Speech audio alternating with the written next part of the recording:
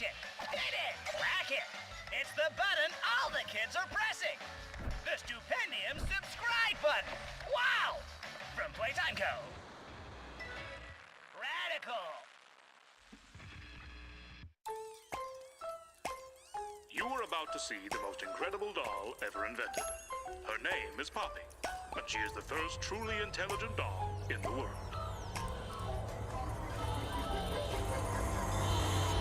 Come take a tour behind the doors where dreams are made, where boys and girls around the world can come to play, where you'll see entertainment, innovation on display. No, you can't escape the fun, imagination runs away. There's no better place to spend all your days and play pretend. No, you won't be on your own, cause you can always make a friend. So on us you can depend, that the fun will never end, cause we're much too flush to break, but just maybe we could bend. And the lights went down and the doors stayed closed, and the toys soon found they were on their own. So a silence fell on their factory home, well they climbed from shelves and began to roam. Now you may think we're just playthings, sitting wasting and decaying. We've been waiting every day since you made graves out of our casings. We were made for entertaining, so forgive us for complaining. All you left for us to do was fool through tapes of safety training. Trapped in the factory where the calamity vanished, a languishing temperature, packaging plastic all cracked and fragmented and rattling, tangled and matted, and batteries flattening, warranty voided, insanity vanishing, tissues are splitting, our minds are unraveling, left us abandoned, but now you've come back and we're backed up the hug. So come get some love out of the toy box. Now we're crawling out the toy box. Now we're crawling out the toy box. Now we're crawling out the toy box. A little girl can talk to her. Poppy gives her answers. She is the first doll actually able to have a conversation with a child. Hard to believe? Just watch. Cause we're destined to be best friends, you and I, from the second you stepped in. You give me butterflies in my tummy as my hug smells your intestines. You're the high five to the big guy and a big hand to yourself. Now your arms are long enough to slap boxes off the shelf. But if you think the gloves and string are really going to help, we're wondering what other limbs can be detached as well. Don't think the toys have got things to say, then look at these points of articulation. Roll on my string, have a conversation. Oh, so you think we're a bad nation? Who made us, then betrayed us, left to rust and dust for ages, rusting stuck in cardboard cages. Memories fade us, rage replaces what we were, our former names. We aren't quite sure from where we came, but someone must have worked here once, and now they're gone and we remain. All we know is how to play. Then you took the play away. 3 and up is what they say. Now we're into playing away more dangerous games. Wind it up, watch it spin. All the lies come round again. Close your eyes, count to 10. You can't hide from your friends. And if you've ever wanted to see how all of the nation's favorite toys were created, Playtime Co. is now offering factory tours at just $2.99 a person. What time is it? It's playtime! We're crawling out the toy box. Now we're crawling out the toy box. Now we're crawling out the toy box. Now we're crawling out the toy box. So take a tour where all the dreams are going to die, where just some double A's can make your nightmares come to light, where imagination paved the way to suffering and strife. It's a play, take the destiny, we're here to see survive. Those tin toys from the attic, bring those dolls down from the loft. Take your old friend out and ask if they resent their resting spot. They may just be some plastic, they may look stuffed and soft. They'll still put you in a casket, but you won't be melting rolling out the toy box. Wind it up, now we're rolling out the toy box. Now we're rolling out the toy box. Close your eyes, now we're rolling out the toy box. Rolling out the toy box. Now we're rolling out the toy box. Now we're rolling out the toy box. Now we're rolling out the toy box.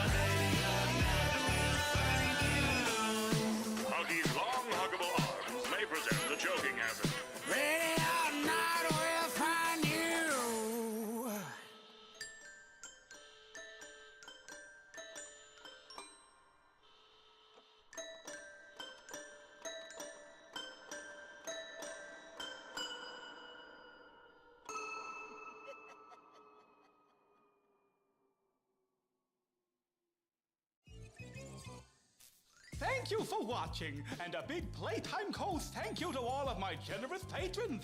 I couldn't do it without you, I really couldn't. I'd shake your hands, but well, here we are. If you enjoyed the video, then why not check out my playlist of other funerific tunes, and be sure to comment, like, subscribe, and ring that silly little bell. And if you really enjoyed, then why not check out my merchandise store or Patreon? Why, that'd be just swell. Oh no, there go my battery.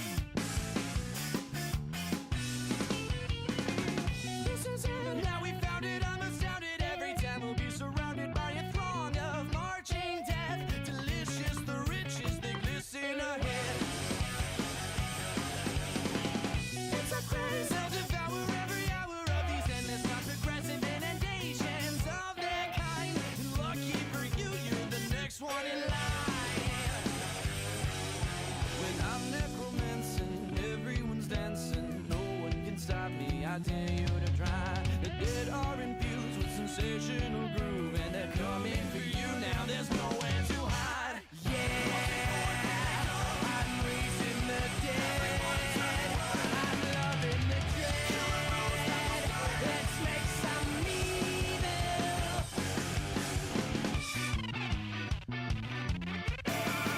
On the best, like a cadaver's trying to gather in the streets of people seeing madness. The rhythm and dance. We got some flesh with plenty of mold. Diseases are easy for reflecting mold. We'll make it salty with the hot incantation. Dominion discern with the bubbling, spirited, vibrant subjugation. Yeah, I'm raising the dead. I'm loving the dread. Let's make some evil. Yeah, the dead of the dead. Get out there and shred. And make some evil.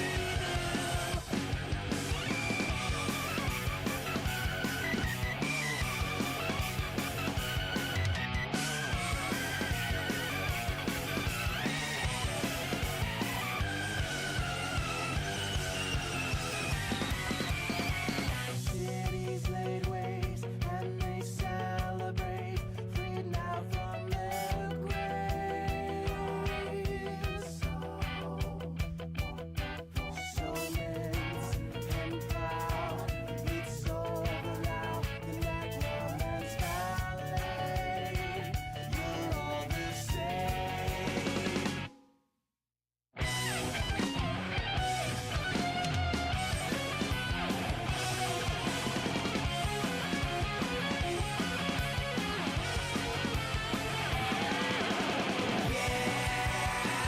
I'm raising the dead.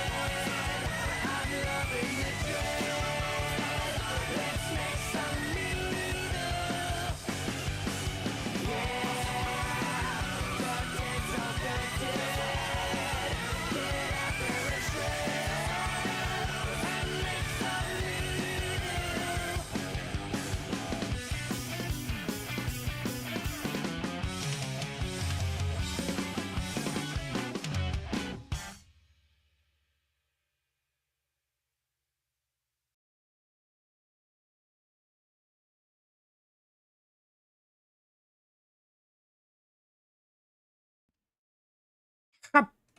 Bah.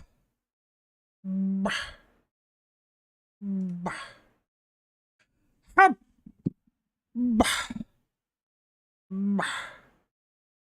Bah.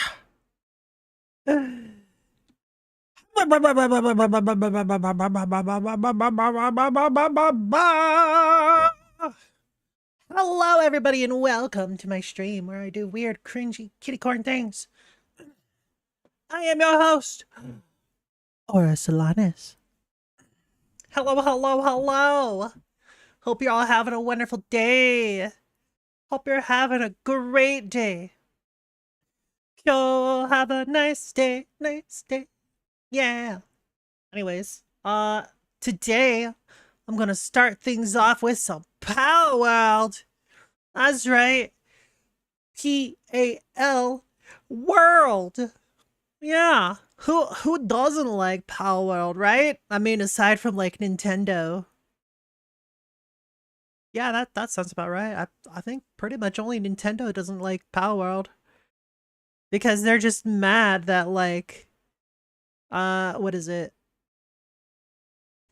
They're mad that they aren't making the good game this time. Right? Because Palworld, let's be honest. Let's be honest. It's really good. It's really, really good.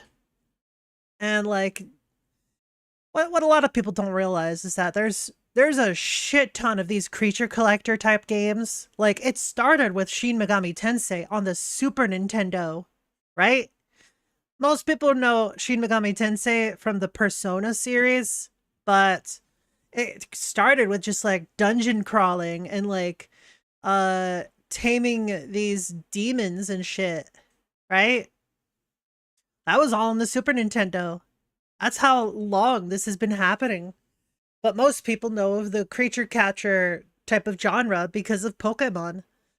Yeah, it's the one that popularized it because it's like the kid-friendly version, if you will. Because we all know Shin Megami Tensei is not kid-friendly. Like, I would say it's minimum for like teens.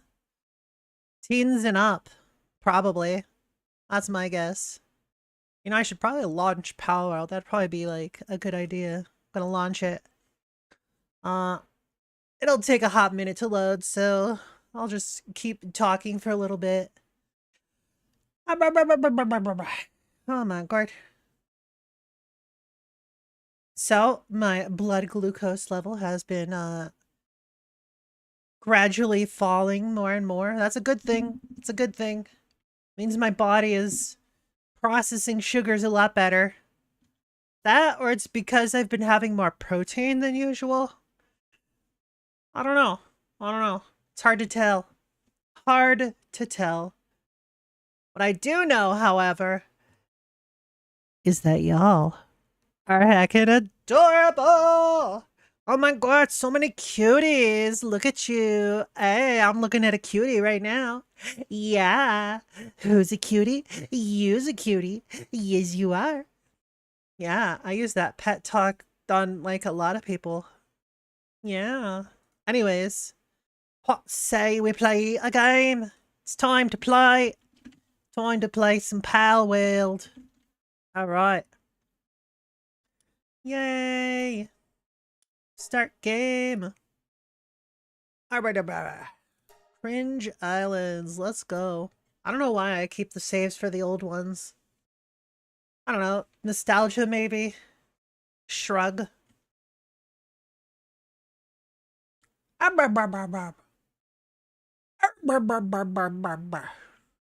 I put music on or should I like just enable in-world music?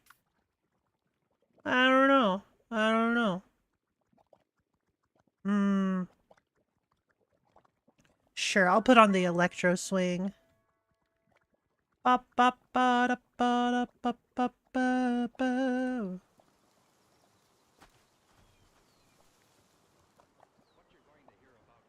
it's quiet. There we go. 8%. 13% will definitely be too much. Anyways. Yeah. The initial load of all the things. Oh my goodness. Oh my goodness. I feel like the game looks fuzzier than usual. Maybe it's just because, like, I'm not used to it anymore. I don't know. I don't know.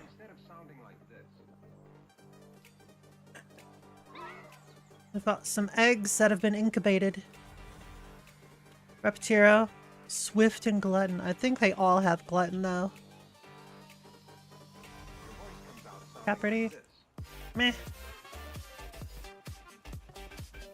Right, what are they working on over here? Hi, Shiro Luffy. Hello. High quality cloth. Anything over here? Nope. No balls are making. That means the balls are inert. Ah, funny joke. Alright. Make as much of these as I can. I can make 10 of them, because we need more Paldium fragments. Yay! Do-do-do-do-do. Thought that was Fortnite for a sec. Your Fortnite. Yeah, get got. You heckin' hecked. You heckin' hecker.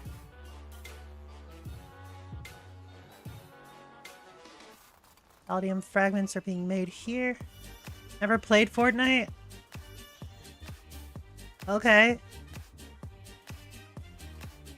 I mean, on one hand, that could be a flex, but on the other, like, I don't know.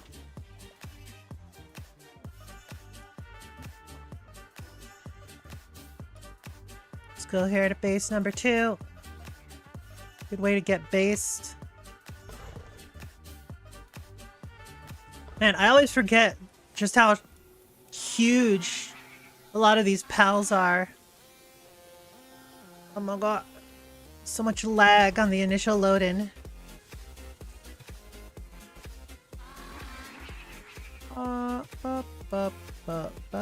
I'll take those.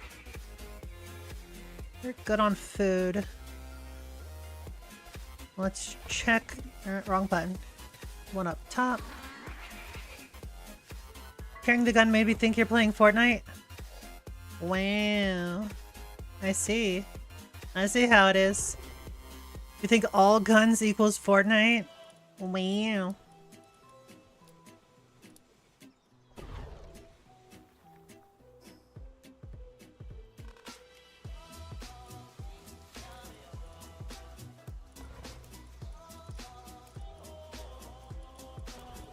There we go. There's that. What I'll do, go back to this one.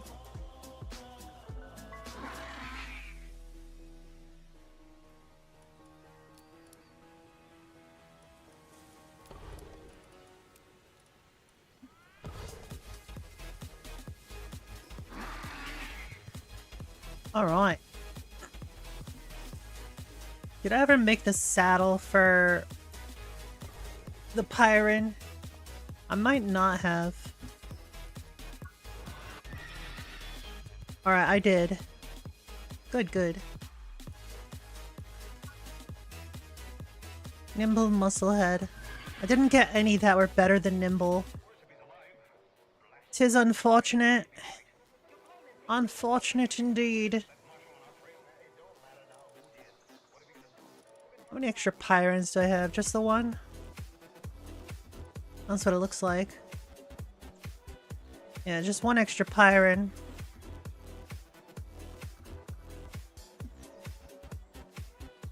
Question now is, what do I actually want to do in the game? I do eventually want to catch the legendaries around the world. But I also will need a lot of balls for that. So I should probably go and grab some balls.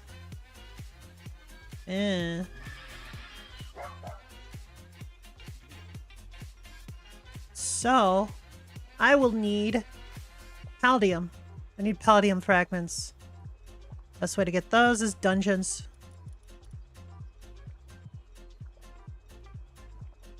Pyron is quicker,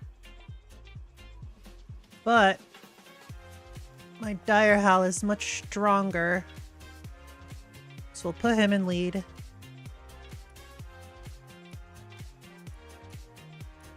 There we go. Oh, I never named my Pyron.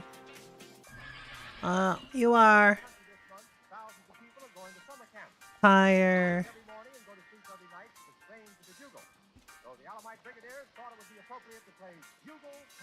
Ed.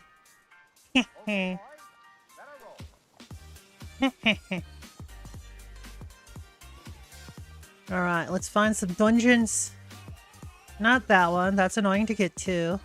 Let's start with the tried and true.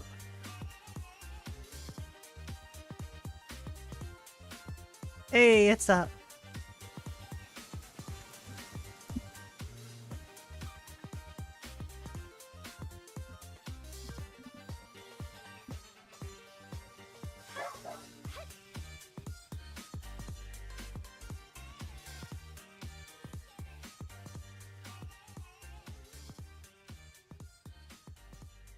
I think I'm probably good on sulfur.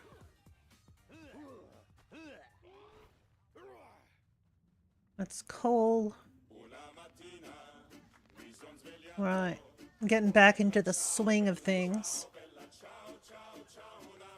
That's why I'm listening to electro swing. Get it? I feel like this is a lot laggier than usual. I don't know why. Like, I expect it to be laggy, but like, not this laggy.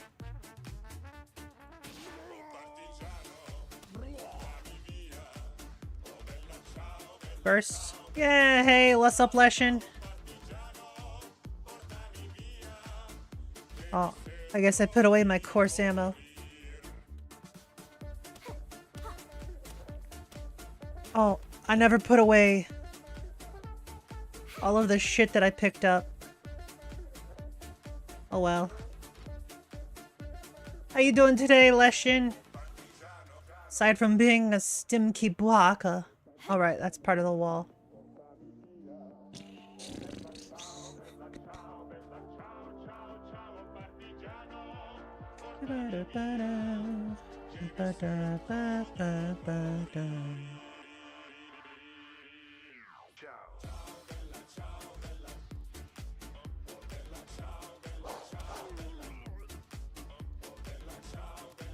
Exhausted and not wanting to head to work, but I must adult. Nobody expects the Spanish Inquisition. Heck! Lucius! Thank you so much for the raid! Oh my god. Aw, Culprit, John, I see you guys. It's you guys, isn't it? Y'all keep on suggesting me as a target. How dare? How heckin' dare you? Aw, some Risk of Rain? Heck yeah! Risk of Rain is so dope. You excited for the new DLC coming out? Heck yeah. Hi, I'm New. Hi, New. I'm Aura. How's things going? Well, I've barely started. It's been 24 minutes in. Let me pause this music so I can actually, like, hear myself. Howdy, everyone. Welcome, Raiders. For those of you who don't know me, I am Aura Solanas. I am a variety VTuber. That's right. I do a lot of different things, though primarily I usually just, like, listen to music and watch videos. But occasionally I do play video games. As you can see right here, I'm playing some Palworld. Yeah, other games I play include Path of Exile, Foundry, Soulstone Survivors, Hades, 7 Days to Die, etc. Lots of different games. Good amount of genres. You know how it be. New to the game of Risk of Rain? Very nice, very nice. So you have a lot of stuff to learn. That's fair. I haven't played the first Risk of Rain, so I don't know how it compares to Risk of Rain 2. Time to lurk while I work. You have a great stream, Aura. Stay awesome. No, you! You stay awesome. You heckin' baka. Baka, baka. Anyways, music on. Bah. Yay.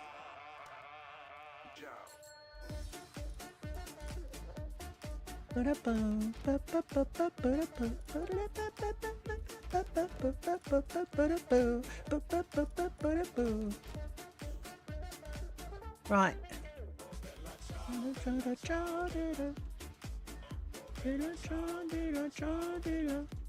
Oh, that's the entrance. Where am I even going? Bruh. Oh my god. If anyone had any doubts that I have no sense of direction, well, there you go. I'm not awesome, just some weirdo on the internet that can't keep brain from derping. I mean, I'm the same way, but like, shush. You're awesome to me and that's all that matters.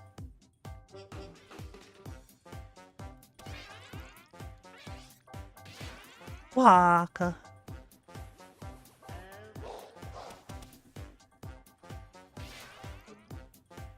Oh, that's not Hydrojet. You should just learn a new move. You did? What the heck did you just learn? Power Bomb. Fair enough. Ditto? No, that wasn't Diddle. Looks very similar though.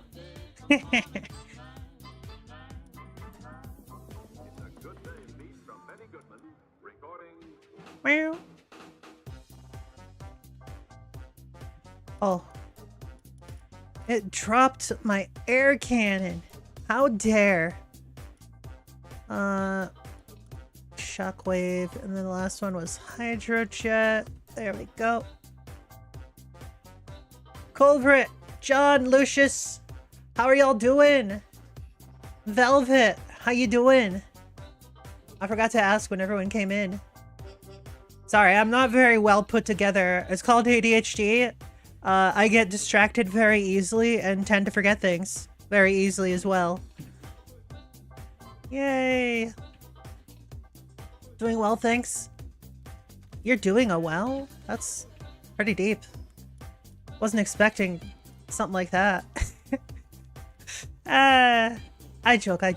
I'm just being silly. Operating on minimal sleep was up for Faith's 24-hour stream yesterday. Oh, fair enough.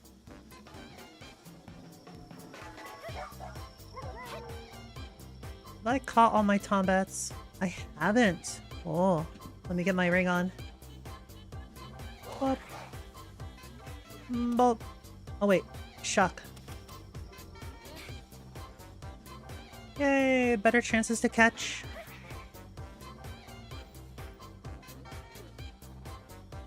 And we're good.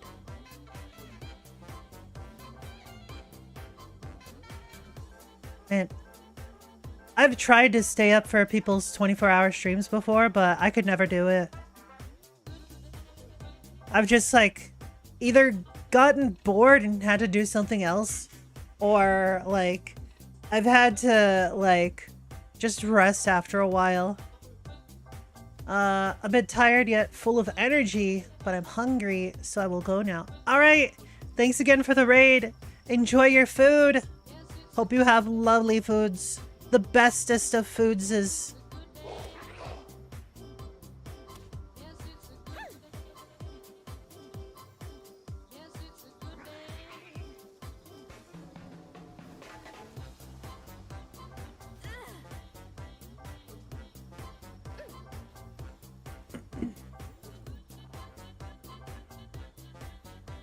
There we go. Oh, hey. Hello, Shiny.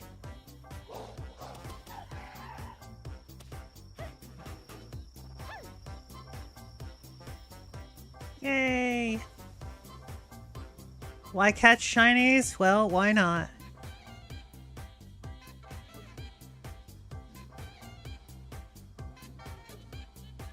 See if I could find another Combat. I know it's probably Tomb, but I've gotten into the habit of saying Tombat. Oh, they're starting to wake up. Well, that means I won't be able to find any more of them. That's fine. Boop. Might as well catch a chillet while I'm at it. Yay! What are they fighting over there? I don't know what it was, but it's flying off into the air. Hi there.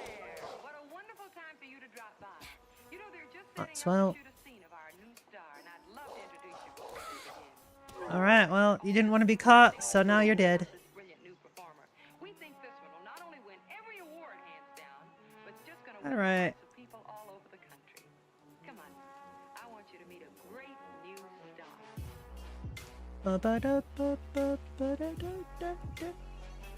Every time I hear this background music, I think of Arby's. Because it sounds just like the Arby's music. I would not be surprised if it's the same music that they use for their backgrounds.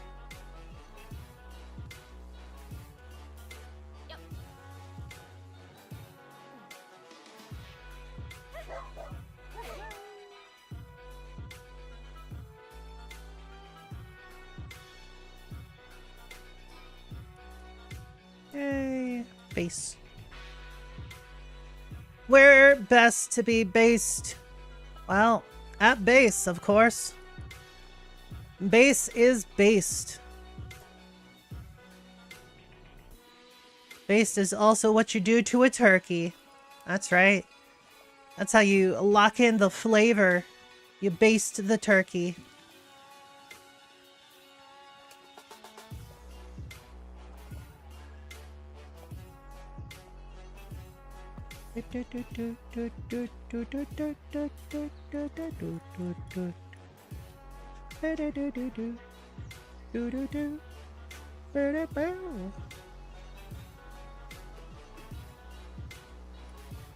Man, I've got almost 1,000 basic PAL balls.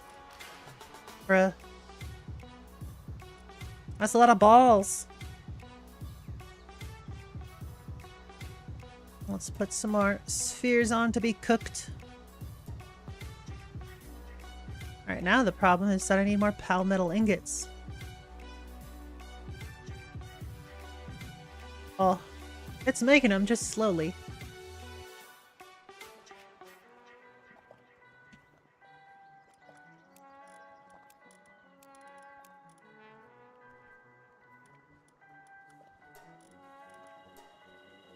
Make more pizza. You want a pizza me? Let me at him. Let me at him.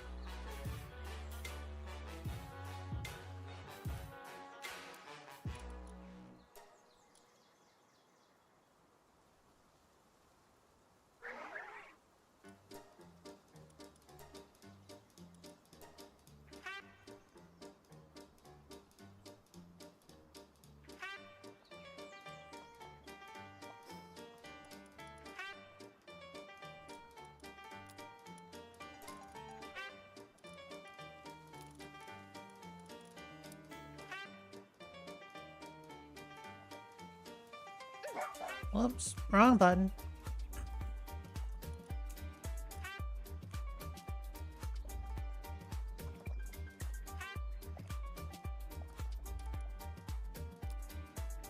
Wait, no. That goes in this one. Yay!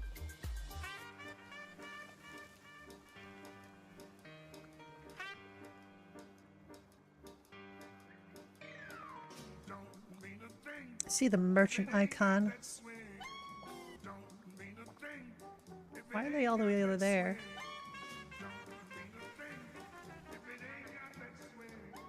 There really wasn't much Paldium in that dungeon. Let's go for the one over here.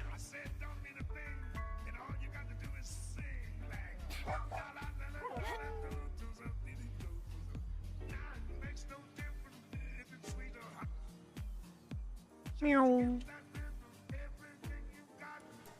Enter that dungeon.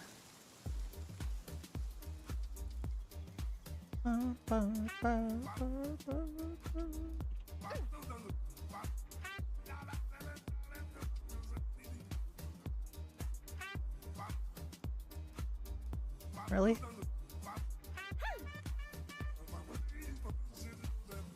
Or not? Okay.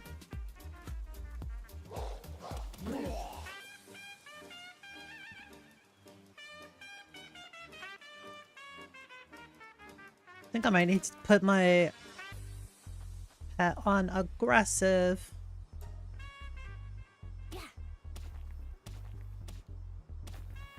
There we go. 1, 2, 3, 4, 5. Very nice. Don't mean a thing if it ain't got that swing.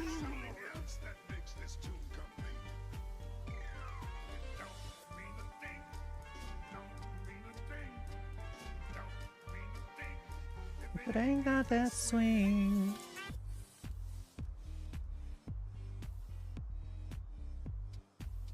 Aha. Shrimp.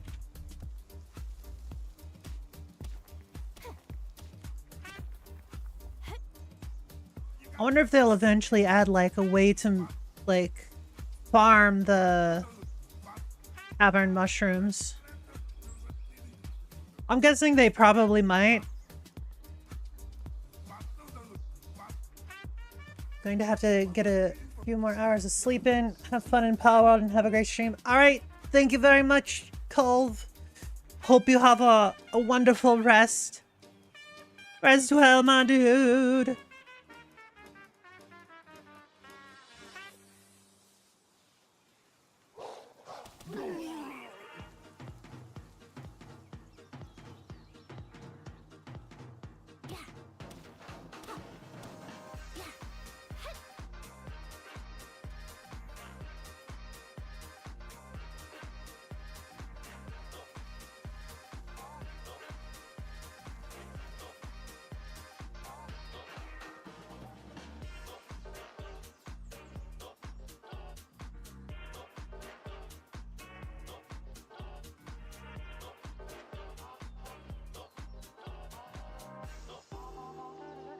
That's the biggest downside to using a dire howl. They can't jump worth shit. Alright, I have all my Kilamaris.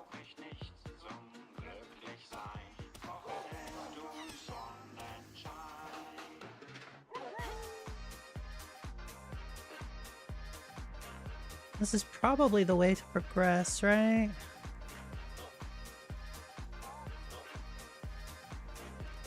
Yeah.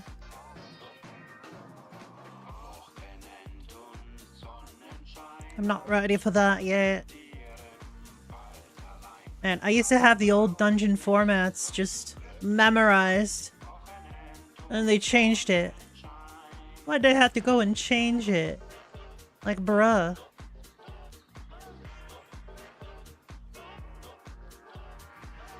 If it ain't broke, don't fix it.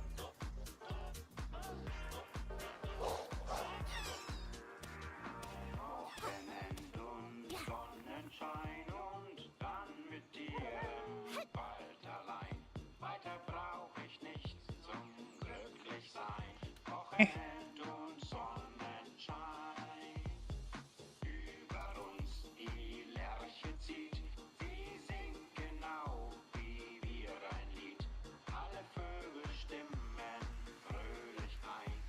How much do I have left? Oh, I got lots of weight limit left.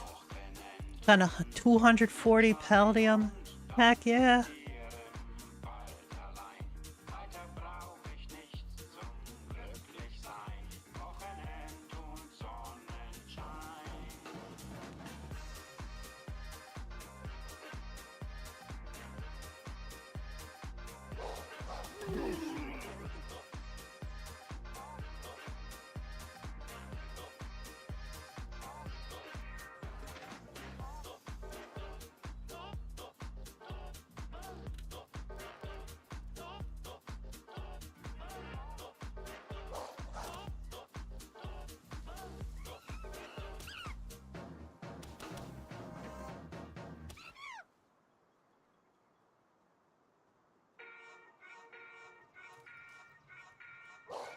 Well, keep pressing the wrong dang button. Heck. Bubble blast. Okay. That's definitely a move.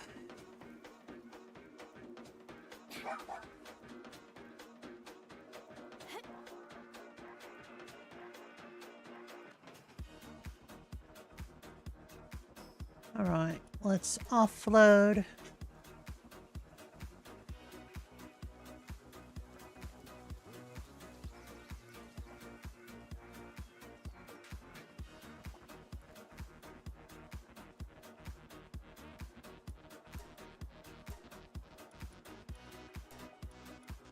Do that.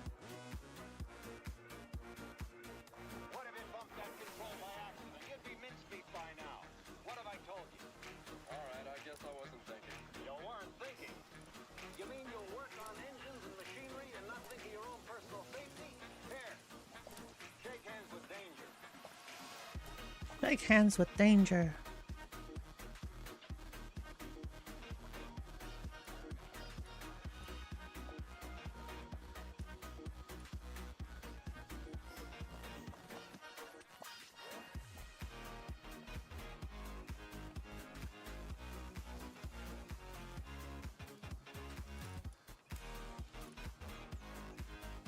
All of these skill fruits.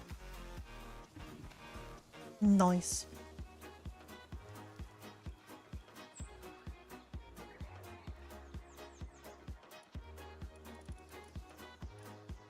Let's change that up. Sadly, no air cannon.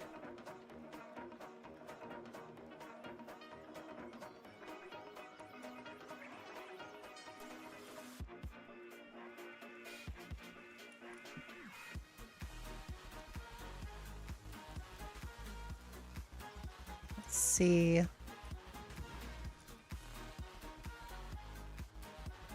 Shockwave good. Power shot good.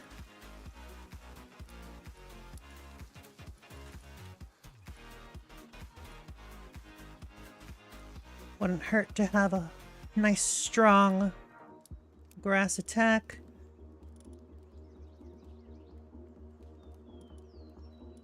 Sure for Hydrojet.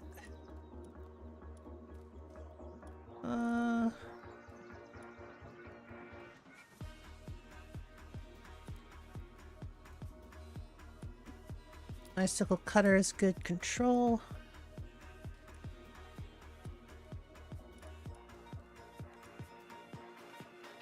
Dragon Burst is pretty good. Well, then again, it catches them on fire. I can catch them on fire, so I'm not a big fan of that.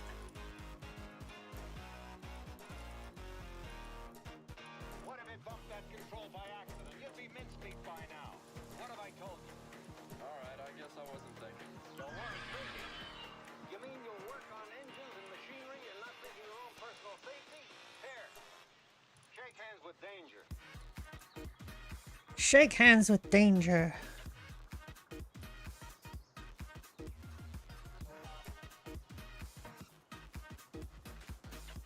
do.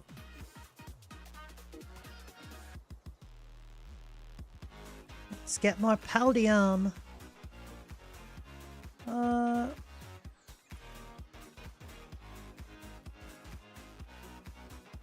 Could go with one of those two. Sure.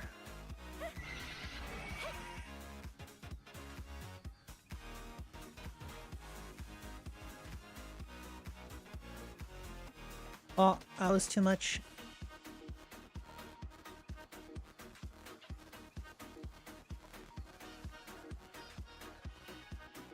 Dang it.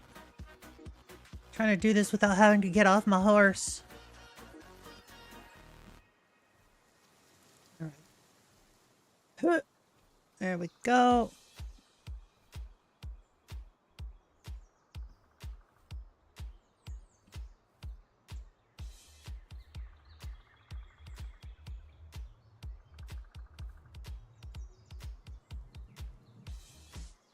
No, that's not gonna work.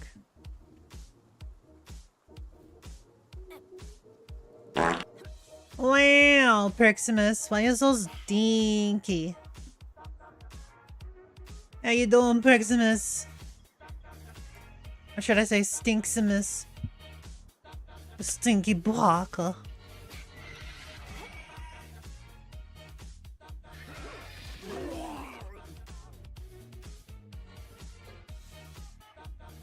You're doing good? Heck yeah. I'm doing alright.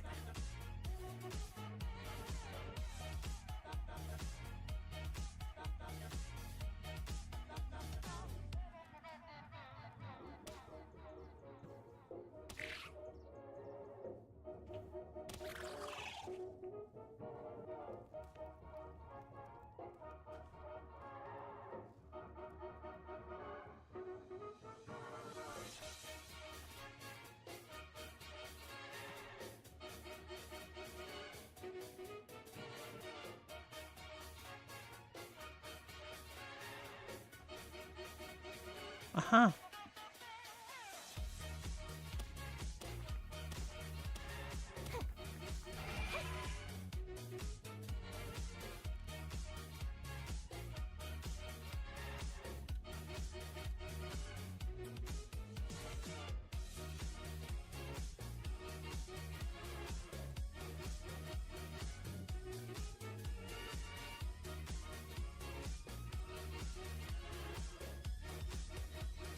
And here's what makes it really marvelous.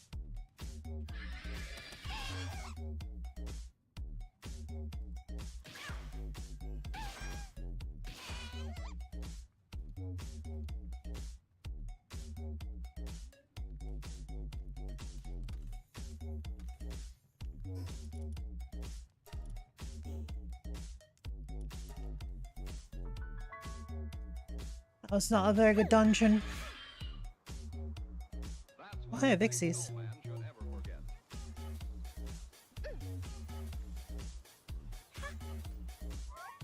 I'll take them. Oh, I leveled up. Nice. Rebel up!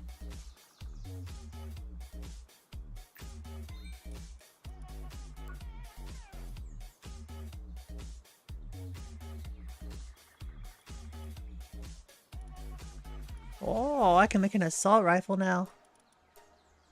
And ammo for it.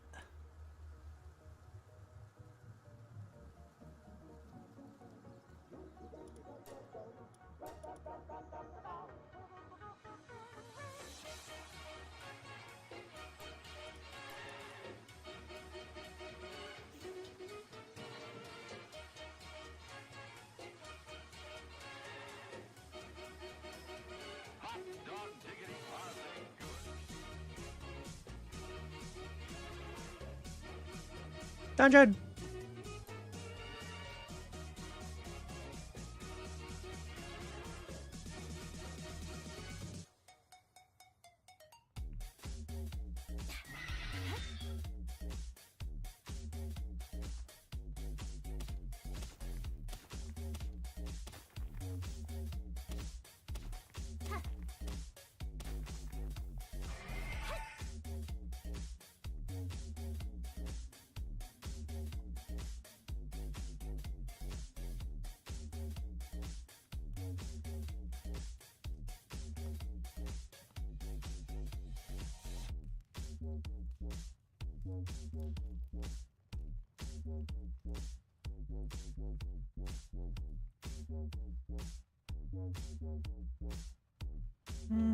No, I don't feel like climbing.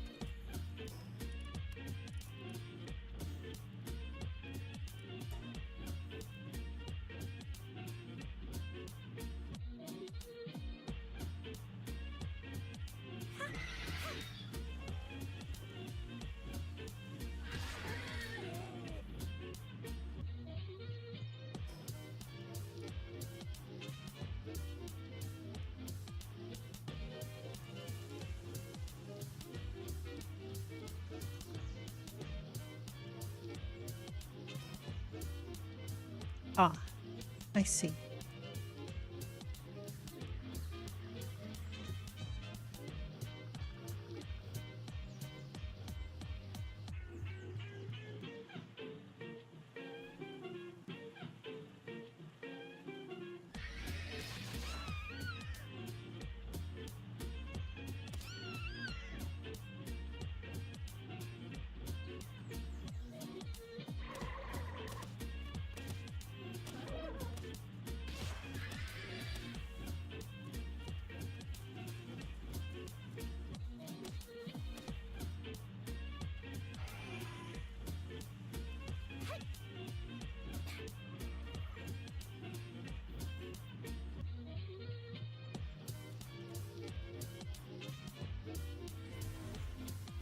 Yay!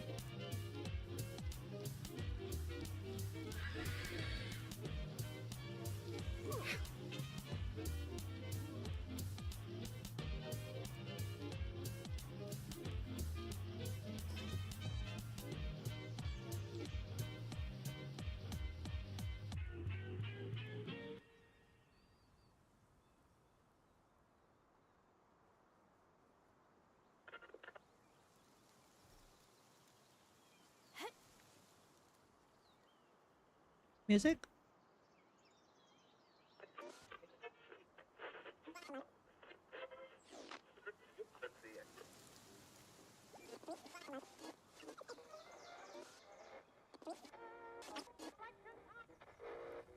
Fake records.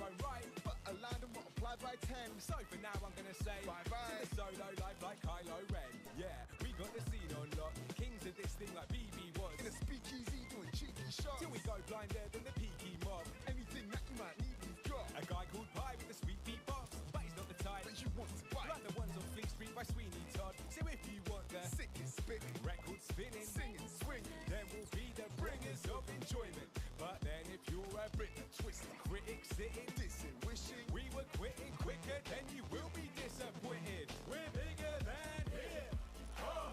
Here. Here.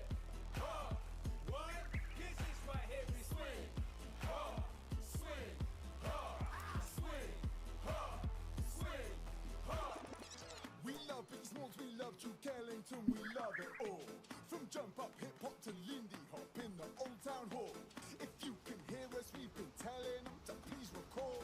Two golden eras here together and they're standing tall. The kick drum thumps, the tension mounts, the speakers pump, and we're ready to pounce. If your hip's gonna bump, then that's what counts. But if you're ready to jump, then we're ready to bounce. Get out your seat, yeah, check for the show. If you got feet, then you know where to go. Step to the beat, listen to the flow. We rip off the roof like a fool-proof In the real world, I keep a 9 to 5. They dream of leaving it behind to speak to people on stage live. but in the real world, The truth is I'm a normal guy, but I will prove I got the drive to see it through and see it fly. Yeah. So if you like tight spitting and a heavyweight bass, with a beatbox rhythm, then you're in the right place. the harmony's pure and Charles in the case. But if you want more, we can pick up the pace. I only got a minute, so I'll hit it, then I'll quit. There's a lot for me to fit in, so I better spit it quick. This isn't a gimmick or rubber fit, cause it's bigger than the sum of what we put into the mix. We're bigger than here. Here. Here. What? 'Cause this right here is swing. Swing. Swing. Swing. It's bigger than here. Here. Here. What? You're listening to swing. Swing. Swing. Swing. Our feet always plays to win. He'll make you jump up from the way he spins. 1, 2, 1, 2. Pie Man always plays to win. He'll make you jump up from the bass and kick. Yo, what you wanna do? Orson Welles always plays to win. He'll make you jump up, rotating hits. 1, 2, 1, 2. Swing hoppers always play to win. We stay pumped up, getting stages lit.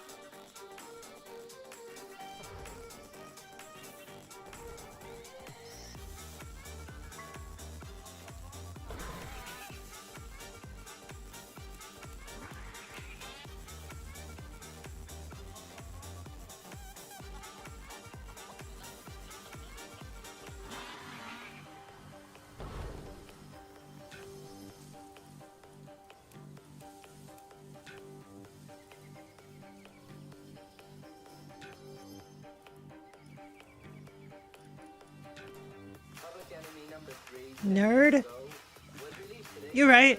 You're right. I'm a nerd. After serving 11 years with a 10 to life sentence. You say that like it's a problem. And gold bullion involved in the original crime has not been Are you recovered. calling me a problem? Shows doubt the gold Huh? has been recovered, pointing out that should the gold be found by Pappas, the insurance company would have the first claim. $250,000 in gold, and this guy used to be a father. Hey, I'd sure like to meet this guy. A statement of fact. Ow, ow, ow, ow. Thank you for the head pets.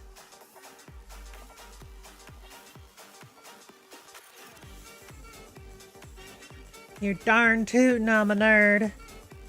You baka.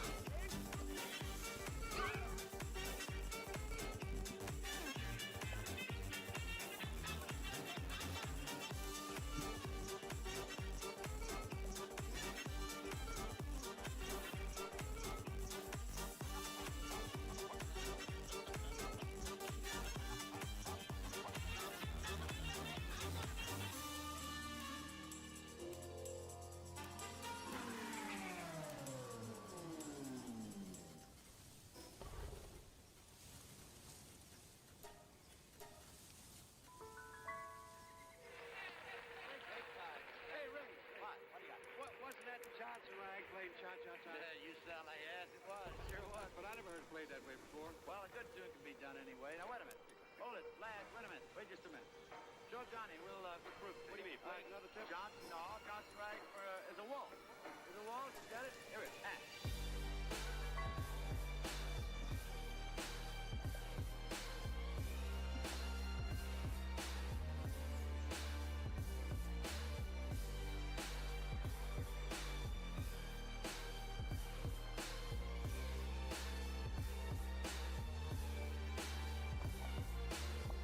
Lots of pal oil.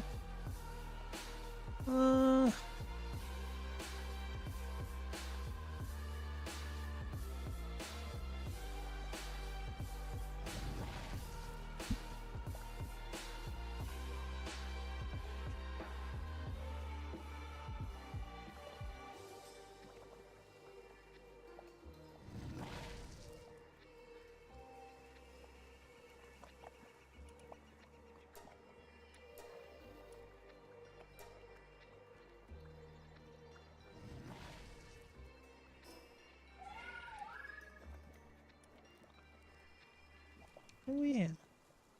The records are right in the cabinet. Is it okay with you, sir? Sure, kids. Go ahead. Well, thank you. Pick something groovy, Alex.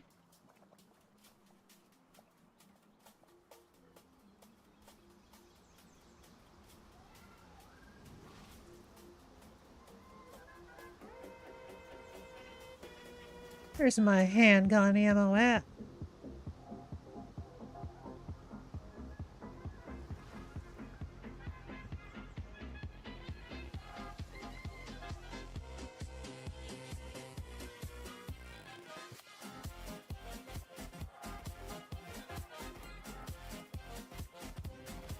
I didn't use all of it, did I? Ah, here it is. I found it.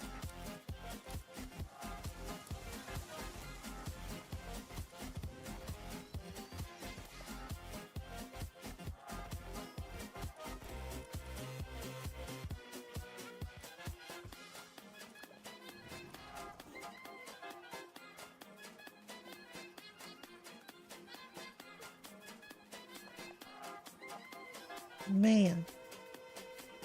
This single shot rifle. Holy crap. 2090 attack. God damn. It's beautiful.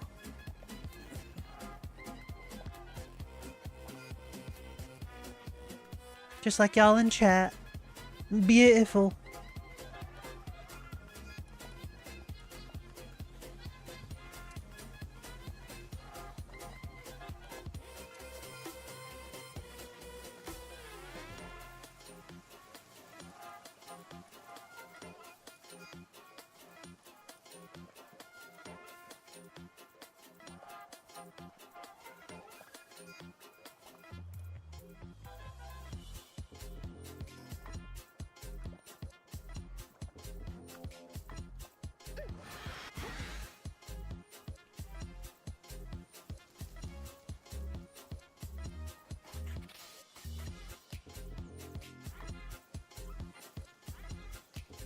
See if that island, the sanctuary, has respawned those chests yet. Probably not, but doesn't hurt to check.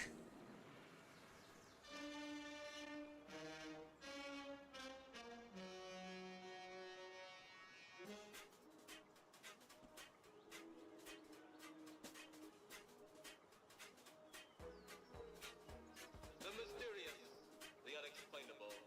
That is why you are here.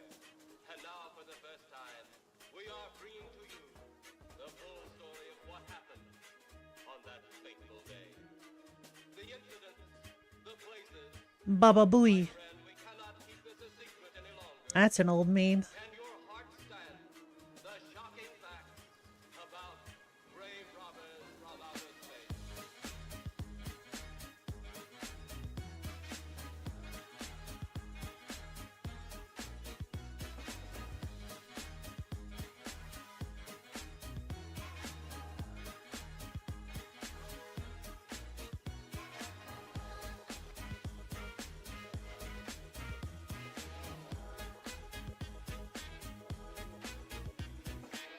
Alright, chests have not respawned. But I've come all this way, so might as well see if I can get something good. Ah, Grisbolt.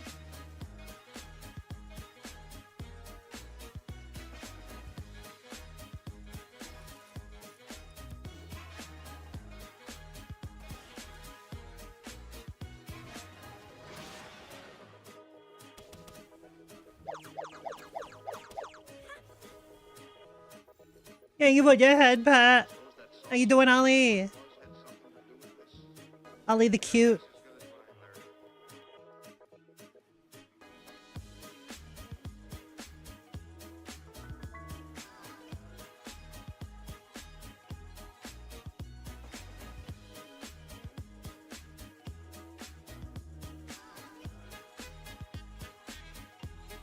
Ollie is big cute. The past and into the present, into the dream of the future.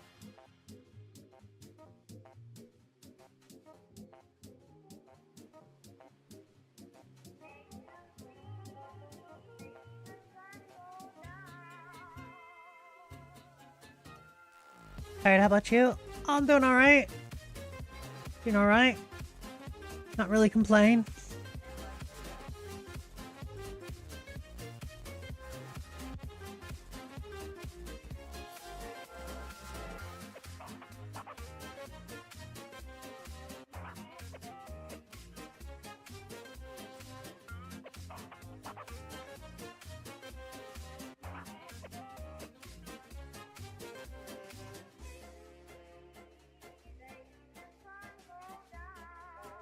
Alright.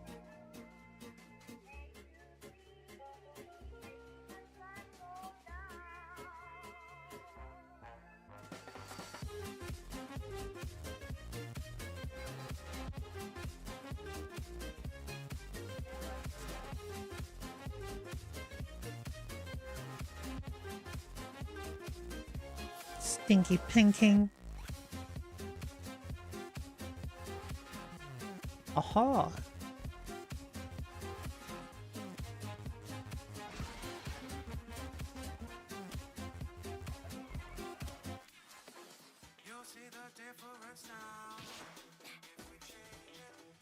There we go.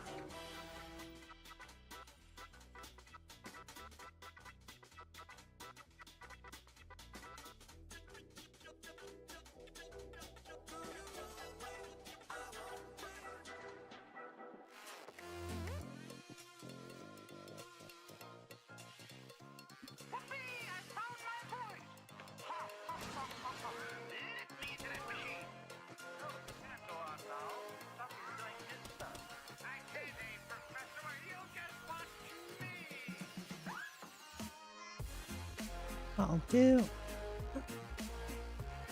Let's go back.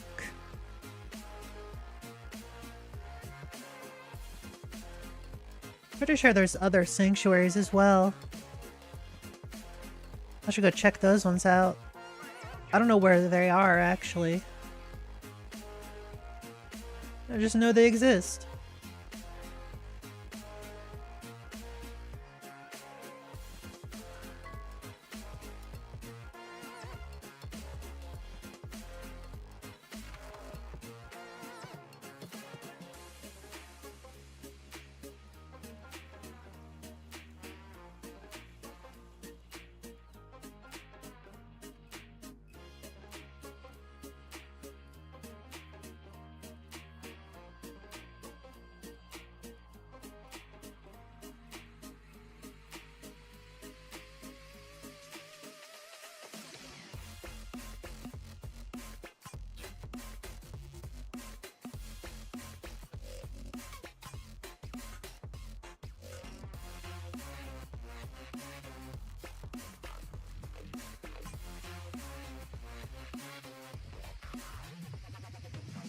Next stop, New York City.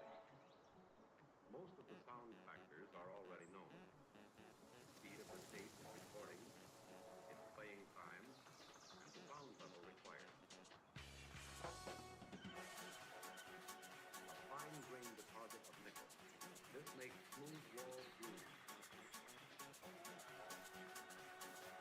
This takes precisely 2 minutes and 40 seconds. They have to be quick.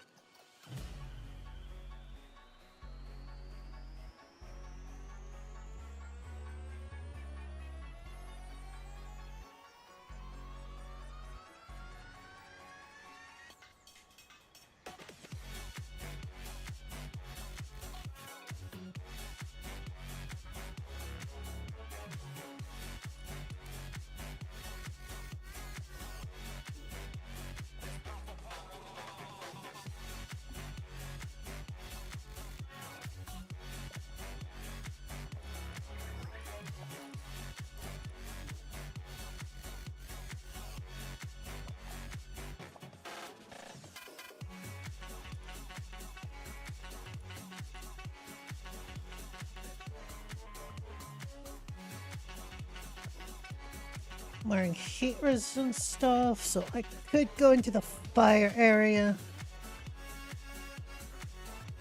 Sure, I might as well.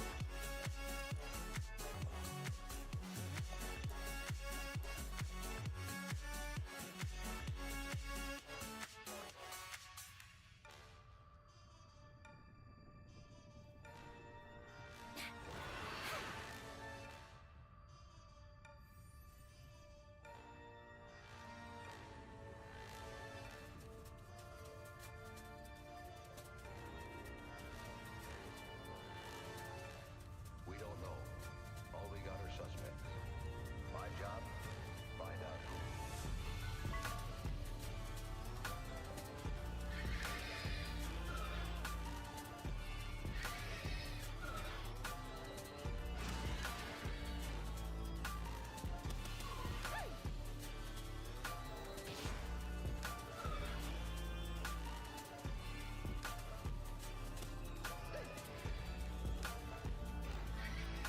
There's a guy named Jones, lab man. He makes prints of films. He handled this print. Then there's Smith.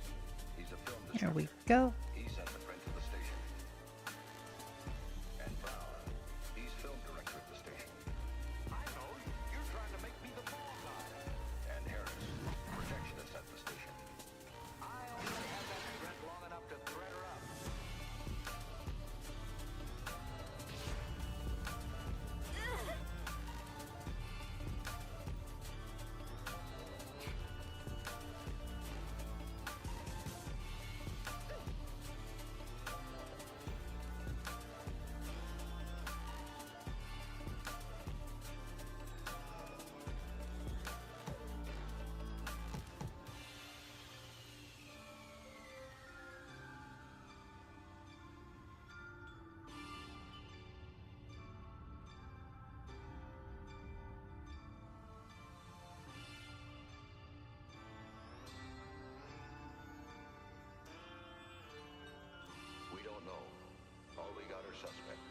Shiny.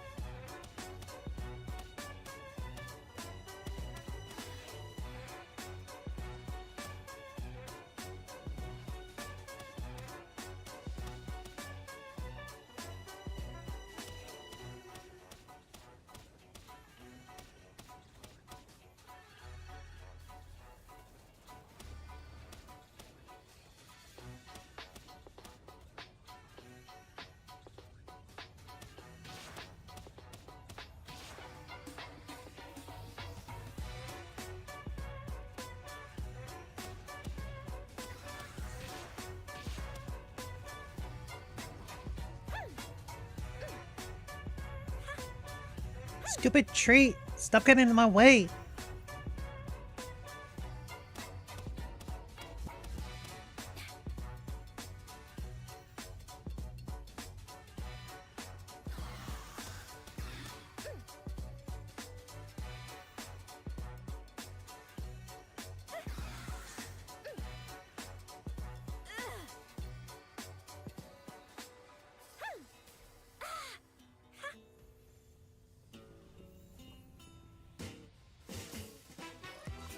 F it.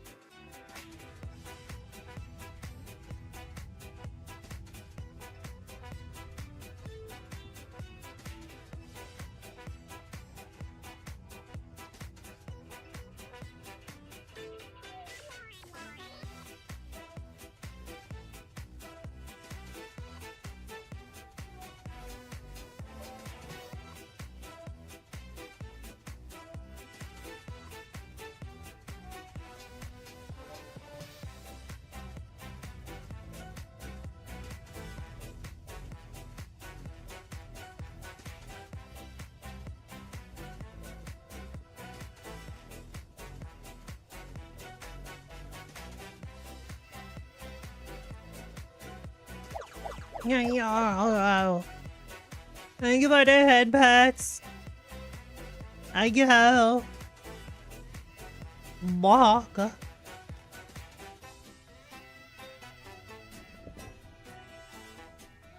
it's too dark.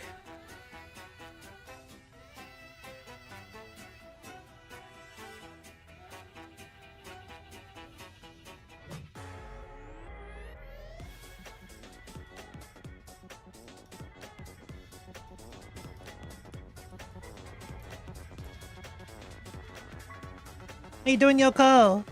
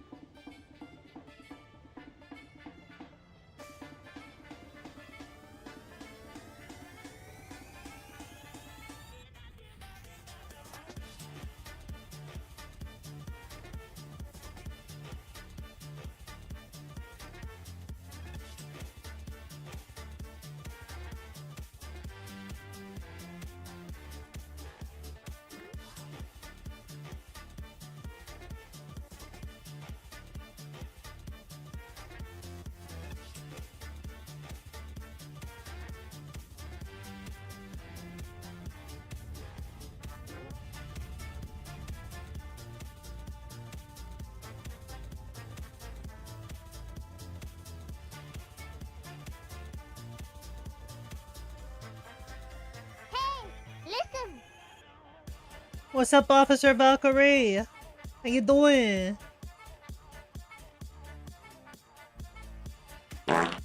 Wow. How heckin' dare you? Rude. So rude. Heck you. Something a little, you know, with a lot of excitement. You know how it are. Well, this dance hall racket might interest you. Dance hall racket? Long story. You got time, I can say. Well, I've got time. Can I hear the story? Helen, bring me in the dance hall racket.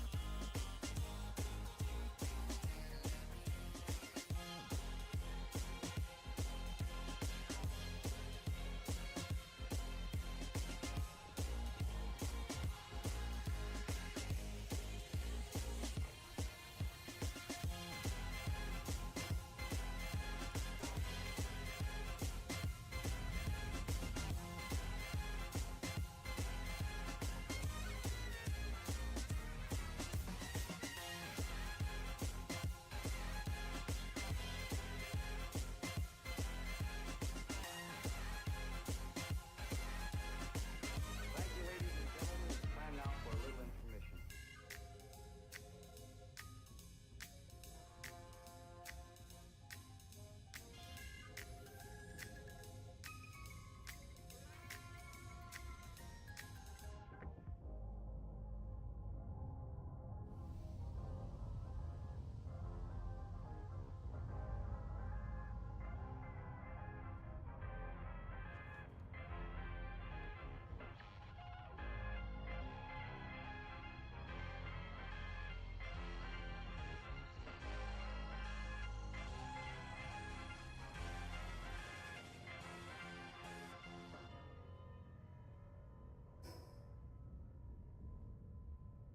Hey, Johnny. Well, I guess it's time to put our songs away for another day and to say so long to all you nice people out there.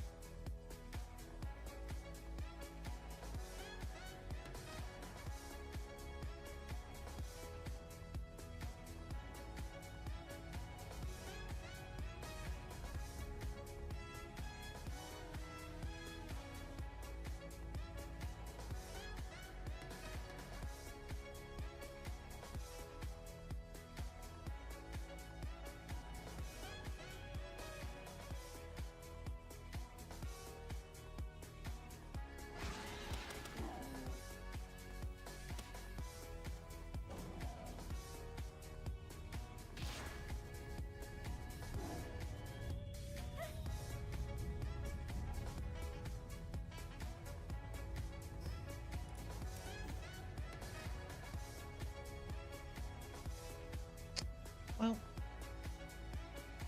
I was gonna catch it. I didn't have my ring on.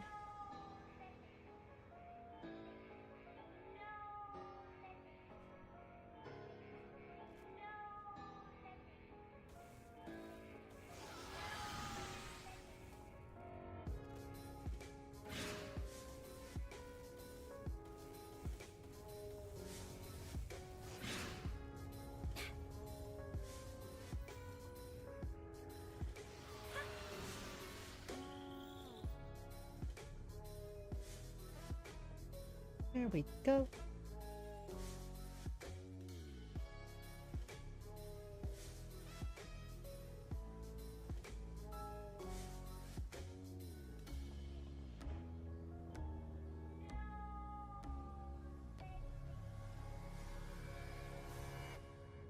Back at you, Spike. Right back at you.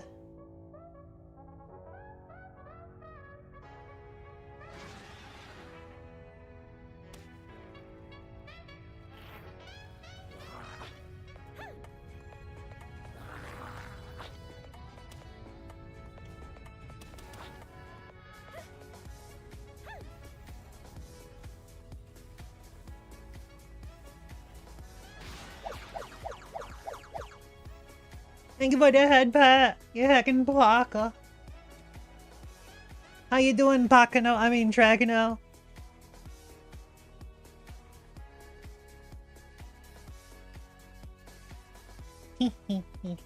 Cute to know? Yeah, that's true. Cute Baka.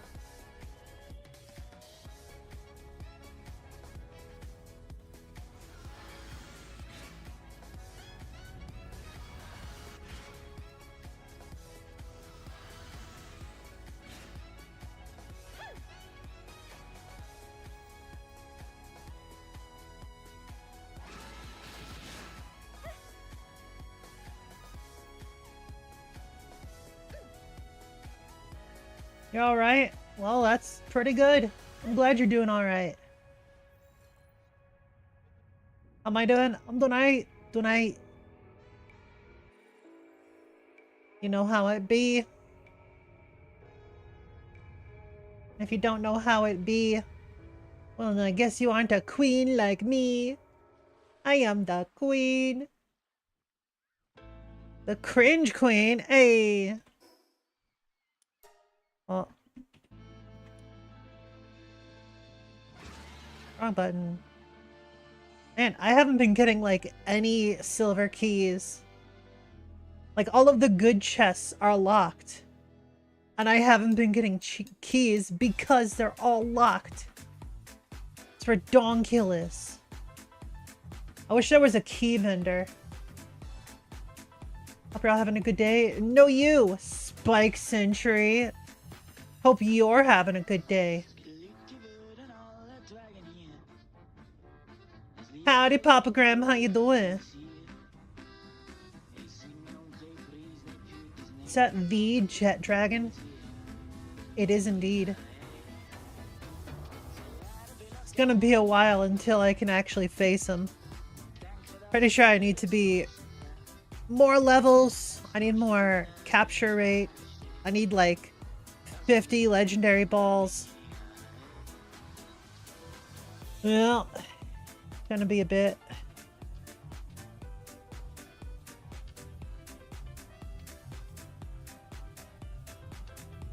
Only type is dragon. That means ice would be good against them.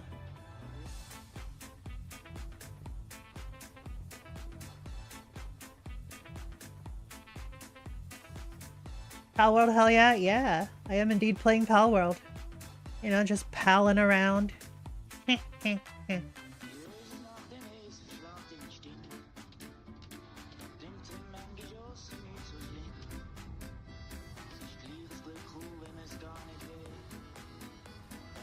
Genuinely amazing. No, you.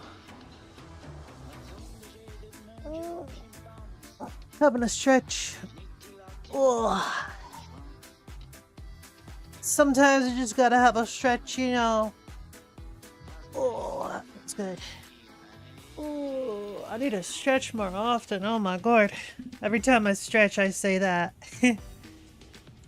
It always feels good.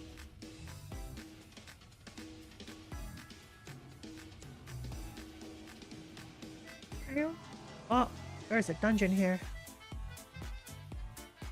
Probably not gonna go in. Well, actually, hold on. Level 40 dungeon? I could probably do that. It would be a bit difficult, but I could probably do it. I've got lots of ammo. Got a full party of dudes. None of them are water type though. Should probably get some water types that are good.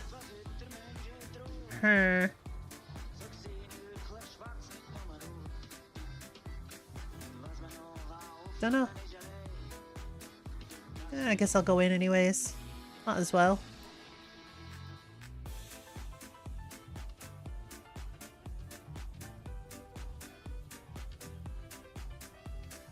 Mossanda Lux.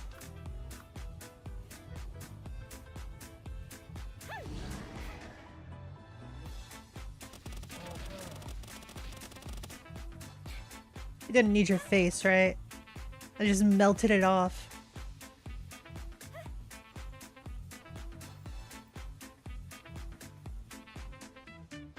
Hey, there we go. We got some syndicate nerds over here.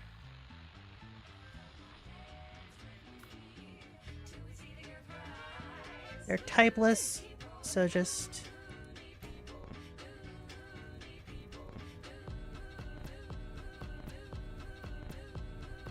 What's Audrey's ability again? When fighting together, ground pals drop more items. That's fine.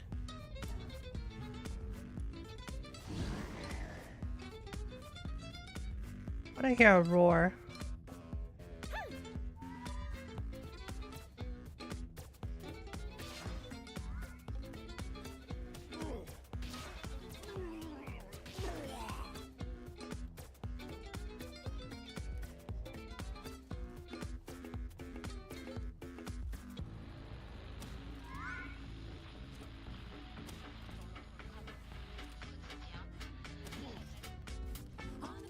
Yay!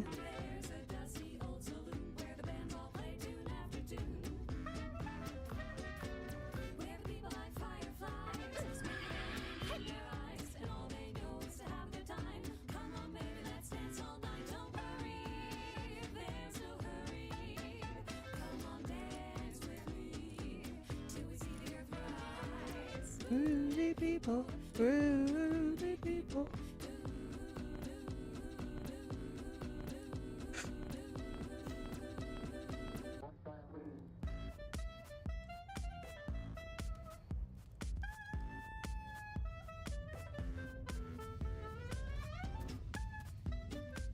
Couple of fuddlers.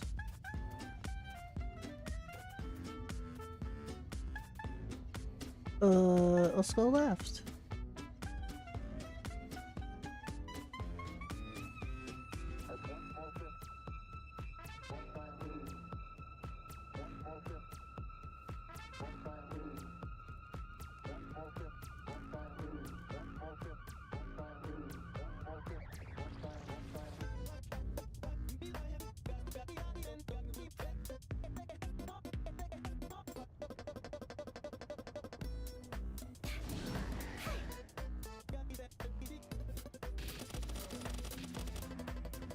Oh.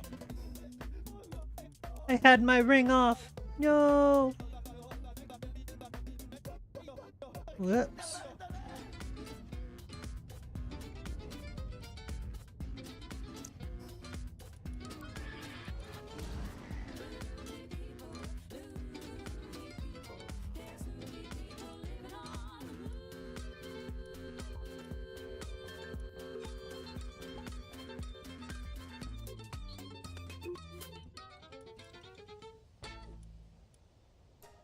Next stop, New York City. Most of the sound factors are already known. Speed of the tape in recording, its playing time, and the sound level required. A fine-grained deposit of nickel. This makes smooth walled grooves. This takes precisely 2 minutes and 40 seconds. You have to be quick. Oh, that's the way out.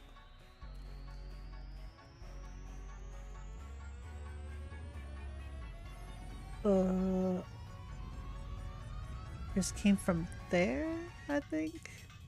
So let's go in here. Fuddy-duddy.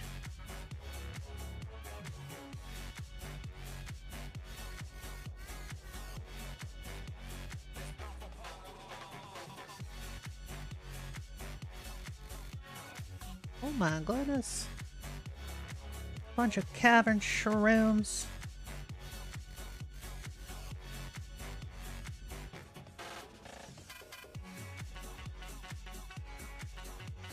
Toko toko.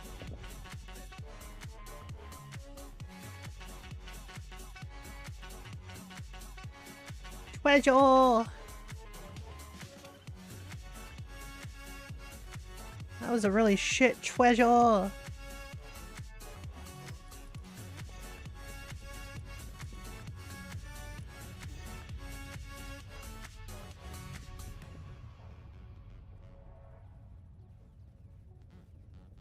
But this is the point where most people long for a roadmap. You discover unlimited variety, the finest in sound and performance.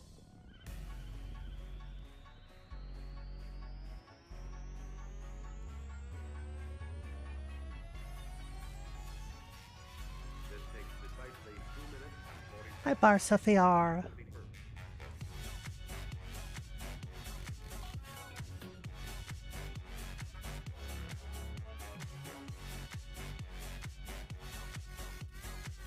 Lavender. Cognito. I haven't caught all my cognitos yet.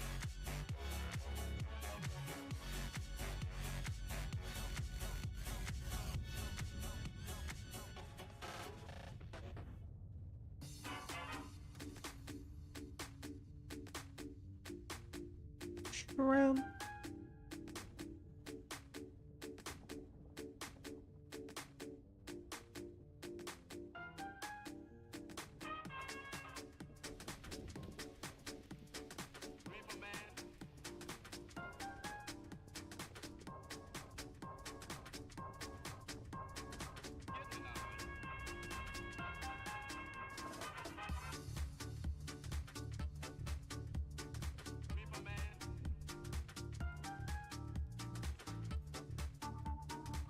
Oh.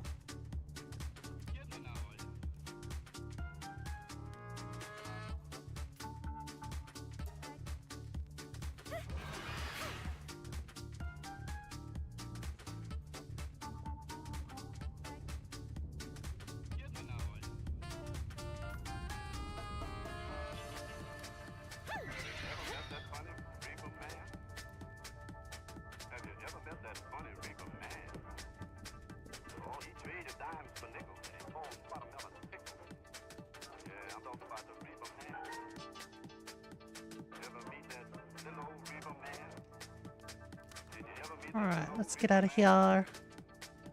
Oh.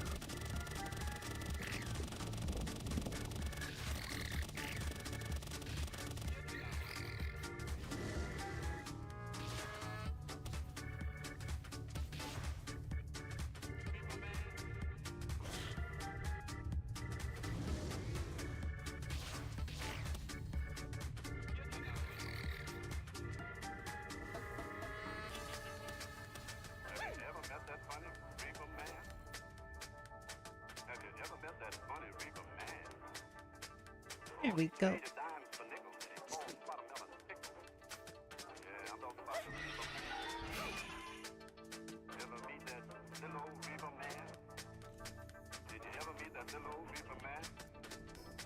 +1 pendant. Oh. Neato. I didn't know you could get +1 pendants.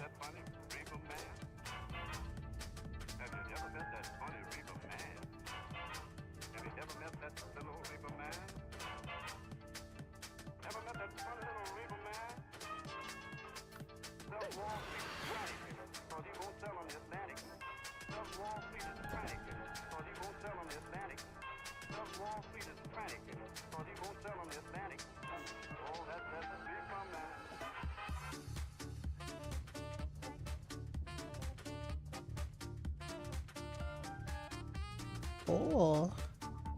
At least hell knocked. I really like how it looks. So cool. Well, cool probably isn't the right word because, like, well, it's kind of on fire, so it's not exactly cool.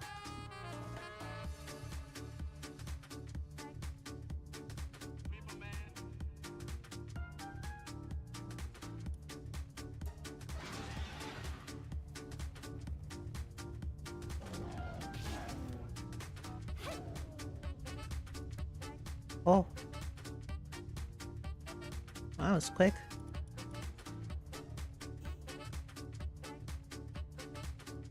That worked a lot quicker than I thought it would. Where am I? Let's go east.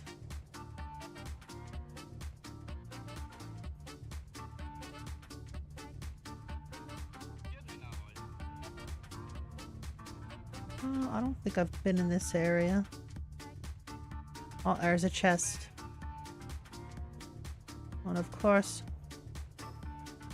can't open it without a key.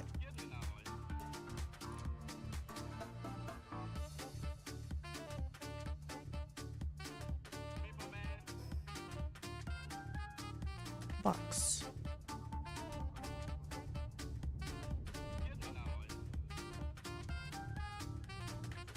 What's in this big old rig cage? Surprising that any of these bones can stick around.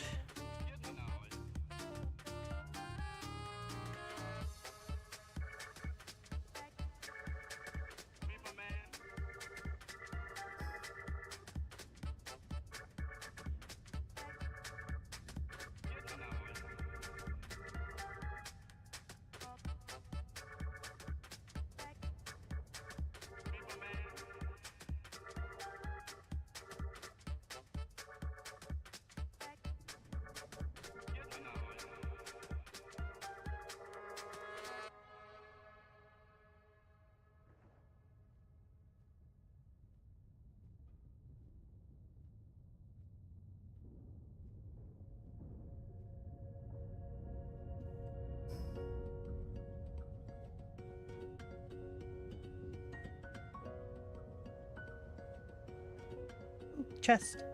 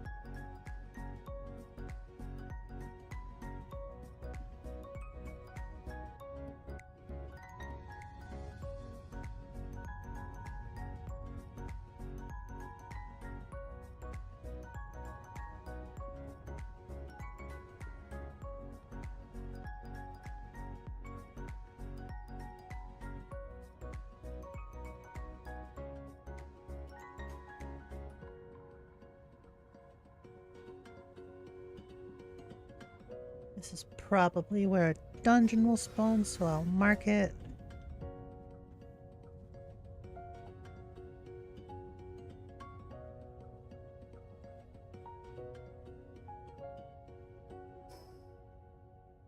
Box.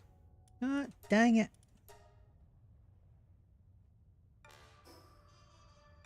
There we go.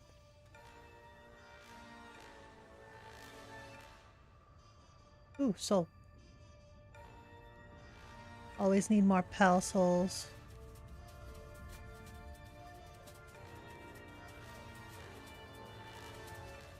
We don't know. All we got are suspects. My job, find out who.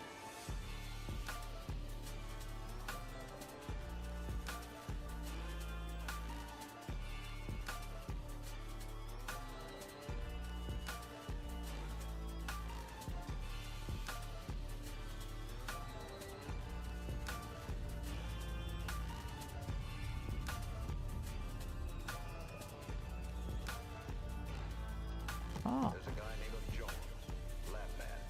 He makes prints of films. He handled this print. Then there's Smith. He's a film distributor. He sent the print to the station. And Brown. He's film director at the station. I know. You're trying to make me the ball guy. And Harris, projectionist at the station. I only had that print long enough to thread her up.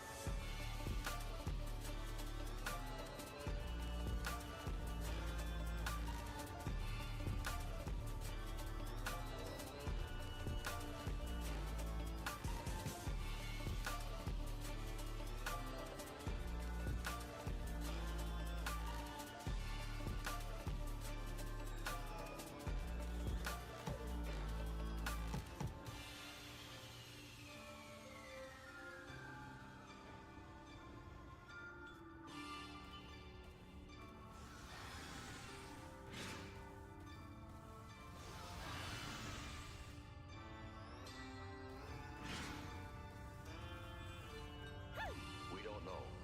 All we got are suspects. My job, find out who.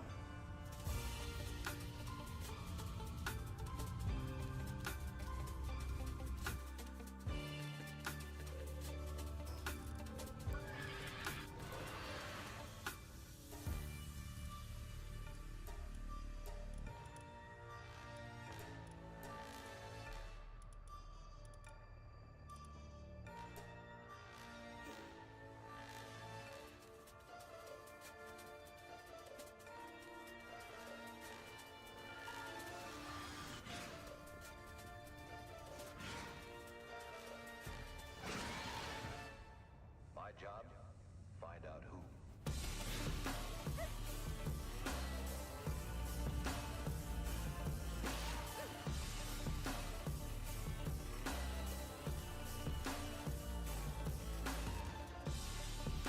Yay.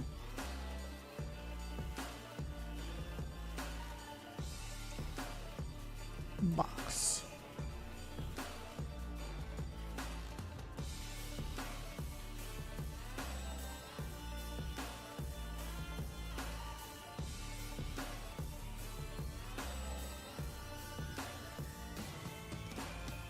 Somebody's guilty. Maybe all of them together. But if they stick to their stories, we're stuck with a perfect crime. It happens. More than you think.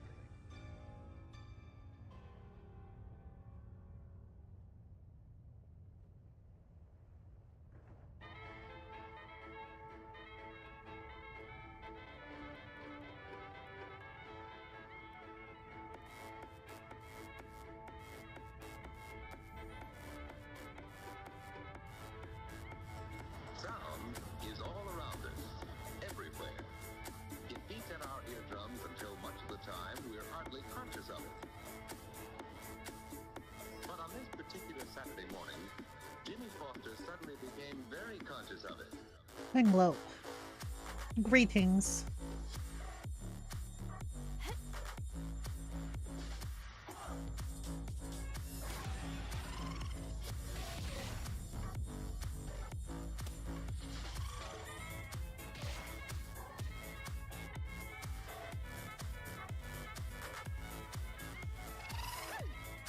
He has a lot of health.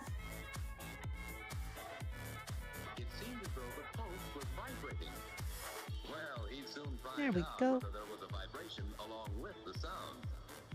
The scrap of wood showed him that when the bell Boshi. sounds, it does vibrate.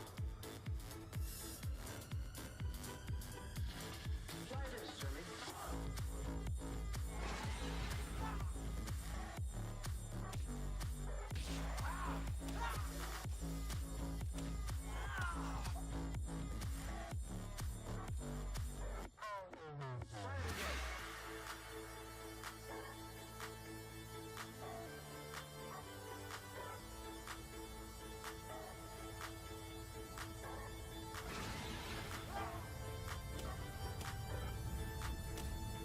Sound is all around him, everywhere.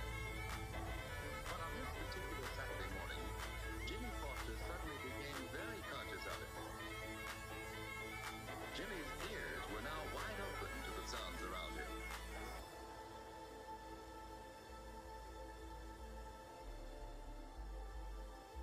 Say, that's wonderful. It sounds as if it's right next to my ear.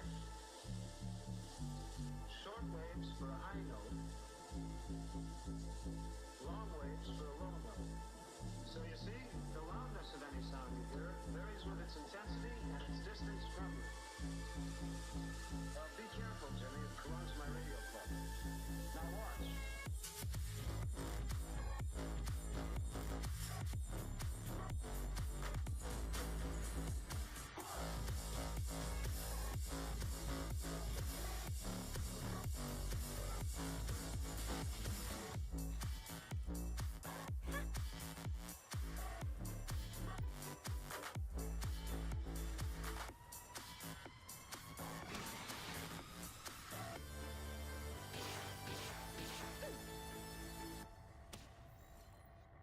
And that's that.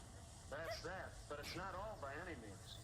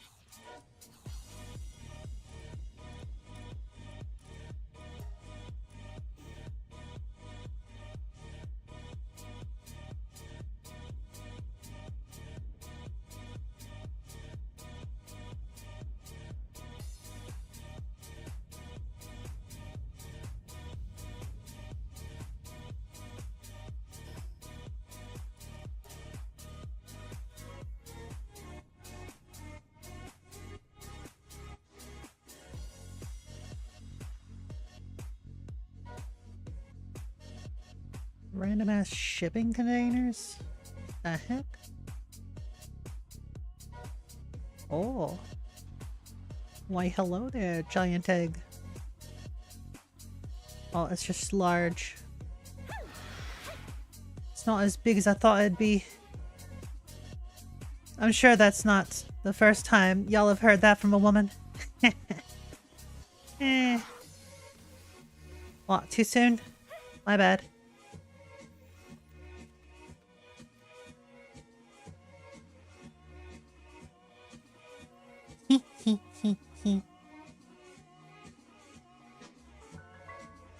Fisherman's Point.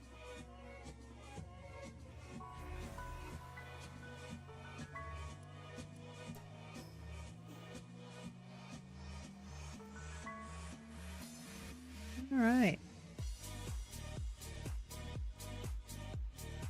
Vendor! Greetings. Let me sell some shit. Sell that. I'll keep the pendant. I do need that. Well, I say need, but I like to have one around.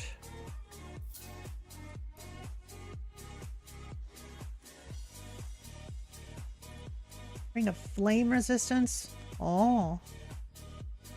Got ammo. Heat resistant undershirt.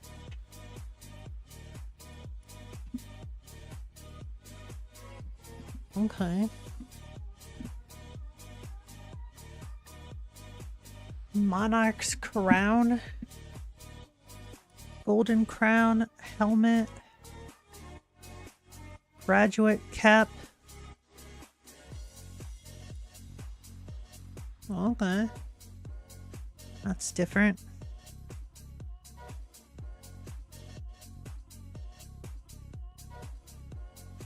Here's the PAL merchant. So all the merchants are color coded.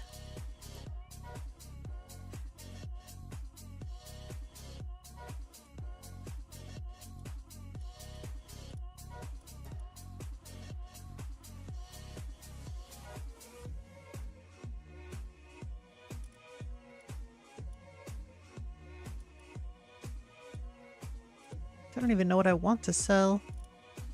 So I don't need the Pin Kings anymore.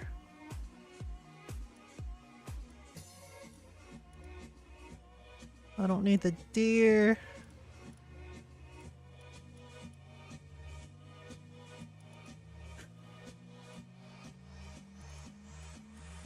I want to keep like one good Azarobe. I'll end up powering something up.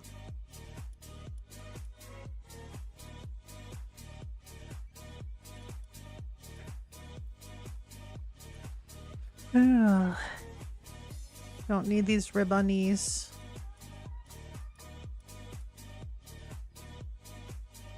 Or Hungyu.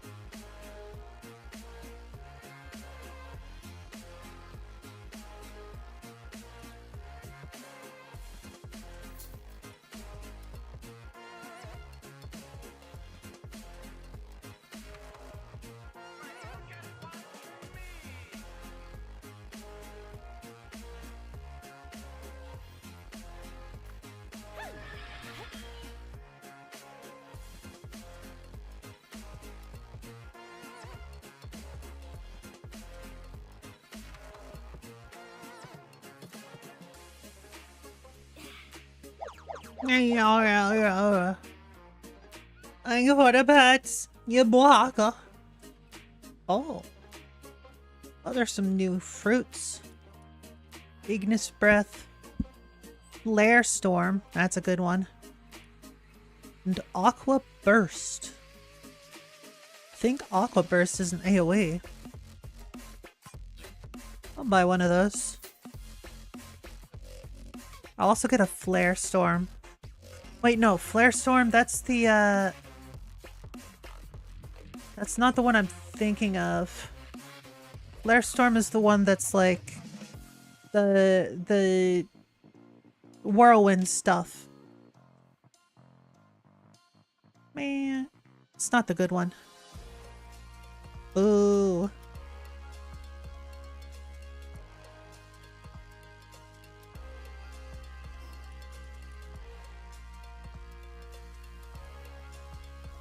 CT30 power 100? What the heck?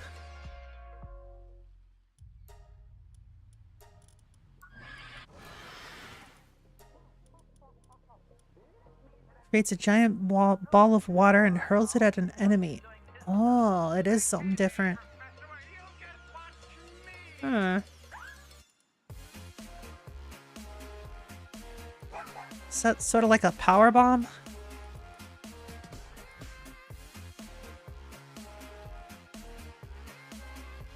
Don't know.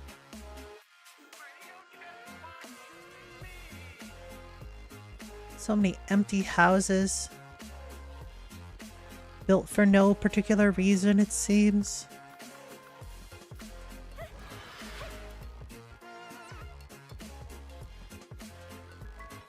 Oh, I should probably, like, visit base and offload. That might be intelligent.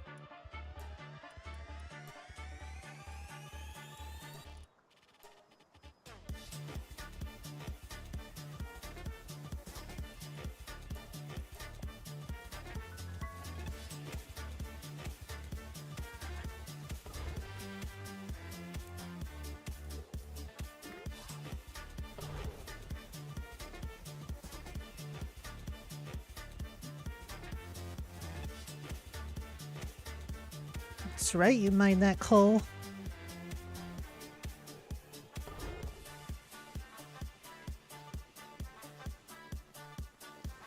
Coal story, bro. Heh. Get it? I so funny.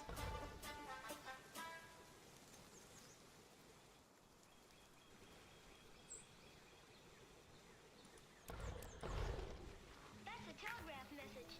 Yes. About 125 years ago, Samuel Morse invented the telegraph, a way to send code messages over an electric wire. Different clicks for each letter of the alphabet. First message sent over 40 miles of wire.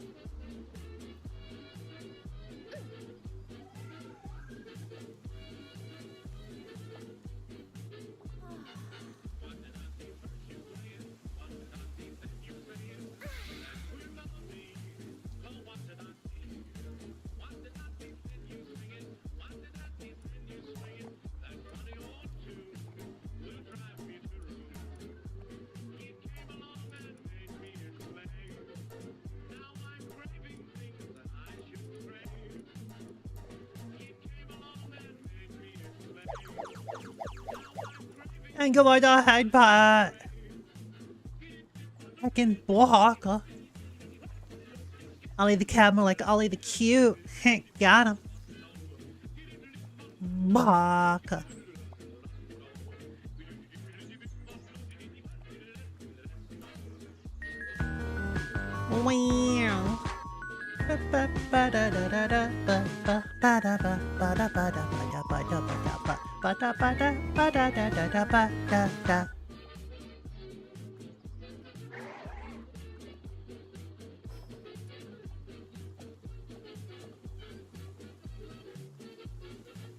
Wow.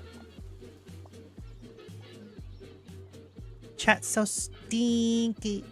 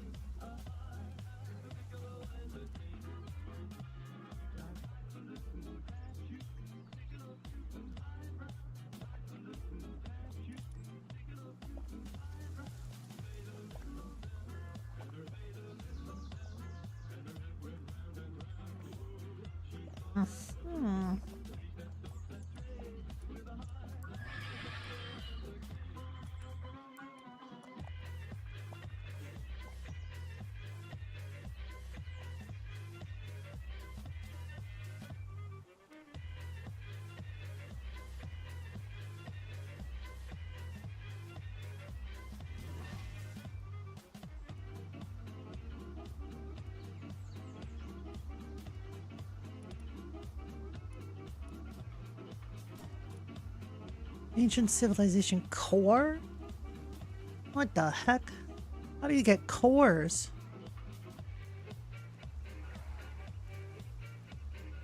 What in the world? Is that from like level 50 dungeons or some shit?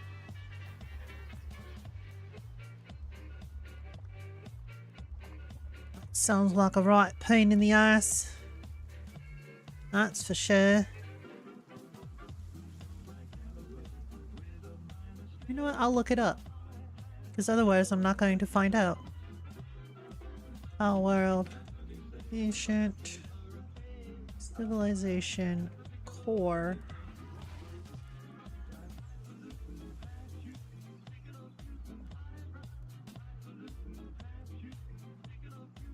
Summon and defeat the raid boss. Ah, of course. Ali, thank you for the hydrate. Y'all better hydrate before you dehydrate, folks. Oh.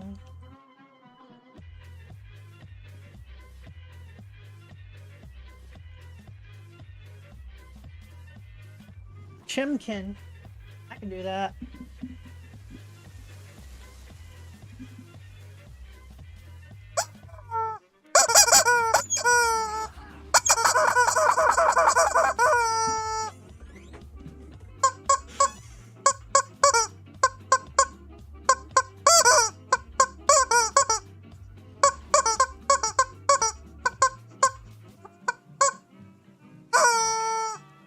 Alright, that's enough of that.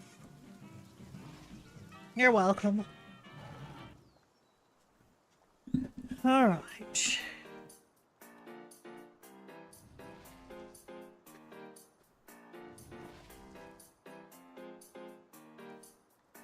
Blah blah blah blah. Now you're gonna go to work? Alright, as well, Ollie. Yeah, I can walk. I wish you the best of luck.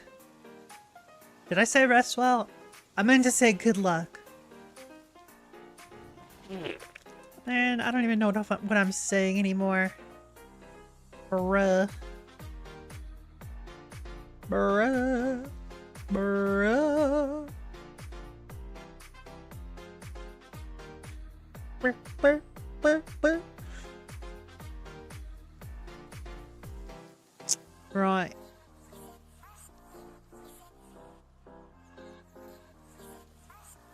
How many Bella Noir fragments have I gotten?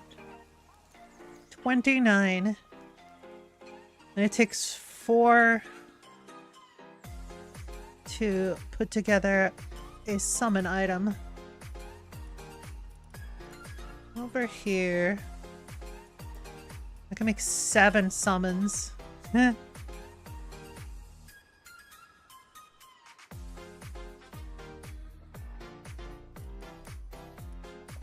don't know why I went and picked that up. I didn't need to do that. Oh my goodness, I'm such a dum-dum sometimes. And by sometimes, I mean usually. And by usually, I mean always.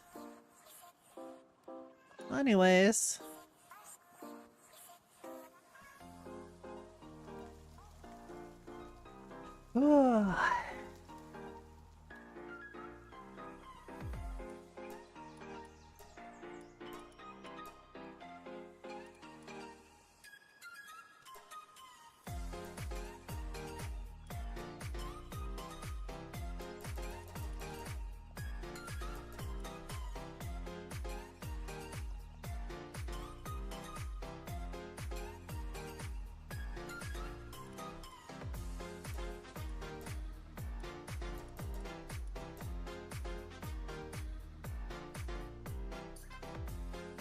Right, what to do now? Could strengthen my party. Well, actually, I think this Relaxaurus is about ready to go out. Let's put them over here. That's for work. Kelpsie is for work.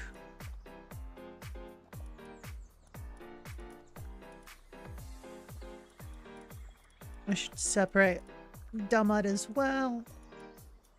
Bunch of daydreams. For when I want to go out and go pew pew.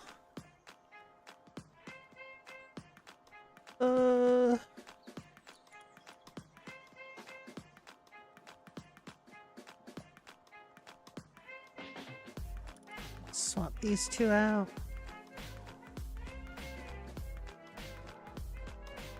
Water and dragon type. Alright.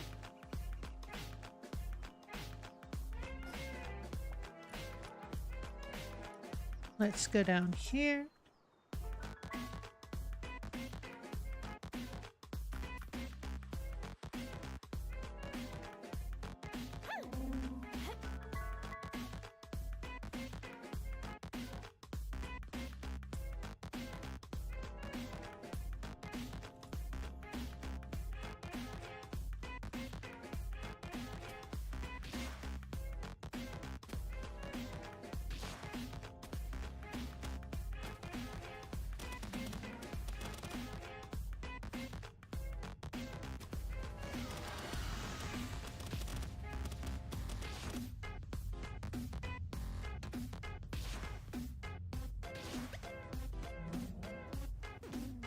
I see.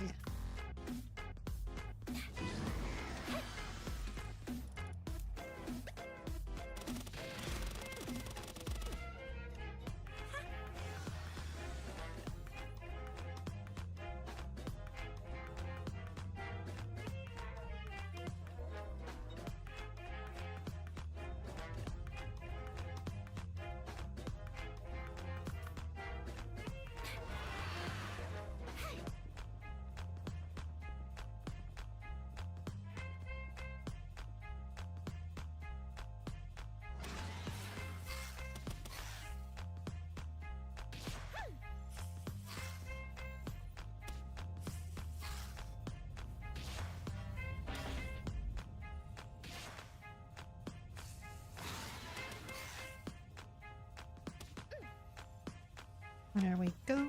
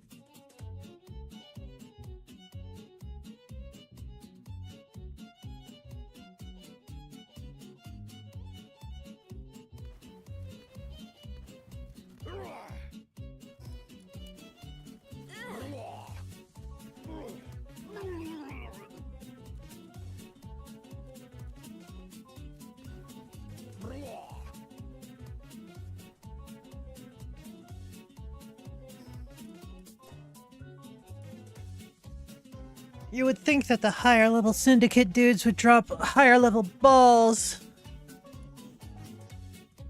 like balls appropriate for the area, but I guess not.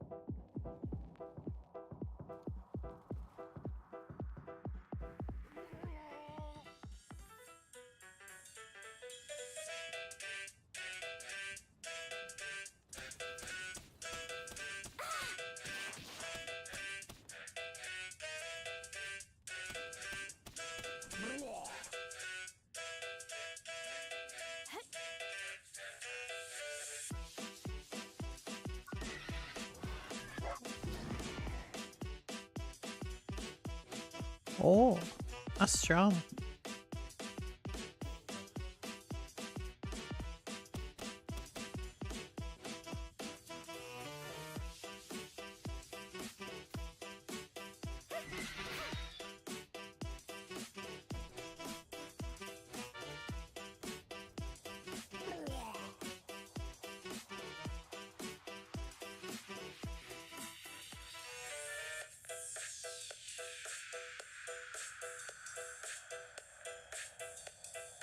Oh.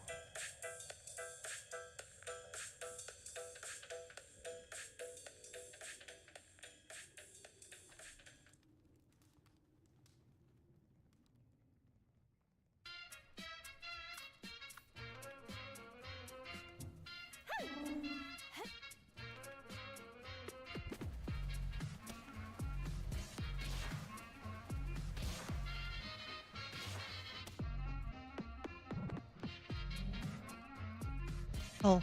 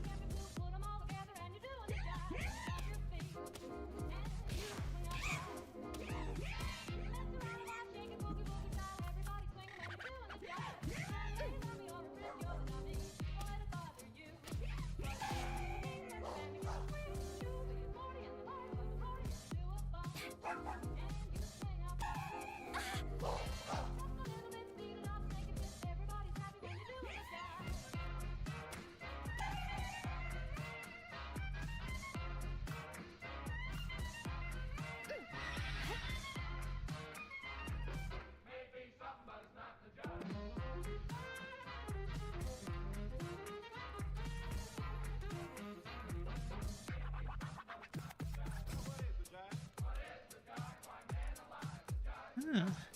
I can get one step up for my refined metal. Which sounds great until you realize Pal Metal Helm is next.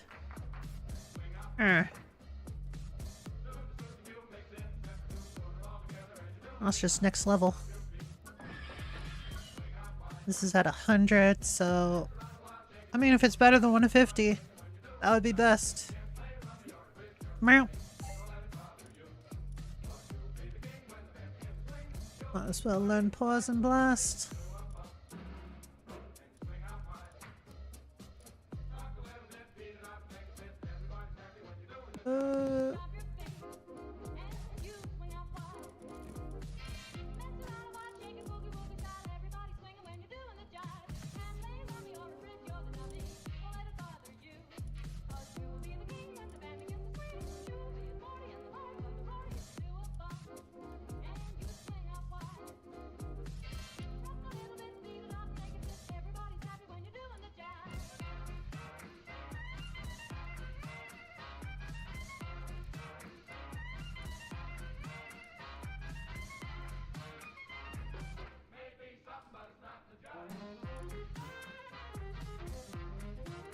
Right. Oh, hey, treasure. I cut you some rips and get you. Just what else are we supposed to do? Take it cool now, Texas, and give me a chance. See, you're all mixed up because the jive's a dance. Well, tell me some more. I'm a suck egg mule. Well, put down that horn. We'll have dancing school. Clap your hands. Swing out wide. You'll fix it. Put it all together and you're doing the job. Stop your feet. Swing out wide. Dance around a while, shake a boogie woogie style. Everybody singing when you're doing the job. Can't play rummy or to twist your tummy. Don't let it bother you. Cause you'll be the king when the band begins to swing. You'll be the party, the life of the party. Do a bump. And swing out wide. Rock a little bit, beat it up, make it fit. Everybody's happy when you're doing the job.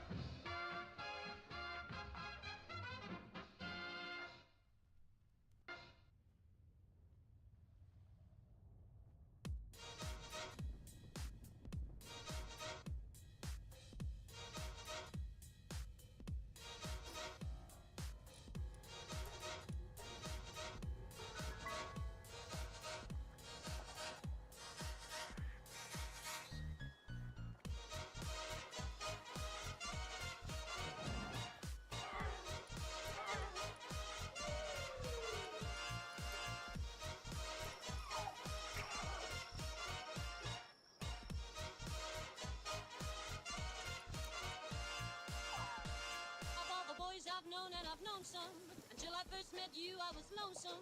And when you came inside, dear, my heart grew light, and this whole world seemed new to me.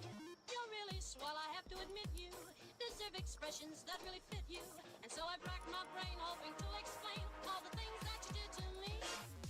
Mere Mr. Shane, please let me explain. Mere Mr. Shane means your friend. Mere Mr. Shane, again I'll explain.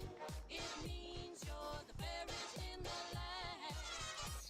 It means you're the fairest. It means you're the fairest. It means you're the fairest in the land.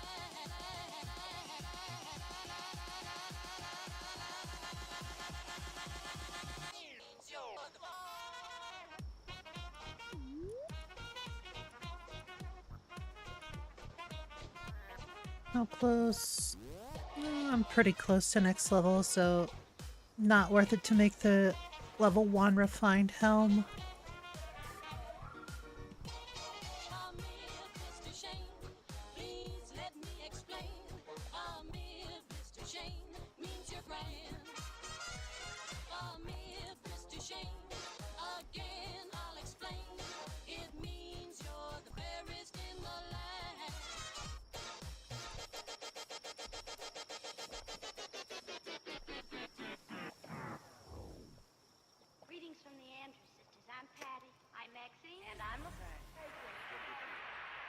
Tiro. Herenoct. Nice, nice. Alright.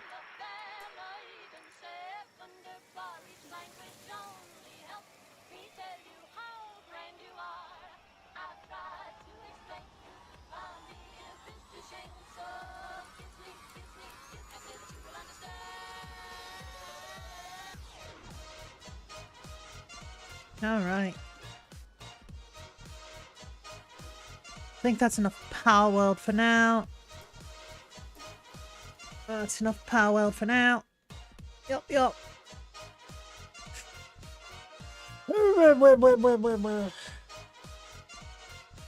Okay. Alright, so I'm gonna take a little break. And then once we get back, I'll figure out what we're doing then. Alright? So, enjoy some lo-fi as I have my break. Burb! Ah!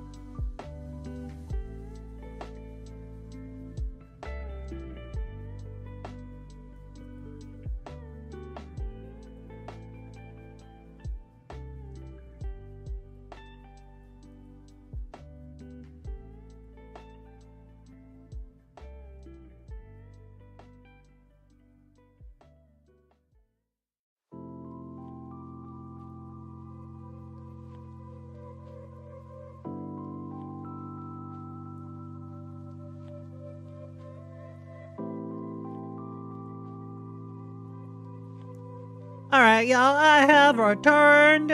Oh my god. Whoop. Alright. Alright. Alright, so here's what I'm gonna do. For the time being, I am going to watch a video or two, maybe more. Potentially more. Not even gonna bother with a watch later list. Just need to update this stupid thing. There it goes. Alright. And, yeah. Yeah. Gonna watch something. And, yeah. Maybe play a game again after. Anyways, let's start with this. Gamer. Gamers. Your room's clean. Let us find out. We all know that my viewers have the most interesting rooms on the internet. Do We've they, seen though? some wild rooms. So, of course, I asked for more. So today I'll be reviewing more of your rooms and judging I'm if they are having a worthy snack. of existing or not. If your room gets lower than a 5, it instantly explodes. Let's just jump right into it. First up, we have Freya2444. My cat's name is Kevin. Let's hope it's a normal wall. Holy crap. What is Jeez. this? With that many blahages, that's gotta be Rin Penrose's room, right? Right? It's gotta be. How many sharks do we want? You know that one like Akira clip where he gets like, ah, and he has like flashbacks? It's just like me when I go in my room. Ah! This is not the average pseudo viewer. You cannot. You are banned from That's saying so average many. pseudo viewer. You can't say that for every weird room. I love that you've also trans pride flags, which is great. But I love how they get a fraction of the room compared to the sharks. Now my other concern. Trans is that flag where and is the cat? lesbian Oh, flag, yeah, I well, there we believe. go. Oh my god! No! What Cat, the you know heck? You're gonna be eaten. Look. You know what? For dedication alone, I'll give it a 6 out of 10. I reckon they're from like that's definitely a UK radiator. Oh, I'm a detective. Slund. All right, let's have a look. Okay, all right, it's me drunk. Okay, that's good. All right. Oh, your Steam library's open. Let's check it out. AIM Labs, Assassin's Creed Rogue, racing game. I don't know this one. Berserk. Oh, I never played that one. Bloons Side Event 6 based. Nice. Can't activate Windows. Definitely looks better darker. What's with the towel on the chair? Definitely looks a lot better at night. Okay, this is kind of sick. You got a lot going on for a small corner, but it's cool. What is this? Okay, that's kind of sick. Oh, and then a cute fly trap. What? I really like the audio stuff, and you clearly committed to music. It seems like a nice little man cave. I'll give it a 6.5. No, 7. You know, 7, even though it's a little cluttered, you've committed to what you like. It's definitely going to be the States, right? Yeah, it's definitely going to be. There we go. I already submitted my room last time, but I think enough has changed to resubmit it. Also, yes, my favorite VTuber is still Iron Mouse. Okay. Holy I crap. could have guessed that one. I think this guy likes VTubers. Dare I say it? Okay. What? No more way. Iron Mouse. Never I feel would've like although guessed. There's a ton of posters. He's like measured them out very well, and it's very aesthetically pleasing. Also got a Kirito sword. Oh, you got the Lego bonsai. That's kind of sick. All right, I like the desk setup though. I like the desk setup a lot. I like the choice of plushies. It was cozy. It's also the drink driving stream. Not bad. Yeah, I'll give this a 8 out of 10. This has got to be Europe, right? Yeah, well, you got this radiator, so it has to be Europe. That's got to be UK, right? Germany. Boom. I didn't know Germany got plagued with these horrible things too. God, I hate these radiators. They suck. All right, Malmal735. Let's have a look. My husband and I display have more in our living room than our bedroom, so I sent this in. Yes, I have too many plushies. The ones on my desk are equal to over $500. Listen. Listen, we've all been there. We've all been there. I'm not hoarding. I'm just collecting value. I forgot the name of this anime, but I know it's mid.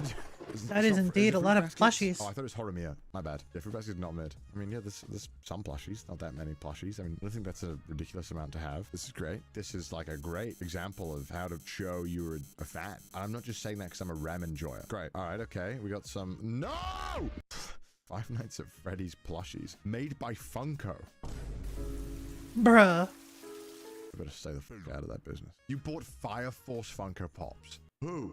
I didn't know that showed more than 3 fans. How the hell are they making a whole line of Funkos for it? Okay. Funko Pops. I'm sorry, I was unfamiliar Ew. with the game, at least down here. The weapon. What is this? I've played Halo. I've never seen this in my life. Is that Cortana? What happened to her? Why do they make it look like she joined a budget Blue Man group? How can you game on one monitor? It's impossible. Whoa, that's a lot of plushies. Okay. What's this thing? From Stranger Why? Among Us! I'll give it a 5 out of 10. Wait, it had Funko Pops. 3 out of 10. Just wanted to share my massive collection I had collected since young. Just wanted to share my collection of antiques since I was a boy. All right, let's have a look then. Okay, you know what? I've never seen plushies stored like a test tube, but I like it. Okay. Neat. I'm starting to get the feeling like maybe this person likes Lego. Just a bit, Daily yeah. Bulge. Okay, that's kind of sick. Daily Bulge. Daily Bugle. What is this reviewing? That's average- the what is Spider-Man this one. video, huh? That's my video. That's what it is? I didn't even know it's my video. I was like, who's stealing my ideas? Wait, it's me. I saw a tile floor, and I don't think they do that. It's got to be Southeast Asia. No, it's going to be... Okay, no, I'm rocking Philippines. Singapore. No, 6. No, 7. 7, because I like the dedication to Lego. Next room. Just an engineering student. They're just a student. They don't got a whole lot of money. Oh! Actually, Oh, no. Someone said poor jump scare. No. Chat, no. No. Not wrong, I'm though. trying to Not wrong, formulate though. Words. Like, it actually doesn't look that bad. Because the walls are dirty, it just doesn't help. That is a gnarly looking plug. Okay. What is that? Do you know what the plastic wrap is for? Yeah, chat, I know it's India. What the I heck? figured that one. Do you know what the plastic wrap is for? To keep things new, as many would like to believe. Many people in India do this to keep the items in its original state. It's generally the wrap the product originally came in. Many don't remove the wrap on car seats just to extend the lifespan of the leather cover. Very common practice in a middle-class household. Okay. Yeah, don't chat, know. I know it's India. I figured that one out. That is a tiny screen. Average Cedo Vieira. This is okay. Shut up, chat. Yeah, I give it 5 out of 10. You've got the necessities and it's clean. Wait, I just realized you have monster. What in the heart palpitations is this decoration? Huh? European radiator. Okay, we collect shells. That is a first, I think, on the room reviews. All of your hobbies and likes are represented here. I'll give it a 7. I reckon you're from the Netherlands. Yeah, there we go. Please, I'm French. Don't judge me too hard. Okay, yeah, this looks French right away. How do I know, chat? What other country on earth would you have a medieval style case? What is this? What's this tissue doing there? You couldn't have got the tissue away? Did they build your house on a slant? This is French engineering. Bros been living sideways. This thought of making a flat room is it's disgusting. It does not evoke emotions of suffering and it's so good. Okay, I'm giving this 10 out of 10 for being an unorthodox room. Whoa. What the?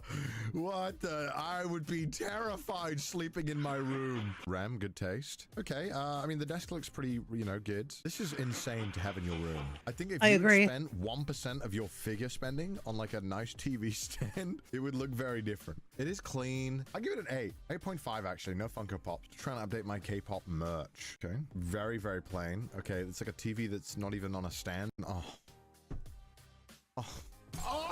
You're like 2 Why decorations in Funko your Pop? room. Why did you decide to make them Funko Pops? You have literally nothing in your room. Why? No! Nothing in your life that sparks joy. And then you have this. Why? 0 out of 10. It's United States. Oh, Mitch Wolf. I know this person. Connor's commission. I paid for this. Did you print out a picture of an audio commission? Do you not have any lights in your room, Mitch? Okay, doggo. Cute though. UK and America. Okay, nice. All right. Funko, no! Yeah, I was gonna say, is that a washing machine? It looks like it. It's literally hanging off. You know those things that are famous for shaking? Right above where you put your head? The projector looks great though. That's good to know. I will say 4. It's so cluttered. Total weeaboo. I'm just lazy and sick to clean up. Okay. Not only is it messy, but you like had to add to the mess by like knocking over the cans. Okay. Yes. Very messy. What a vile color. What is this on the wall? What is that? Is that cobwebs? Okay, yeah, you weren't kidding when you said it was messy. What is with all of these random tables around? You have a table here, a table here. Why is there so many weird surfaces just randomly? You've like 19 Why chairs. not? You're gonna clean this room up. No, I'm not built for Southeast Asia. I couldn't do it, man. I couldn't do it. I had rats in my house one time and it drove me to the brink of insanity. I'll say Philippines. Here's Malaysia. Jave Tax says, I'm so sorry for this. I mean, why? It can't be that bad. Okay, that's good. And not a single Funko Pop. I mean, what are you sorry for? Oh, it continues. Whoa, Wow. Whoa. Oh my god, it continues. Holy A Space crap. Jam pillow. Now I'm starting to get a little claustrophobic. That's enough figures. Oh, Bro. no. That is not your desk. I'd love to see like Marie Kondo come in this room and go like, so, Oh you know, my which one of goodness. these sparks happiness? It's like all of it. Oh, for your sake and your mental sanity, cut back a little bit. It's got to be a country with no earthquakes. America. Let's say That's America. so much Chile. merch. I would not have guessed Chile. I'll give your room a 7 out of 10 for dedication. Okay. G.I. Joe. All right, this is first. Whoa. G.I. Okay, comic Joe. book collector. I think this is the first time we've had them, and they're all graded. Well, a lot Wow. of them are. That's really cool. A lot This of is the room times of a they- massive nerd. A lot of the times they mock people who collect comic books for living in the basement, but hey, you're in the attic. That figure is nuts. I saw this. No, why'd you have more? No! Not the Pops! Get rid of the Funko Pops and put the TV here, you idiot! At least the PC setup looks clean. Why would you get the Funko Pops? Oh, good. I'll give that room 5.5. It would have been a 6, but no, you know what? 5. Funko Pops brought it down 1. I have a lot of stuff, but a very small room. Okay, so it's UK. There we go. What the heck? This room is tiny. Sex box. What the fuck is sex box set? Oh, Xbox. Oh my god, I remember that one. I like this setup though. This seems really cozy. This looks like peak coziness. Not gonna lie. Okay, thanks for the zoom in. PewDiePie figure. Okay. No. Let's look at this poor shell holding on for dear life. Man, you know what's funny though? I Holy recognize some of crap. these anime cases because these are the UK release ones, and I had the Durarara one. I was so addicted, and I had so many of these. DVDs Durarara as is well. really good. I'll give it a 6.5 for coziness. Holy. What? Like, what are all these pillows? And the wire coming from the fucking ceiling and the light in the How fucking corner of the how room. do they live like this? Oh, Eminem. Fortnite. What? Eminem for a second. A true crime documentary on YouTube, and the killer's from Wisconsin. It always looks like this. Michael was 13 at the time when he started showing his killer's traits. This was his room. Of course, it's the United States of America. Atomic Quarter. Please clean your room. 1 out of 10. All right, what's this one? Cough. Canada. 0 out of 10. Fuck! What is all these cups? That is the single worst thing I've ever seen in my life. Chat. Should we just not look? Because we'll be happy not knowing. What is this? Only like- Oh, it's where you rest your legs That's on barely while any gaming. cups. Okay, and playing Genshin. That's Okay, nothing. not so bad. Have We you need to seen a Asmon's conversation desk? About cleaning one's sheets. Come on! Please. Clean it! What's your name? What's your name? Abomination. Okay. Okay. Well, actually, you know, checks out. No way you're not American. Yeah, okay. You don't live in a house. You live in a... You live in a witness protection program house. What is this? What do I make of this? All right, well, I'll give, let's say what country? Let's say Philippines. It's Malaysia. Sorry, Philippines, bro. I've been slandering you for no reason. It's been Malaysia this whole time. I mean, it's got to be a 2. Bruh. Let's continue with the room reviews. All right, 2 rooms that are connected to each other. I love my waifu, Nomui Kudryavak. Who is this waifu? I'm sorry, who? Is a quarter Japanese and 3/4 Russian. Yeah, I'll call cap on that one, boss. I see. Okay, okay, it's okay. What is the FBI number again? Just okay. So we like Little Busters. We really like Little Busters, actually. We really like Little Busters. Holy crap. I was willing to look the other way. I was. But that's it. You play Overwatch 2? Okay, that's sick. Now I have to unfortunately Google the age of this character. Oh, no. I can't save you, man. I'll give the room 2 out of 10. Actually, no, you know what? I'll give it an 8 because who knows how long you'll get to enjoy it for. 2 chairs, interesting setup. Really ultra long monitor. Generally quite clean though. Yeah, clean. Yeah, I like the figures. Great choices. That cat is so cute. I expect nothing less from a German room. A solid 7.5. Messy. This is messy. Why do I say this is messy like it's the football player? This is messy? Yeah, it's fine. Wow, it's so messy. This looks like such a pleasant room to be in. Dude, this looks amazing. Whoa. Damn. This room's great. Messy? How is this messy? That's not so messy at jealous. all. I would have That's beautiful. This. I'd like kind of like a room like this. You got the Connor shirt? All right, 10 out of 10. And you got an Oran Host Club box set? Okay, all right. For the shirt, Based. 8.5. Belgium. Oh, shit. Okay, nice. I actually don't like Funko Pops. Yeah, we've heard it all before. Creepy wardrobe. It looks like someone would like creep out of it. Okay, you have a lot of posters and figures. Maybe just slightly too many posters, dare I say. Not really much in this room. I can't even see the Funko Pops, by the way. Oh, 5, 6. It's kind of cool. I'll give it a 6. You gotta be American. Yeah. Oh, it looks nice so far. Yeah, it looks really nice. Oh yeah, this brings me back to the UK. I like the rug. Oh, this feels so cozy. Okay, we got a lot of anime figures. We got Jujutsu Kaisen, and like whatever goes Nice on the and shelf. spacious Rem, and good choice. clean. Whoa, okay, F1 fan. You've hit everything. It's clean. It looks cozy. You've got enough stuff that express yourself, and it's all organized. It's 10 out of 10. This is definitely the UK. Hampshire. Wow, thank you for telling us exactly where. Big titty goth GF. I'm a teenage LA boy. Interesting. What is this? What is this? Ah, creepy look. I appreciate it. Oh my god. Oh I'd my be scared if I walked goodness. in here. I'm not gonna lie. Oh, just the way they look so uncanny valley human. I mean, the collection's awesome and the dedication, and it's well organized. That's a Dolls hell of a freak me out. collection. They're an LA Damn. boy. He's not the average LA boy, I would say. Okay, thank God we have Jesus watching over us. We're getting to the point now where we're maybe getting a little overboard. And by a little, I mean we're definitely going overboard a little bit here. Still nonetheless. You know what? 8.5. It's got to be America, right? California. I mean, obviously. That's already a lot. Impressive. Oh, whoa! Wow. That's a lot. That's a lot. That's too many. Some of these are not cheap. All right. Yeah. Okay. I mean, I'm always down to put figures inside. Your dogs are like, do you love me or do you love all of these? The desk is kind of sick though. These I kind nuts? of like the desk. Although, like, let's be honest. What does this monitor do? It's a PlayStation. Yeah, it's not even part of this. Okay, that makes more sense. I expect this I from a can't tech pro in stand San having stuff Francisco. all Who's around gonna my be flipping monitor through. like Canada. that. Okay, you know what's crazy is that you're in Canada, but you've kept the Southeast Asian sick walls. What is this? Huh? I'll give it a 8 out of 10. Okay, well, I guess we found out what the masked killer, what his room looks like. After a long day of stabbing, this is where it comes back to. Checks out, honestly. Very simple, very clean. Okay, this is cool. I feel like painting a room black is such a strong choice. I mean, yeah, it's a nice room. It's very clean. Perfect for a psychopath killer. I'll give it a 7 out of 10. Oh, it's got to be America, right? Canada. I know it's messy, but I live with my roommate. Oh, you shouldn't blame him, huh? All right, let's have a look. Oh no. Those are UK plugs. We can't be doing this. We can't let people know that we're messy. Does Malaysia use UK plugs? Oh, they use UK plugs. Okay, saved.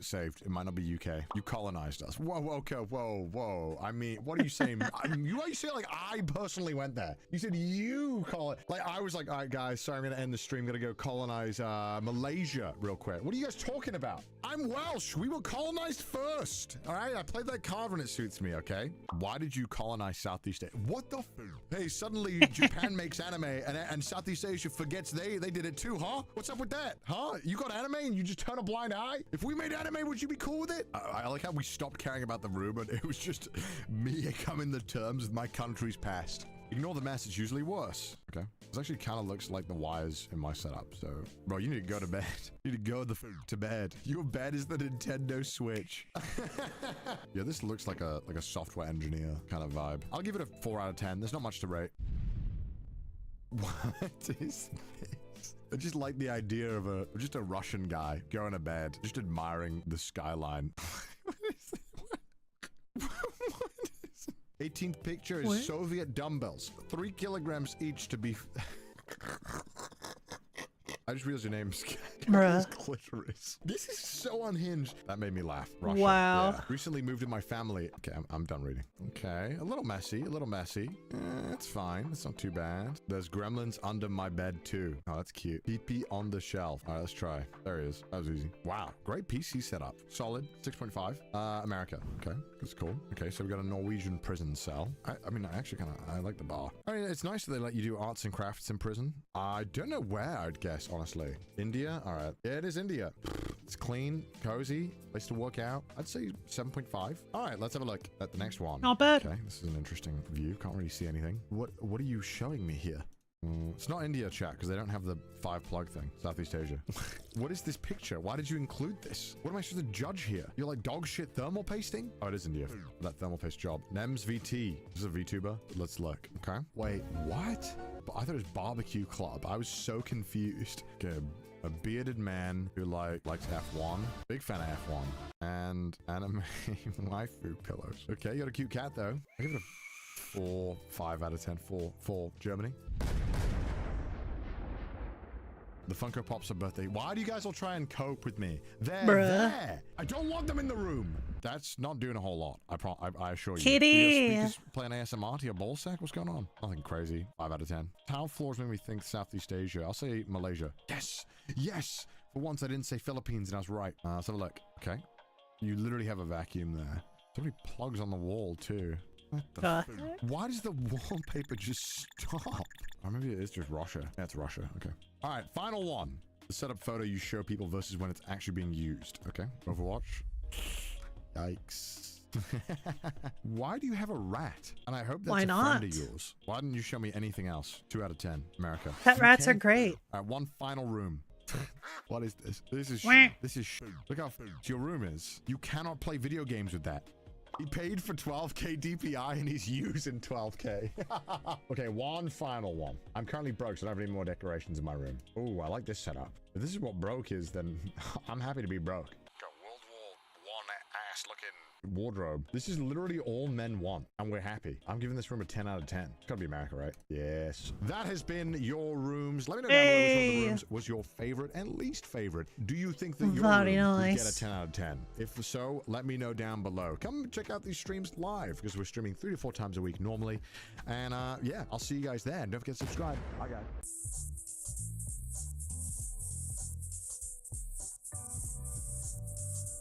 I don't think my room would rate very highly. I don't think it'd be very high at all.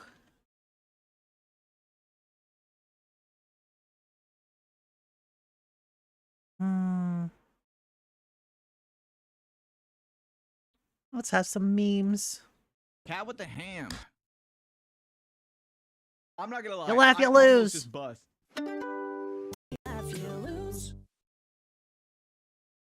What is going on, my dudes? Welcome back to another Check episode if there's of If I Laugh, the video ends. long Where if intro I laugh, stuff. The video will end. I am live here at Twitch videos. Woo! Okay, that's not even fair. Oh. Oh, I get it. It was slowed down because it's a turtle. Trillion likes, and I get that as a tattoo. Just an easy 5 trillion. You guys can do it. Oh, he's back. Papa fish. Nice. I should have seen that coming. A gerbil. Oh, What the hell? Dude, why would you even... can't believe you've done What? that. Forklift certified. Oh, wait, that's a trash getter. That's a lawsuit. Oh. I hope that lady got the bag and not the trash bag. I hope she got that bag. This freaked me the f out. But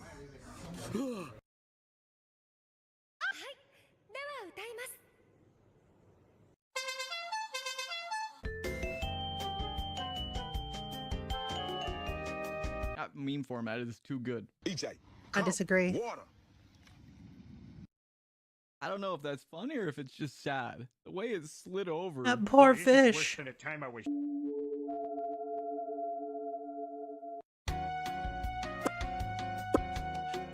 I don't know. I don't know. Me too, Peter.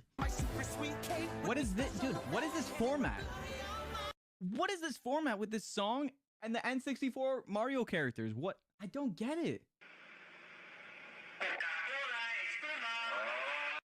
Nice. The clashing of two great memes. Well done. Doopy.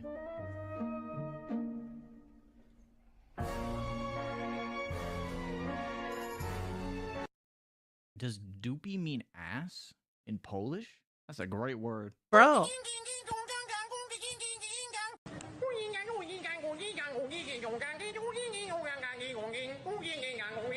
That was so dumb. That was so Now dumb. that I've seen that, I don't think there's a better use for that audio. This is Squid Game 2, by the way. Their budget obviously is it's up. Peter, the horse is here.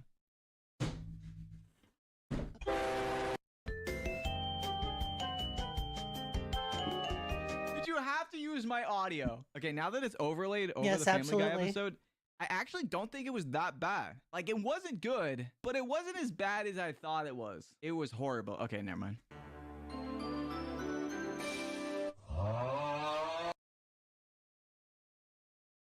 Is this how it's supposed to go? Probably. What? I don't know if it was supposed to load like that. I guess the dick was so long it had to buffer. All right. We're not gonna believe what happens when you give a plant coffee instead of water. Yeah, of course.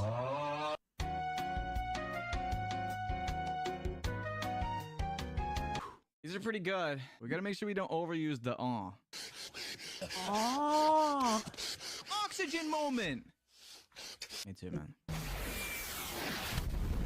And you guys are gonna get me banned. Why do you guys keep requesting videos with like terrible explosive events happening to aminals? Hey, yo, Jimmy, you want a crisp dyed penis? I mean dyed penis? I mean dyed penis? I mean dyed penis? I mean dyed penis? I mean dyed penis? I mean dyed... I'll take 20. Damn, shit. You got mail. That was wicked. Cat with the ham. I'm not gonna lie, I almost just bust. That was scary. I come to make an announcement. Shadow the Hedgehog's a bitch-ass motherfucker. He pissed on my wife. That's right. He took his hedgehog out and he pissed on my wife. I take it back. I think we found better audio. Hey, True. You wanna go swimming? Yes. Yes, I do. Nice. It was good. I think I might have preferred Mr. Krabs' walking sound effect, but that one was still good. Hello? The heck? He's walking here. That car is so rude. He was walking. What the hell? Mom is so stupid. She thought Twitter was social media. Xbox? No. I hate it here, dude. Hey, Jimmy, I made something special for you. I hope you'll like it. This is a depth video. Yeah, it's depth. Come on, dude. You're not welcome. Okay, let's take a second, rewind the tape. Listen. Peace be with you all.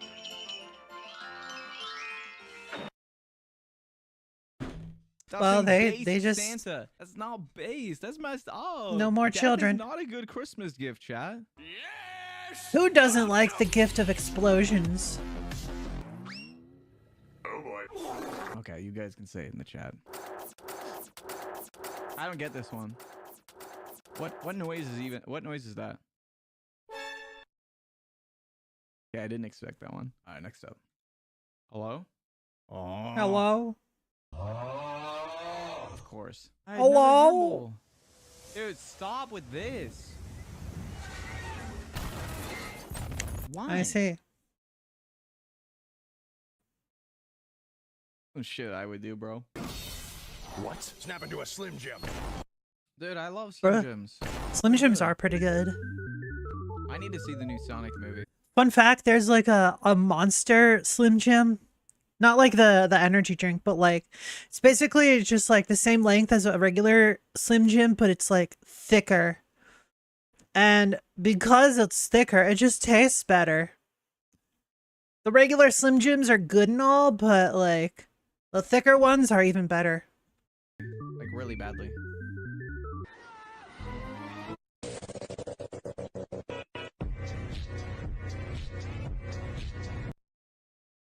I don't know who's That was a making this shoe. stuff. Like, keep it coming, dude. I love that.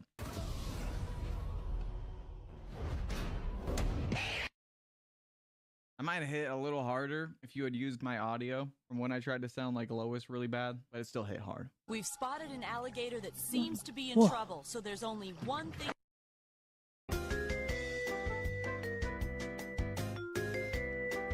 Oh, The way he leapt. You'll never catch me doing something like that. Made the impossible possible. No shot. 1 second before disaster. You know exactly where Nice. that bottle was headed. Aww. Aw, that I was love cute. Seals, man. So great. Yo, who put this airheads Eddie, Ed, and Fred since Zeppelin just led the second Red Dead LeBron's head banana bread underneath my bedspread? That went crazy hard for no reason. Pee on the floor. In fact, piss your pants right now. Dude, what? That was terrifying. We'll dominate you. We'll ask you to be gentle. But no, what the future actually has is a bunch of idiots that'll laugh at stupid shit like this. Burrito. If a single one of you so much as smiled at that, you're the reason humanity's a failure. That's messed up. I wasn't smiling at the burrito, okay? I was smiling at Minecraft. I love Minecraft. It's a beautiful game. Oh. That's Bruh. a great edit. Oh, that is a fantastic edit. Red shadows? Yeah. Red shadows come out and attack folks who walk around in the dark. Jesus. The hell was that? My heart, dude. We're just Bro. normal men. What do you mean, normal men? We're just innocent men. What's so funny about that? What is that from? I'll say, oh wow, Jimmy, you're in the vid.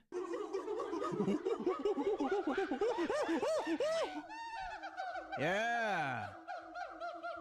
Monkey. Look, I'm doing the thing. Monkey. Hey, look at that. I'm on brand, dude. Hell yeah.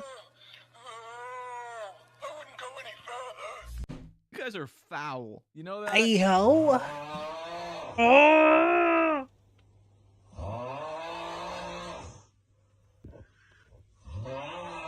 Their faces, Dude. dude. It's so bad.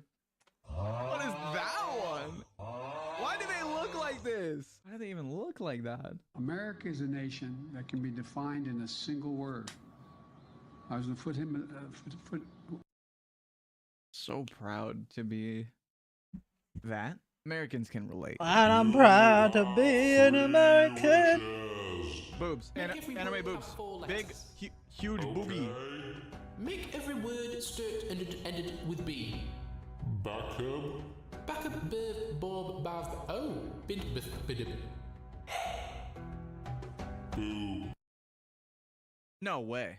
I've never seen that before. And it actually was boob. Let's go! We win! What do you mean pre-watch? I've never seen that. I just want anime boob.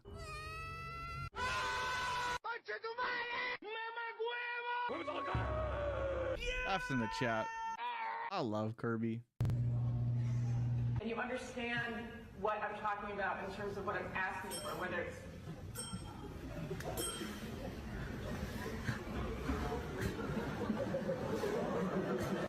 What a Chad. It would not have been the same without the little ding ding. That was amazing. It's a Taohao, right? Toho. Dude, why do these anime girls keep flipping me off? Because you can't pronounce Toho, right? Dude, I read the chat and I just see some dude in the chat goes, I hope she explodes. Damn. Let's fry something. What is Grease that? is cool. Was that Garfield? There's an imposter among us, among us. There's an imposter among us, among us, among us. This is so bad. That's your rival. My grandson. What's his name? Grandpa? Grandpa, what are you doing? What's his name, Ash? Is he having a stroke? Grandpa, come on. it's not funny. I'm your grandson. You can't forget what's his name. How I said you were forgetting, but no. What's his name, Ash? Oh, hell Nah. Come on. Let's carry on. Ash, can you call my mom? I think he's forgetting. Dick fuck. Ah, yes, my grandson. Dick fuck. What? Ash, you must be prepared for the journey ahead. My name isn't. You will meet great foes and No. It's locked in. No. It's locked in. Nice. Ash is based for that. I remember when I was like literally like 7 years old. I think I named my character in Pokemon literally just like Penis or something. My mom got so mad she took away my Game Boy for like a week. That's messed up, man. I was like deserved. Okay, here it goes. Oh, yes.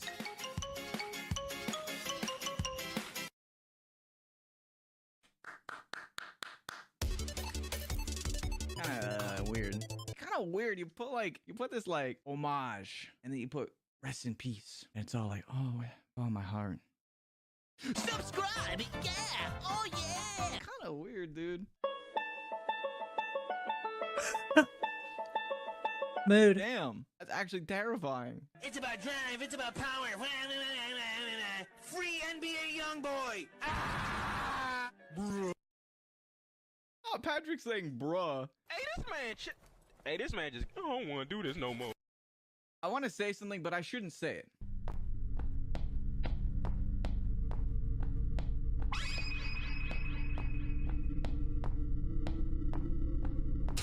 That's supposed to be me? Could you please scream this line out for us? It would be really fun to have you in it. Of course, you don't need to. Should I do it? What was the lines? Oh no, get out, get out. All right, we got to get intense then, chat.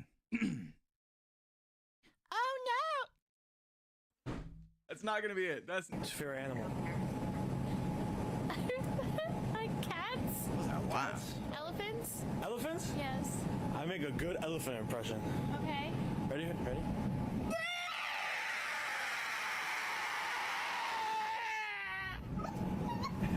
Dude's just doing that in the middle of a fucking supermarket. What the heck? Holy shit. On one hand, that is hilarious. On the other, that is absurdly embarrassing. If I were ever out with anyone and they did that, holy shit. I would be so embarrassed.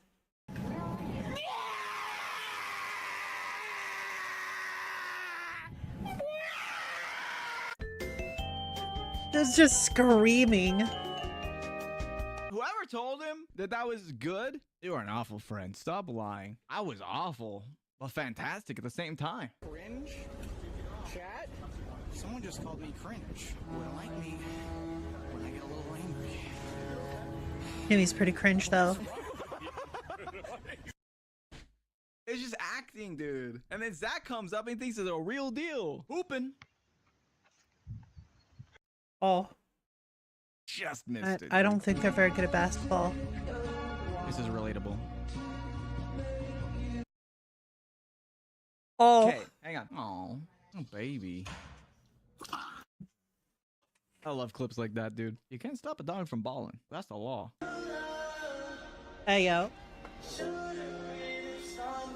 Dude, the M&Ms know what they're doing. M&Ms know what they're doing, bro. Green M&M, definitely the hottest one. Hey!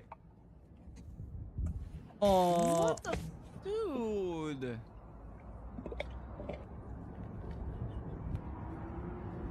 What are they doing to my boy?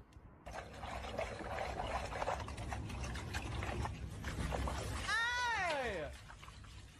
That's a violation! Bro. What the hell? They went in on the boy. Can I get an ow, ow? Is this the one where he blows up?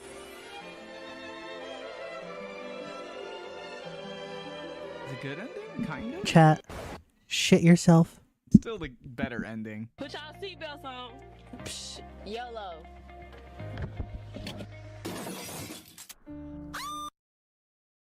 Let a lesson be learned here today. I learned. I hope you did too. Look at him go. He got that Mr. Krabs walk. Honestly, that's Of like, course. dude, that pains me, man. You know how long it probably took that person to make that big old pot? When they made that big old pot, they were like, this is my son. And they just broke Absolutely, it like that. John. Do it again. Major pot alert. Also, hi. Yes. Hi, hi. Hi. You blocker. Ain't no way. Life imitates art. I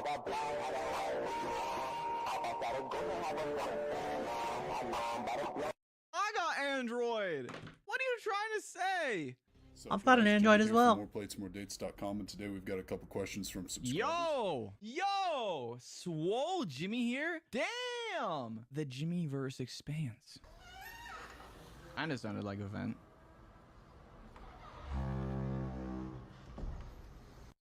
Dude, Among Us, real.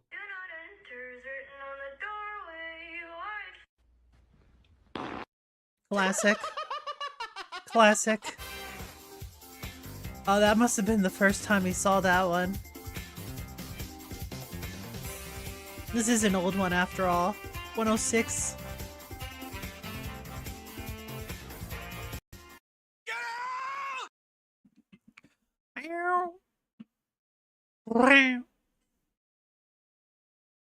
How you doing, by the way, John? How you doing? Hope you're doing well. Thank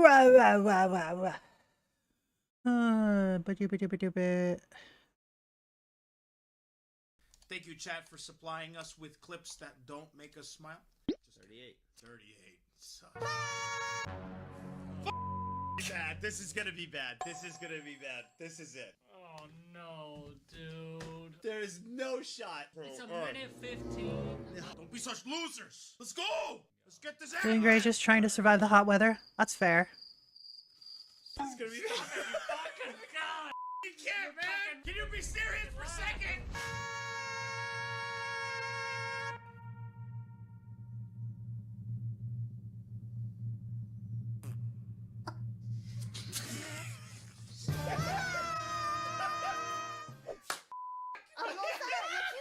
But you are, how's your day going? It's going pretty alright. Pretty alright. The editor just cut it right there. Bye. Nice.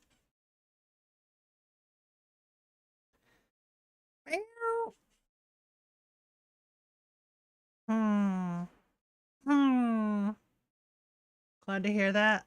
Yeah, well, glad to hear these nuts. Got 'em. Hey. Yeah, I've got nothing. Oh man, it's just one of those days. Just one of those days. Go with this, I guess. YouTube's giving strikes on deleted videos. What? So How? as you guys know, we've had a pretty rocky relationship with YouTube these past few years. But what you guys maybe didn't know was that just a couple months ago, we had 0 strikes on the channel. At the same time, YouTube also rolled out a new system in which channels could earn their warning strikes back. YouTube will waive a creator's content violation warning if they attend a class. So it's like a defensive driving class. Okay, cool. Clapping the meme is the sound that nuts do. Like Yeah, absolutely. Strike, first strike, second strike, third strike. We had 0 strikes, and we got our warning strike back. So it was genuinely like, I was like, we're safe. Like, this is it. It's all unicorns and rainbows from. Yeah, I've only ever had 1 strike on my channel. Only ever just the one. And that was from reading out content of a creepypasta. Yeah. Because I didn't have permission to read it out on my channel. So the creator of the story, they put a strike on my channel. It went away after 3 months. I did the like copyright class thingy. I think it was like 5-10 minutes long for the video. It wasn't very long at all. That's what she said. But you know, I did all that they told me to.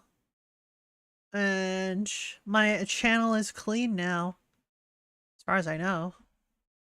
Unless they're assholes about it. Pretty sure my channel is fine. Yeah. No problems. No problems here.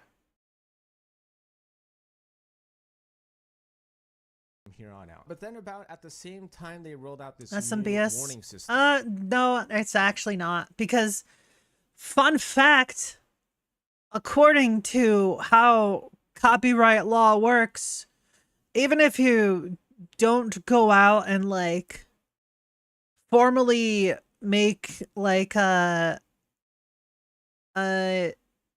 what is it? You know how they have, like, patents for different stuff? You don't have to go out and, like, patent what you make, right? Anything you write on the internet, technically cannot be used in any videos or anything like that without the express, written or verbal consent of the person that wrote it. So, technically speaking, what you're writing in chat, I should not be allowed to put on screen according to how the copyright law thingy works. Like all the stuff on Reddit that people read out, it's like Am I the Asshole stuff and r/no sleep, creepypasta stuff, all of that, you're not actually allowed to read out without the permission of the person that wrote it. Yeah. The standard is that it has to be transformative enough, isn't it? Well, yeah, I guess. But, like, if you're reading it word for word and, like, pretty much just reading it out and, like, not giving any real commentary to it, not judging it or whatever, then that is definitely not something that they would allow. Yeah. I feel like they also started making some other changes as well. What they do? And, you know, we've seen some pretty egregious things that have happened to this channel. We've gotten a strike for a girl eating a banana on a beach. And it wasn't even like a sexual kind of eating a banana. She wasn't like, you know, like deep throating it. I have no idea, I feel John. like I might even have no get, idea. Like, a strike for just for just having done that motion. Okay. In our commentary, like we genuinely just thought it was really funny in the way she ate the banana. If you go to the Reddit thread, I like this guy and I think he's being mistreated by YouTube, but he's being disingenuous. If I look at your channel and I see the videos that are being suggested, these are extremely sexual videos. Yeah, absolutely. Any reasonable person would look at this and think that it's sexual. And I don't think there's anything wrong Yeah, with it. these are extremely sexual. Let's Holy not shit. act like this was random. I think a lot of people thought the same way. How is that sexual? Your name is Black Cats? Well, if you're a cat, maybe you're not attracted to people. So this could be, yeah, I could understand that. Yeah, no, I can understand that, for sure. But apparently, the guy that gave us a strike got turned on by that. We were... Come on, man. What are we... Sex and nudity. Genuinely just Wow. commentating about the logistics of why somebody would eat a banana like that, and we got a strike for that at some point. See, it wasn't too long after this warning system got implemented that I started seeing some even crazier stuff. So the first thing that happened was we got a strike, again, for maybe one of the cutest, most wholesome videos I've ever seen. I don't think anybody would have saw this video and thought that it could have the ability to deliver a strike onto any channel. So it's basically these two parents are talking to their two children. They're both like 5, 6 years old. And they ask them, what do you do when you get married? I get married because they won't get married. And what do you do when you get married? And then the kids start doing this, which I can understand looks really, really bad. The parents were extremely shocked. We were shocked. Everybody was shocked. And then it's revealed that they're literally just trying to pretend to put a ring on, because that's what you do in marriage. Oh, yeah. Pretending to put a ring on. And it was like the cutest, most heartwarming thing. It was just such a good video. Okay. And then we got a strike for sexualizing children. When the girl literally said, I think that's unfair. I I think agree. that's unfair. Yeah, I agree 'cause, completely. like, at the beginning, I'm like, you can't have kids doing that and then post that, right? Yeah, if they would have like cut the video and didn't get the elaboration on it, yeah, that would definitely be a strike. But because they elaborated on it and said, hey, this is what the kid is saying, what they mean, then yeah, there's literally no excuse for there being a strike there. The person who put a strike there is an absolute fucking idiot. What the fuck are you doing, YouTube? It's still weird, though? I don't really think so. I mean, like, it's like kids do weird stuff. They act like we're... Like Oh yeah, kids do weird shit all the time. When I was a kid, my favorite song was called She Goes Down. True story. I think it was by like Motley Crue or Led Zeppelin or something like that. And I thought it was about like a kid going down a slide or something like that. The lyrics were something along the lines of like, she goes down, she goes down, she goes down, down, down, all night long. And that was my favorite song as a kid. And that sounded like a good time. Who wouldn't, as a kid, want to go down a slide all night long? Right? You just keep sliding. That's some cool shit. But the adults that hear what my favorite song is, well, they think it's a real funny one. They thought it was really funny. Yeah, exactly. They're kids. They don't understand social stuff. That's what makes it funny. Kids There's don't nothing wrong understand with it. social Like, stuff. They don't understand sex stuff. That they were Just kids trying being to kids, put yeah. a finger on her ring. They're 6 years old. I don't think she was genuinely not that trying deep, to be yeah. sexual. I don't know if she even knows what sex is at that she's age. a little kid. So I don't understand how something could be that blatantly clear and we still get a strike for it. Because they're basically here's the human thing, some larvae. of you guys know Yeah. that we have a secret insider Well, YouTube. it's also like, I mean, They let's often let's act go like a it step too. further, right? So the Wiggling video was about. not uploaded by the little kid. It was uploaded by the parent. So do you think the parent uploaded this video with the intent of sexualizing their children? Absolutely not. That's disgusting. So what do you think is really going on here? You see what I'm saying? Like, so it's like, in order to think that this is a bad thing, you have to go through like multiple levels of intellectual dishonesty. Contact. And full context, this is not an official YouTube manager. They would never give me one. They've refused every single time. So thank God for this guy, because he saw that and he was able to reverse it for us. Okay, so as then of today, we are YouTube. no longer in contact. He doesn't respond to my emails anymore. So I'm just wondering, you know, like, what do I do the next time this happens? Who do I turn to? And I think about how there are so many small channels out there that don't have any contacts at YouTube, have nobody True. to talk to, yet hit with strikes as crazy. I don't know anyone as at this YouTube. one, and they just have to suck it up and be like, yeah, okay, cool, fuck this platform. Now you're probably wondering, well then why don't you just appeal? I'm sure YouTube will take a second look and they will fix their decision. That is actually kind of priceless, because YouTube doesn't respond to any of my appeals. I kid you not. The only time YouTube ever responds to appeals is when it's by threat of the law. That's literally the only time they ever respond to appeals. Ever. YouTube can't be fucked. We have submitted appeals from months ago that have not been responded to. When I submitted them, I checked my email every single day and night. I lost sleep over checking it. I would wake up in the middle of the night and just be like, did they respond yet? And nothing. February 29th, still haven't gotten an email from them back yet. Yeah, that YouTube guy was like the only thing that was keeping YouTube slightly fair for me. You know what I mean? Okay, so yeah, I think that another part, like if I look at, for example, if I pull up one of these videos, like let's pull up this one here, right? We found the thickest girl in existence. So if I watch this video, this is what I'm assuming the video is. 95% of the video isn't bad stuff.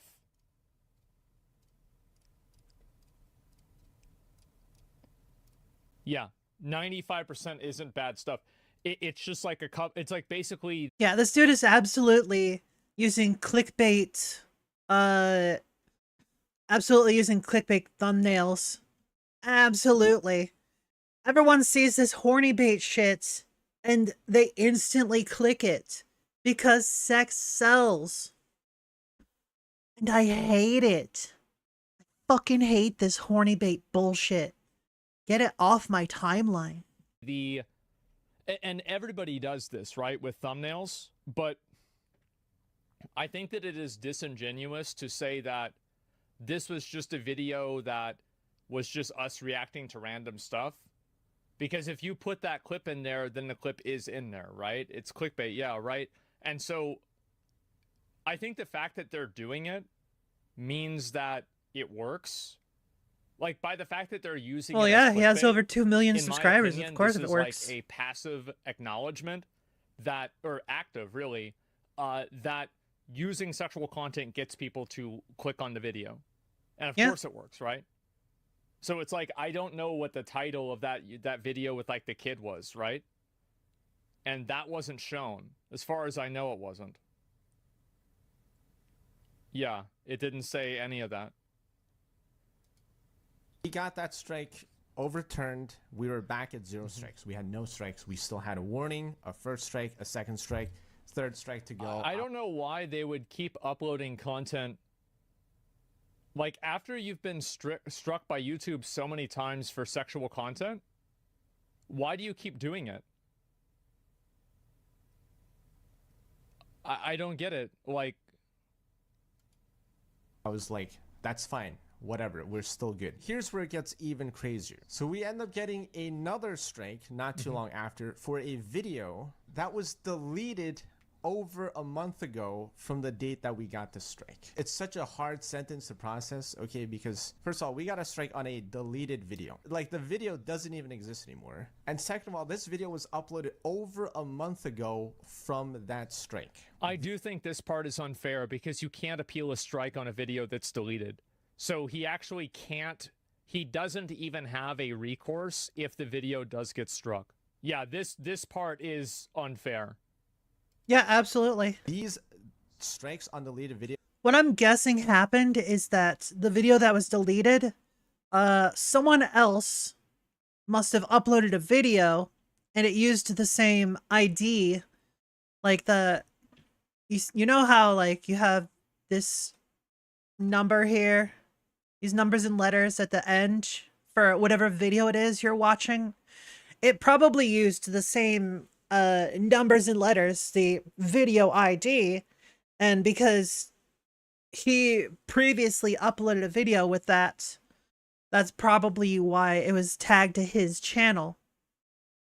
That's my guess, because as we know, there's a shit ton of videos on YouTube. It's not a perfect platform by any means. So I could definitely see that being reused at that point as a third party.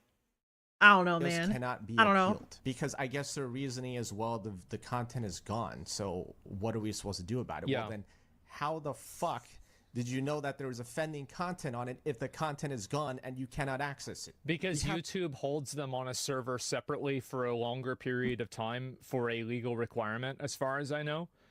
Most companies do it for 90, 180, or sometimes 30 days. That's how they would know. Whenever you delete like a YouTube, like a Twitch VOD, like streamers do this, right? They're like, oh my God, I'm going to delete the VOD and Twitch won't see it. Yeah, they will. It's all saved on their server. Yeah, that's just, that's the reason. Somebody apparently going 1.5 months back into our old videos that were deleted. Which I'm like, how do they even find it? And issuing a strike on that. Let's just think about this for a second here, okay? What if we got a strike for this video on a deleted video? This part is unfair. And like, this is kind of, I think, the problem that like this guy is running into is I think that like his position would be a lot more like, because there's a lot of nuance to this, right? Where it's like, I think you're fucking around and you're finding out, but I also think that you're being mistreated at the same time. But most audiences don't like to engage with that nuance at all.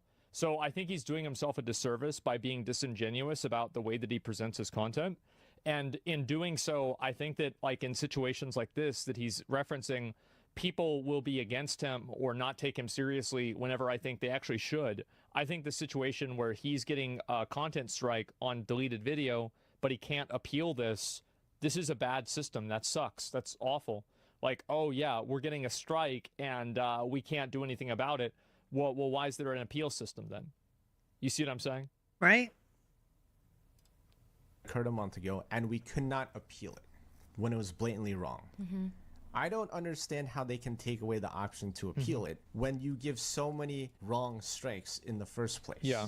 And it is perfectly normal for a YouTuber to delete their content. Because of your monetization policies, we have to make multiple versions of videos, censoring parts, removing parts in order to even get monetized. So most videos that go live on the channel have like 3 or 4 different versions that end up getting deleted after it goes live. So we have more videos that get deleted than actually go live. And none of those we can appeal because they're not there. But you also somehow have access to it. I mean, I have to say that I think that this is another situation where if you're getting your videos denied for monetization, you have to re-upload them in like 7 different ways in order to get them approved. Maybe there's a problem with what you're uploading. Like, I'm just trying to be honest about this, right? It's like, let's look at this. Like, I think that if somebody was explaining this situation to him and he wasn't in the situation, he would have a very different outlook on it. Now, once your channel gets flagged, you can't make it out of the cycle. You have to upload every video 4x, no matter what the content is. Maybe there's a situation that I'm not aware of. Maybe I could be wrong about this. But I think I've made a lot of points in this video, and I don't think every single one of them is wrong. I can't confirm or deny what you're saying. And can watch it and give us a strike. But we can't appeal. And you also give strikes for things like this. Yeah. And we can't appeal that. Like, are you guys like understanding? We don't know what the name of the video was.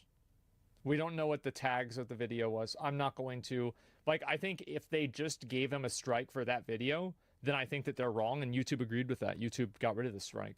But, like, I mean, if you go over and you look, the titles of these videos are also sexual. Can you tell me if these look fake or not? And it's a girl with boobs. We found the thickest girl in existence. It's a girl with a fat ass. What are you doing? The ludicrousy. So I went and I found this video that got this strike that we deleted a month and a half ago. Okay. And guess what? It was for sexualizing children. Again, me and my team, we go through that video multiple times. We cannot find a single instance of a child being sexualized, which again is like, if it were there, it would be pretty obvious to see a child. I'm not seeing the video. I don't see it. Where's the video? Child get sexualized, but we just couldn't find it. In fact, there were like no children in that video at all. So it actually turns out that and this is the problem, right? And this is again like with the disingenuous behavior, is that he very well could be right and he could be telling the truth, but because my guard is up, I am going to instantly not just like, because I don't think that he is explaining his situation in good faith. I think he is dramatically changing and misrepresenting his position. And as soon as I can tell that somebody is being dishonest with one thing, I assume that they're also being dishonest with other things. I believe it came from this, which, as you can see, is a fully grown woman. She is not a child. And I'm assuming that we got a strike for this, or for sexualizing children, because she is wearing an outfit that almost looks like a schoolgirl outfit. And she is in a setting that could potentially look somewhat like a classroom. So a human, you're telling me, goes back 1.5 months ago, finds a deleted video out of like hundreds of deleted videos that we have, watches this video, sees this, and believes that this is a schoolgirl doing a sexual maneuver, and delivers a strike on it. What was the title of the video? What were the tags of the video? Did you tag the video schoolgirl? Because you didn't say that you didn't do that. Like, YouTube makes a lot of fuck-ups, but I don't know about this. I really don't. Why did he delete the video? So in both cases of sexualizing children, we have not sexualized children. And in both cases, we have no ability to appeal. Why is that a thing? Why is this a system? How is that fair? So I'm like, okay, that's kind of fucking bullshit, but I'm sure people are sick and tired of me complaining about strikes and injustices that YouTube... That's why he posted it, the implication pushing boundaries, being edgy. I think he's doing that too. I don't trust him. I don't. I could very easily see him uploading that video, and it could have a title that's problematic. God, I hate or bad. these fucking it's thumbnails. Not YouTube. It's people who watch videos. They're so and report sexualized. it for I hate content it. with a thumbnail. And this is the issue that I have, is that half of what he's saying I'm very sympathetic towards. Half of what he's saying I am completely unsympathetic. But whenever I see somebody saying, "Oh, it was just a girl eating a banana," if I had to flip a coin on whether I think that girl was sexualized in the thumbnail eating the banana, or in some form or another with the video's advertising, I would expect that coin to land on yes. I would. Because of a pattern of behavior. Yeah. As delivered, I'm gonna move on with this. I'll just swallow it. So not too long later, we upload another video. We have to make multiple copies in order to find out which ones won't get age restricted. And within a span of 1 minute, copy number 1 gets age restricted. Copy number 2 gets age restricted. Why? Copy number 1 gets a strike, and then copy number 2 gets a strike, all like seconds apart from each other, like almost instantaneously. How did a human, what is this like seconds apart? Attention-seeking girls getting what they deserve? Well, I haven't seen the video, like... From each other, like almost Bro. instantaneously. How did a human watch both videos at the same time and age restrict and strike? The way that they do it is, so I can explain the way, It's the way AI. that they do it. So this It's was absolutely a big problem AI with doing social it. media in like the early 2000s, and this is like kind of like a really sick, weird problem. And so I kind of apologize in advance for explaining it. But a lot of, like, we're all adults here. I'm just gonna explain it pretty just flat out. Basically, you have to have content moderators look through all of the content on like Facebook, Instagram, etc. So a lot of content moderators end up having to look at a lot of child porn and like other really, really bad stuff. And this fucks them up in a lot of ways. And it's weird that, you know, a job that is, no, I'm being brutally fucking honest, right? I'm sorry, I'm being honest. So what has been done in order to combat that, because obviously that puts a tremendous psychological strain on people. Like, I've even heard of like police officers, it's like they even stopped doing like certain types of like investigation, or they even quit being a police officer entirely because of something that they had to, like a case they had to go through or something like that, because of how bad it fucked them up mentally. And so the other thing is that with these people, they're being paid probably way less than a police officer, and there's like not really a support system for them. It's PTSD. It's awful, right? And you know, you think about like the most sick, disgusting thing you can possibly imagine, and then multiply that by 10, and that's what's really happening. That's what these people have to see, and that's the stuff that are being paid to see, and it's awful. So what a lot of companies have done is they've created algorithms that automatically detect nudity, and they detect other types of sexualization. And you see a lot of girls get around this on Instagram, for example, by wearing see-through clothes, right? Because that's a good way to like game the algorithm. And you see a lot of girls that are doing this, and the algorithm is there to protect their content moderators from having to see content that is sexual all day and all night, right? Because like, think about like looking through like weird, creepy thumbnails like 8 hours a day, 5 days a week, right? I mean, that does a lot of psychological damage. So the reason why that happened is because that algorithm caught your video and it automatically considered it sexual content. That's fair, John. That's fair. That's what happened. Why be on his side? I'm not on his side or not on his side. I'm not on anybody's side. I'm trying to look at this in the fairest way possible. It's not about nobody's, there's no side. There's just what's true and what's not. Within seconds of each other, when these videos are like half an hour long. Here's the really fucked up part, right? So this took away our warning strike and our first strike at the same time for the same exact violation, which we had no clue that it was even a violation. Like, if it's the same violation, wouldn't it make sense to just give the person one strike and just be like, okay, you learn from that, don't do it again? But why would you give the person 2 punishments for the same thing? And so what this... He's technically right. That's stupid, and it's disappointing that that happens. It's kind of unfair for him. No, to have he that made happen. 2 videos. Yeah, so. It's 2 different uploads. Yeah, for sure. That's his own fault there. 4 was a stunt performed by Steve-O, and Steve-O is performing one of his signature stunts where he basically sets the top of his hair on fire and has someone blow flames through it. And if you just search this trick up on YouTube, you're gonna get a ton of results, because Steve-O is a professional stuntman who's had a long career on Jackass, which, by the way, the show is on YouTube, right? Like, if you search it, you will find so many results. The best of Steve-O fire stunts with an image of the same exact thing that was in our video. Steve-O sets his hair on fire to introduce ICP. Steve-O lights his hair on fire. Steve-O live hair on fire stunt. You know, Steve-O is a graduate, I'm not kidding, of Clown College. And then Steve-O on fire. Like, there is a I'm not video surprised. of slow-mo, guys, with 6.1 million views of him setting himself on fire. That's just what he does. Look it up. The video literally says, You're on fire. You're on He's a fire. professional. Why is this on YouTube and mine is a strike? 2 strikes, actually, not just 1 strike. Mine is 2 strikes. Maybe it's because Steve-O is considered a professional. This, but he was I don't know. perfectly fine. He was completely relaxed. He did not get hurt. It was an easy, run-of-the-mill trick for him. Well, if the video was about Steve-O, then why is the title of the video Girls Getting What They Deserve?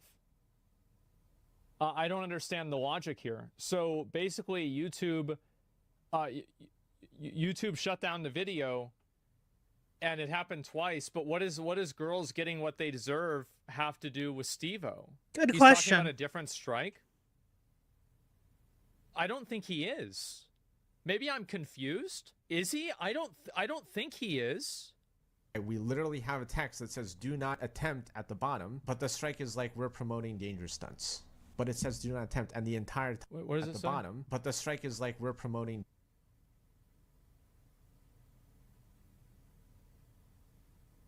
If it literally says on the screen, "Do not do this," why the fuck would you say that it's promoting it?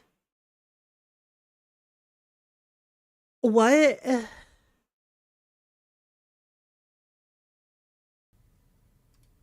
Dangerous stunts. But that wasn't the entire video, right? Because like you would assume that if I look at their channel, they usually have 30-minute block videos. And I'm so like we're supposed to expect the Steve-O video was the entire 30 minutes?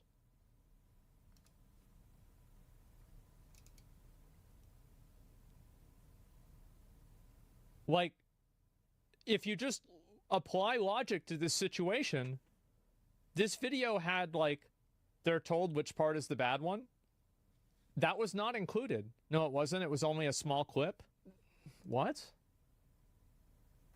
So it was only a small clip, but they have no other small clips? This was the only small clip that they ever had?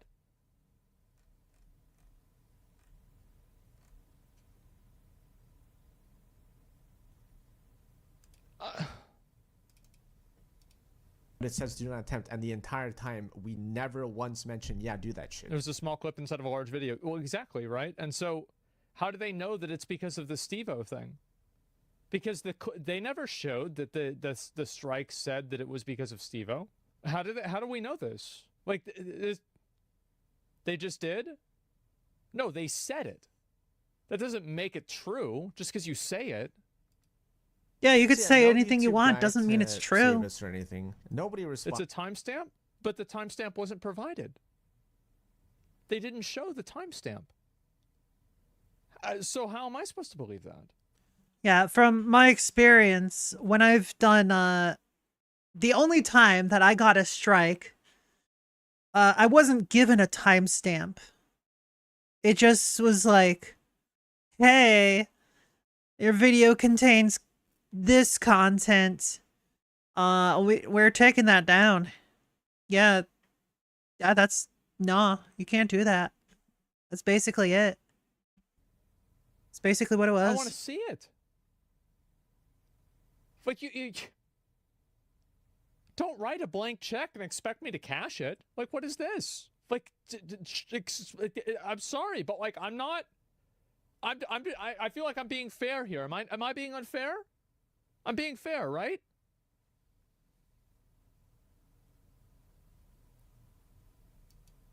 Answer appeal. 2 strikes on the board. Cool. Okay, I guess I'll just kind of suck it up and just move on. And then it's not long before we get another strike, which brings us to officially the second strike, which is why we've been gone for 14 days. This one for police doing a police pat down. I agree, it does look a little suspicious, but I thought at the end of the day, this is a police officer doing his job. Like, again, just like Steve-O, I thought this was... This is disingenuous. You can't say it's a police officer doing his job. You didn't provide the title of the video. Like, what did you title the video? What was the thumbnail of the video? It's not just a police officer doing his job. This is like whenever like one of these girl streamers is just like, yeah, no, this is just what I always wear. And it's like the camera's pointed down at her boobs. And it's like, no, I just like playing video games. a professional context, like it's a police pat down. Like I just didn't know that you could get a strike for filming a police pat down. So all of this leads me to believe that I don't know if they're actually humans. I mean, of course you could. Like, and this is the problem, is like whenever you oversimplify things, you can oversimplify things to make anything make sense or nothing make sense. But that's not what's happening. That's the purpose of the video was not, it had nothing to do with the police officer Giving us these strikes. Like if you look back on it, the fact that we get strikes for deleted content from a month ago, 2 strikes on 2 videos within seconds of each other. So how am I supposed to believe that there's actually a human out there? And so there's a very simple solution to like not get strikes, right? Especially in his case. All right. This is what he could do. Don't have sexualized content on your channel. Stop using clickbait thumbnails. Stop it. This is literally your own fault. You fuck around, you find out. I put this stuff to the test. There wasn't. I took the same thumbnails that got me a strike and I uploaded on another channel and I requested a human review. And YouTube tells us that they are sending a human to watch this video. But I don't believe it because I did this. I put this strike-worthy thumbnail on this channel and no strike, nothing happened. I got human reviews on it. I did it like 20 times. Allegedly, 20 humans, according to YouTube, saw this strike-worthy thumbnail and was like, okay, that's fine. So either this is not a strike-worthy thumbnail. Where's the approval for that? Like where you had 20 different people look at the same thumbnail? And again, I would believe what he's saying if he didn't misrepresent, oh, it's just a police pat down. It's very possible that there's 1 or 2, maybe even several people that just really don't like him or his content. And they're trying to get his channel removed for whatever reason. That is entirely possible. I wouldn't put it past someone to do that. Especially with what his content is from what we've seen. Because those thumbnails are absolutely clickbait. One inaccuracy or one inconsistency, I assume that there's 10 more that I don't see. Zach, he just said his thumbnails got him struck, not the content. He's been saying the whole fucking time that it was the content. I'm assuming it could be different videos. But you're right, it is the thumbnail. So it's like, why are you uploading thumbnails that it's even close to getting you in trouble? YouTube is lying to us, and there's actually nobody watching. Like you said, videos. points on a curve, and if yeah. you look at the view counter on these videos, a long time ago, they used to go from 0 to 1 or 0 to 4, depending on how many reviewers looked at it. Now, they all just stay 0. We've tested this multiple times. At this very point in time, I don't believe there are any humans watching anything at this point. And even the strike... I think what YouTube should do is they should just call this guy and tell him, listen, we know what you're doing. You're obviously making sexual content. Stop doing it. If you keep doing it, we're going to ban you. I think that's what YouTube but they're not going to do that. Because like that's clearly because what they're he's not worth their time. But they're not doing it. Just say that. Because if they said that, then that would be it. Like, I don't know why Twitch doesn't do this too. Like, oh, there's this girl that keeps trying to break the terms of service by like, you know, making sexual content, doing stuff like this. Okay. Well, then just tell her to stop doing it. Problem solved.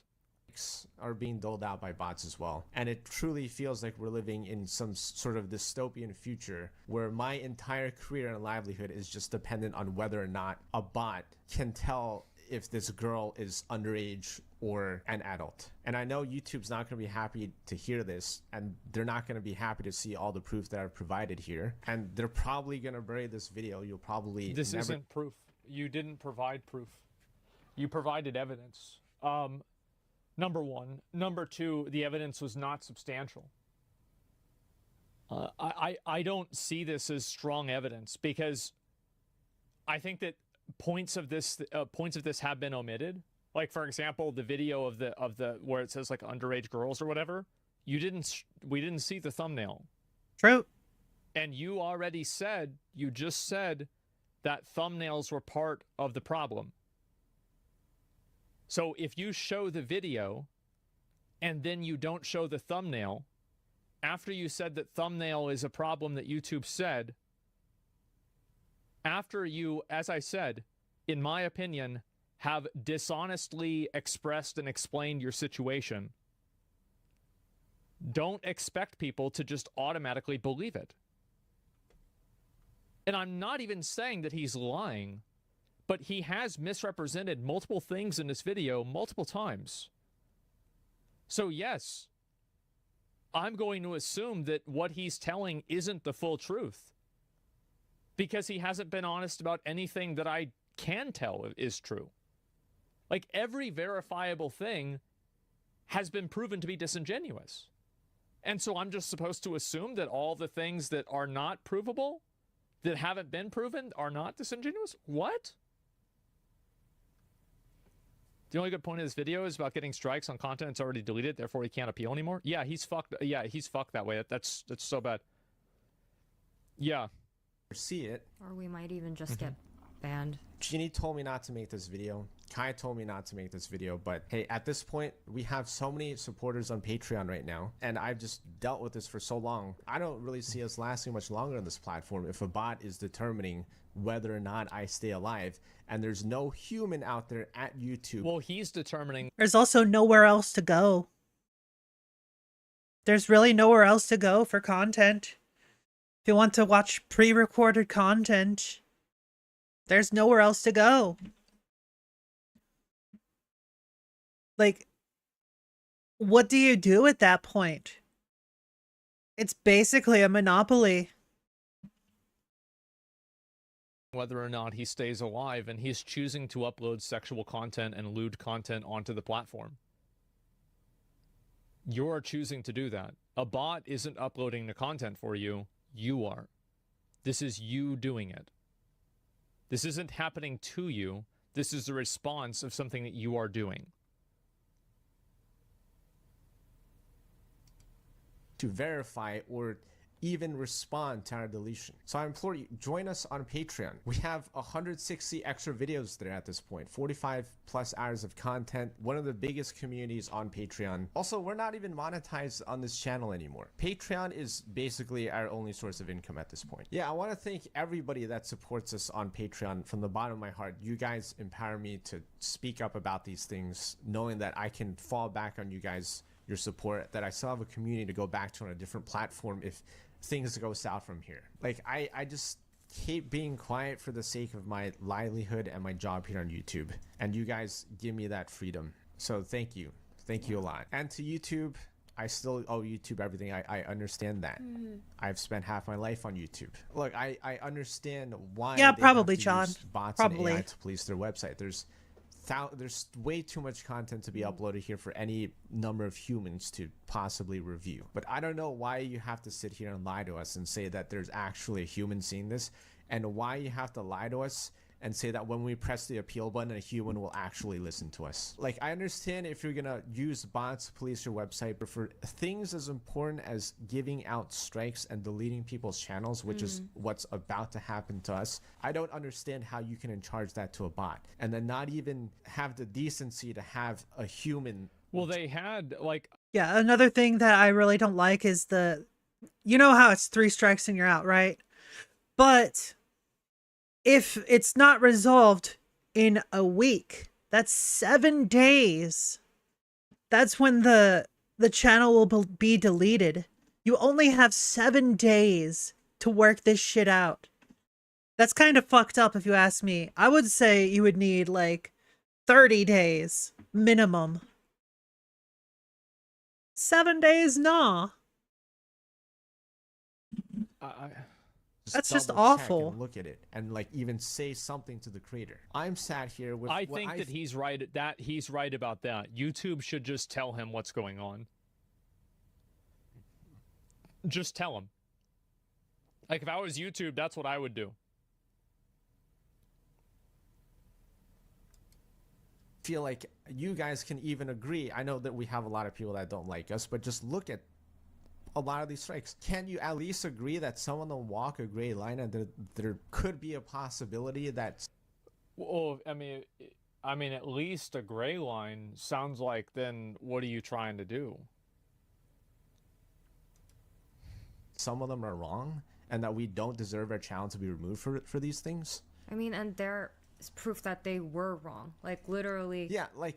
They took it back. So it's like, well... The strike that got overturned is one of many that have been overturned by that YouTube guy. I'm not joking. They've time and time again have delivered us incorrect strikes. He's overturned it. He's not here anymore. What happens when we get another one?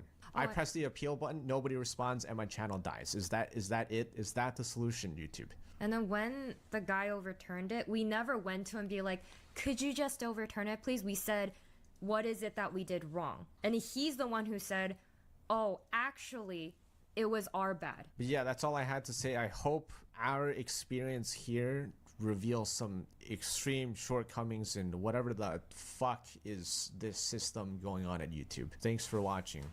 Peace. Well...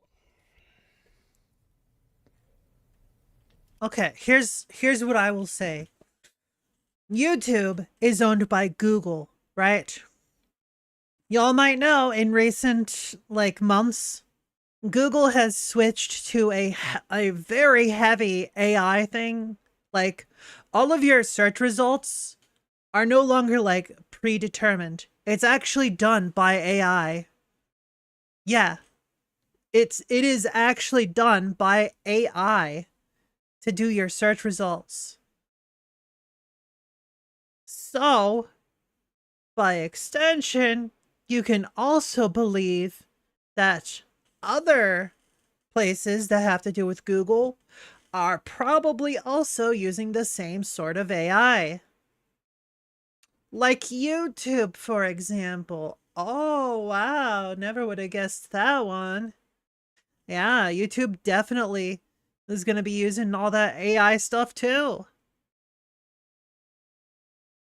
For better or for worse. Probably for worse, let's be honest. I think that if he makes another video about this, which he will, this will happen again. He absolutely will. How do I know that? That we started. Because if you have an apple tree, it's going to keep making apples. And these are a lot of apples. A lot of very You're sexualized gonna have apples. this problem happen again. Yeah, absolutely. If you make another video like this, stop insulting people's intelligence by saying that it's just a cop doing his job. Oh, it's just walking a gray line. Man, you know what the fuck you're doing. Shut the hell up. Why are you so surprised you're getting strikes? Fuck you. We all know that's not what's going on. Stop misrepresenting what happened in order to make your situation sound better. I think people would support him if he didn't insult their intelligence by pretending like something was happening that wasn't. Yeah, I don't want to see the guy get banned. I do think that YouTube does deserve to give him an actual fair shake on things. But if you want people to receive the video better, you need to be more honest. Yeah. Just be honest. It's not that hard. All right. I am going to BRB. I need a little break. It's break time, y'all. Break time. Burb.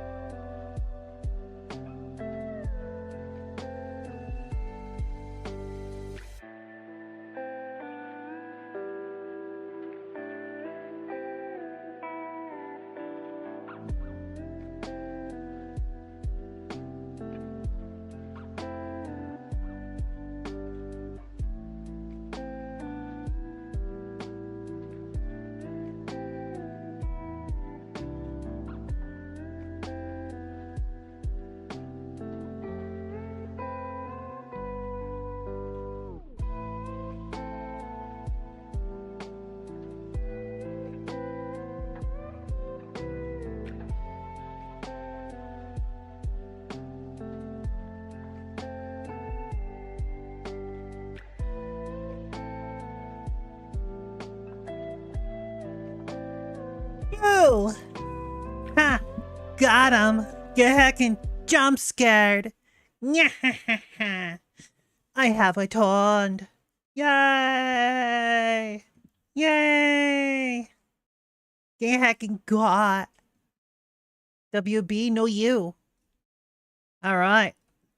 Video! Hey, what's up, guys? Rip here. So at this point, I'm running out of quirky intros for these Niji Sanji drama videos. You just know what they are at this point. You know why you're here. You're here to see some drama. And today we're going to cover some ongoing drama involving a promotion for Niji Sanji that was shared yesterday. And we're also going to look at some Niji Sanji related controversy involving former talents that has truly gone full circle in really the best way. So let's begin with the latter there. We're going to begin with Dokibird, who of course was Selen Tatsuki, who was terminated by Niji Sanji EN back in February of this year. And since returning to her past life account, Dokibird, she has been doing insanely well and recently has been setting up she has been large thriving. tournaments featuring other VTubers, which is not too surprising because that was something she was very well known for when she was at Niji Sanji EN. She was responsible for setting up many different large international tournaments for the agency that was very beneficial to the livers featured as well as the fans who enjoyed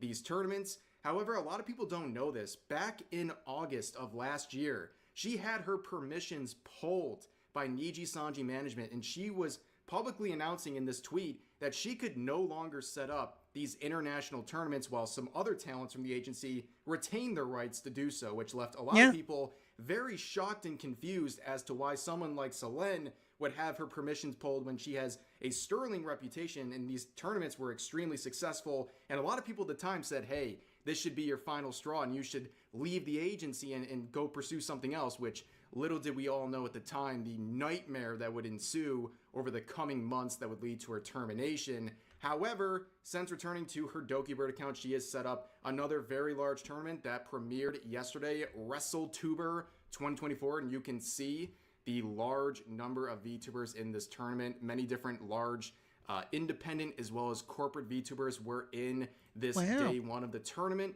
and also during this day one of the tournament, that's a lot of people. Holy crap! Surprising cameo from another former Niji Sanji EN member. Hello? Hello? Hello? That was your cue!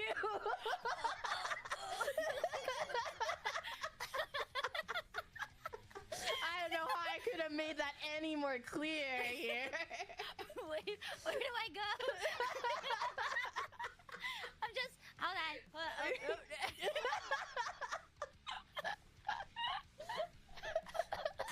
Alright, let me move a little bit.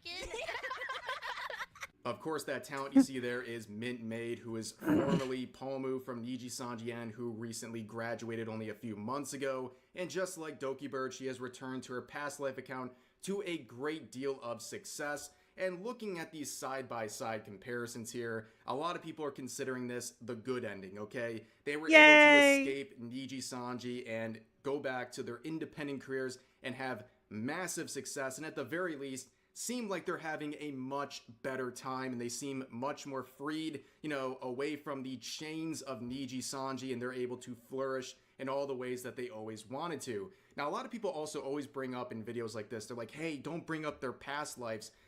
This is not even like a poorly kept secret at this point. It's not even a secret. We all know that these are the past life accounts of these former Niji Sanji EN talents, and also they are not very shy about bringing up their own past life accounts, including their old collaborations while they were at Niji Sanji EN. Do you not know that UK is an island? Oh wait, you're right.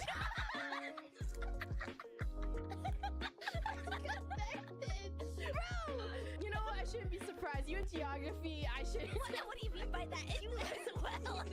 You know all the flags in the world. Alright, Paul, It is. what flag is that? It's European. Okay. What? Pomo, okay, let me do this again, Pomo. What flag is that, Pomo? We're the top of Mount Fuji. Alright, where is it? Oh shit, it is Africa.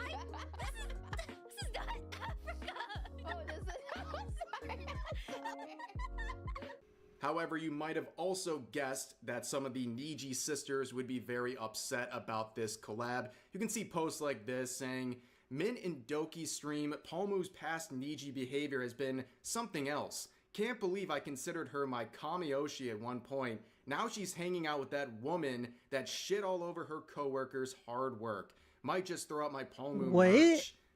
Yes. I see this new narrative being spun by a lot of the hardest Niji Sanji defenders, where they're trying to paint people like Mint or Doki Bird as these aggressive people who were ruining the time for everyone else and backstabbing all of their former livers they used to work with, when that is completely the opposite of what actually happened. Let me pull this out again. I feel like every Niji Sanji video I pull out this joint statement from Alira Pendor reacting to the Doki Bird / Selen termination back in February. The joint statement alongside Vox Aqua and Ike Eveland, where they threw Doki Bird under the bus and basically portrayed her as this terrible person, and they made up a bunch of things that we now know are lies, and also shared some personal information about Doki Bird in the process against her wishes. And this was something that was shared by nearly the entirety of the EN branch from Niji Sanji. Almost every single talent either directly promoted that stream and statement or retweeted it at the very least. So if you want to talk about crapping on people's work or backstabbing anyone, I think this is what it looks like, not what they're doing by flourishing in their independent careers. Now, moving back to Niji Sanji En as a whole, they have a big promotional event that they announced yesterday, so let's take a look at this. So here is the collab project between 30 Niji Sanji En and Niji Sanji livers who will be joining the 30 NBA teams.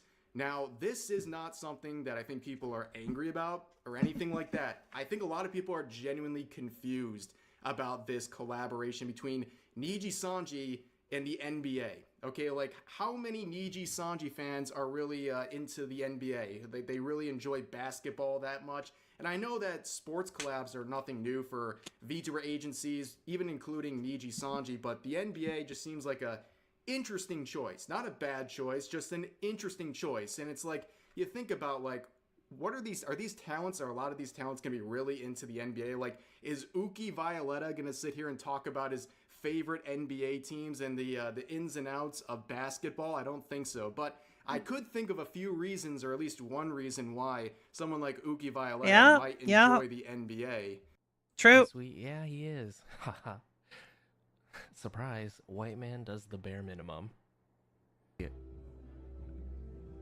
You're a fucking psychotic, crazy white man. Okay, but in all seriousness, it looks like a pretty interesting event, but there is one thing to definitely keep in mind, that there's 30 NBA teams and only 30 livers from Niji Sanji who are attending, and you can see the vast number of EN livers featured in this collab. Of course, there's going to be an issue here because some people are going to be left out. And here is one of the EN livers who was left out of this collab, Victoria Brightshield, who has only been a part of Niji Sanji En for less than a year now, but she has had a rough go of things, and this collab was something that added to it. So she said this in a tweet, responding obviously to the announcement, saying, "Thought about it, still feels bad to be left out. Talk about confusing when you find out about it publicly along with everyone else." So clearly she wanted to be a part of this collab and didn't even know about it until it was already announced. Like, this was something she would have been interested in, but she was never even told about it, and she found out that she was not a part of it when it went public, which is always the crappiest way to find out about anything in life. You'd much rather find out from within your organization or privately before the public is the one who ends up finding out, and you see yourself. Niji, what are you doing? Obviously not a very good feeling. And like I said earlier, it's been a rough go for Victoria Brightshield. To be honest, her generation that was announced back in October, I think by many standards has been underutilized and kind of a lost potential because they haven't really been promoted the way that they could have been. But also, I mean, she has outright stated that some of the people she looked up to were Palmu and Selen, who of course would graduate and get terminated shortly after her debut with Niji Sanji En. And also another thing to add on top of this is that she was forced out of a Tekken tournament. This is something she tweeted about a few weeks ago, and this was very confusing because fighting games is kind of her thing, but she announced here that she couldn't participate anymore in that specific Tekken event, while other Niji Sanji in-livers like Claude were able to continue participating in this event, which raises a lot of questions from other people about why some people are left out and some people aren't. Now, another person left out of this NBA collab is Rosamie Lovelock. Now, why are people so focused on her being left out? Well, from all accounts of her community, she sounds like she's a legitimate basketball fan and cares about the NBA, for example. So, you have this big collab with the NBA, and you have someone who actually likes basketball. She seems like a shoo-in, right? But they left her out, which is very, very strange, and starts raising some questions by people about favoritism, because that is something that's been raised over and over again about Niji Sanji and how people get awarded certain opportunities within the organization. Some claim it is the act of favoritism and cliques within Niji Sanji, and that is something that former talents have often talked about. So here's some posts saying this: Rosamie, the only Niji to give a shit about basketball, not participating. Vivi ain't either. Yeah, they're leaving. Reminds me of how Palworld wasn't able to participate in any sponsorships or merch collabs after she put in her graduation notice. Can't play Palworld when everyone is having fun with it. Can't play Tekken with new people because your company is allergic to one of the participants. Has no idea your company is collabing with the NBA until the public announcement. Man, that must feel awful. And sisters will tell you that Doki was lying when she said Height, Razor, and maybe even Sanrio wanted to collab with her. These are, of course, sponsorships. But she never heard anything about it because the clique decided who could receive sponsorships and brand collabs. Yeah, that really sums up a lot of the suspicions of people involving the selection of certain talents for certain collabs. And this NBA event, which is definitely, like I said, an interesting event, has left people out. Niji is all sorts of screwed up. Because clearly some of the people who were left out wanted to be a part of it. The easiest solution would have been to double up. If you have 30 teams and you have over 30 livers, let's say you have a couple extra to cover, send 2 people over to a certain team. Like, you know, I don't know, like send 2 people to Detroit. Like the Pistons need as much help as they can get, okay? Send 2 people over to Detroit, all right? It's a brutal fate for someone to go alone for a team that bad.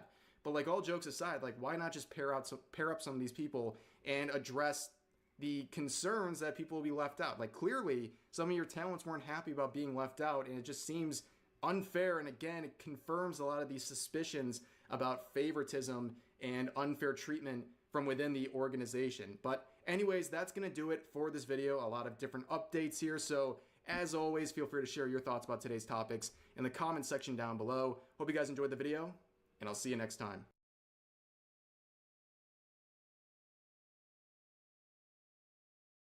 Man.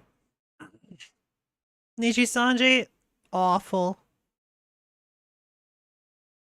Niji Sanji, what you doing? What you doing, Niji? Stop it. Alright, let's do... I'll do it like this. Whoops. In today's world, we're... But...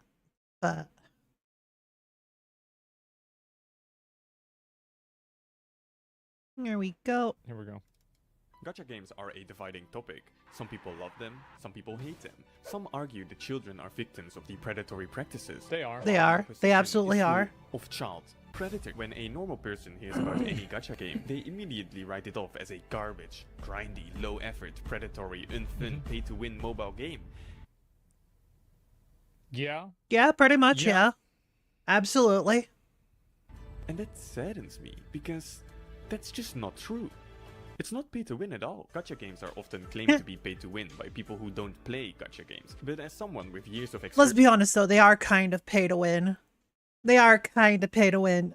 Specifically in the aspect of like, the majority of gacha games that have like mechanics tied to like the quality level of their units, like going from a 4-star to a 5-star or whatever, because it increases the level cap of the characters, and like you have to use all these special items to level up your characters. Yeah, that is absolutely pay to win at that point. Absolutely. Why? Because it takes significantly longer if you're going free to play. Significantly longer. experience in some of the most popular gacha games out there, like Genshin Impact, Fate Grand Order, Arknights, and Love Alive School Idol Festival, which I won't mention ever again because I like to pretend I never played that game. I can tell you that not only are gacha games not pay to win, they are actually pay to lose. Whenever I am able to beat Maw of Chaos in Honkai Star Rail with autoplay, I consider that winning. I do. I think I'm winning. And it gave me special items can be defined as a game in which you pay to win. A real shocker, I know. A good example of a pay-to-win game is a game like FIFA, specifically FIFA Ultimate Team. In case you haven't noticed from my low IQ sounding accent, I am in fact European, meaning that I was practically born with a football in my hands and therefore have a lot of experience playing FIFA. Unfortunately, FIFA is a truly one-of-a-kind game where you soccer, right? To pay. Yeah. To play, but having a better team than your opponent gives you a significant advantage. Yeah. Meaning that you are incentivized to buy packs and spend more money.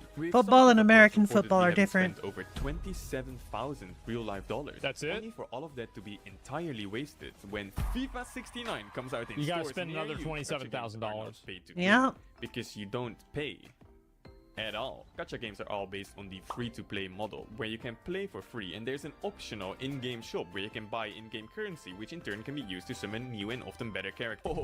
A game being buy to play doesn't mean that it can't be pay to win. So you're saying all free-to-play games aren't pay to win? And I feel like they absolutely are. Like, it's not even a question. Isn't that literally the same thing? I hear you say. Yeah, it is. And the games that they claim are all just cosmetics, just cosmetics. You know what? You know what? Here's a hot take. If you get the fancy new outfit that's objectively better than the other outfits that's pay only, you're winning. Here's my argument. You're winning in fashion. You can brag to people that you have this fancy outfit. Did you know that kids in school were getting bullied for playing Fortnite and not having cosmetics? Yeah, that's a thing. Yeah. Kind of fucked up, innit? You could be the best Fortnite player in school and still get made fun of for not having the fancy outfits, the fancy emotes, all of that shit. Yeah. So in a way, it is pay to win. Well, while you are technically correct, please don't forget that you are also technically retarded. FIFA is a pay-to-win game because it's a PvP game, meaning that you are rewarded for stealing your mom's credit card by being able to beat your opponent, while gacha games are more often than not PvE games, meaning that gacha gamers, realistically speaking, are only capable of beating their meat. To JPEGs of underage girls, gacha games are PvE games, Probably. otherwise known Yeah, as they would. single-player games, meaning that if you can Especially beat to the story Fate. with the characters and currency you are given for. When you kill Bowser in Super Mario Brothers, you win the. It's not a gameplay problem. You are correct about that, John. But it is technically, if you want to get into the nitty-gritty, kind of a company problem. Because the company is the ones that decide how the art direction goes, how the spending model is. So they're the ones that give the okay for all of this cosmetic shit to be sold. Game company is not liable for social behavior. Yeah, but they're enabling it. They're absolutely enabling it. They'll double down on cosmetics. They'll even put in more. They don't give a shit if kids get bullied because of it. You know what they give a shit about? Money. That's it. Game, right? When you kill Ganon in Legend of Zelda, you also win the game. Everybody knows this. You may win the game, but if you have to pay for it, you might lose your life. That's true. For free, then there is no real incentive to spend money at all. Can something really be pay to win when victory is almost guaranteed? Genshin Impact. Yes. Yeah. Like, yes, without a doubt. It's not even a question. Absolutely. It's an incredibly easy game, to the point that you can easily complete the entire story without touching the gacha system at all. The only somewhat challenging... See, this is the problem. So this guy is a video gamer. You have to understand that, like, for a video gamer, Genshin Impact is easy. But for a mentally ill middle school girl, it is a trial of fire. So, of Not course, wrong. for him, it's Not going to be wrong. easy. Like, for me, like, Elden Ring was pretty easy, right? It was an easy game. Like, there's a few bosses that were tricky, for sure. Like, there's, like, 5, I'd say, that were really hard. Other than that, game was a joke. Aspect of the game. That doesn't mean that the game is easy. What about Sekiro? That was a hard game. It was. Sure, Cap? No, I mean, go back. Besides Moenia, Moog, the bird. Which other boss did I really spend more than, like, 5 times on? Maybe one more, right? Probably one more. Gravity? Yeah, that is it Margit? I tried to fight him with no gear, and then I came back and I one-tapped him. You had insane armor, though? So you're saying that I made my character good and I beat the boss? Well, I guess, I mean, that must be cheating, right? It must be cheating to use armor. Which is a completely optional mode. Since there is a time limit, the Abyss definitely feels more like a DPS check than a skill check, which is why it may feel like it incentivizes spending money on the game. But given that the 3 strongest characters in the game are easily available 4 stars, and you are almost guaranteed to get at least 1 new 5-star every 75 pulls or so, the Abyss shouldn't pose much of a problem at all. You just need to understand the fundamentals of the game, like team building and artifacts, and rotation, and animation, and element formula, and energy particle reaction. Arknights is definitely a more challenging game. It's a tower defense game where every obtainable character has a unique playstyle and abilities. The game can almost feel like a puzzle sometimes, where not having been given the correct puzzle pieces can definitely make it more challenging. Not having either... I'm gonna be real. This isn't true. Because if you're bad at the game, you can get gear that will make the game easier.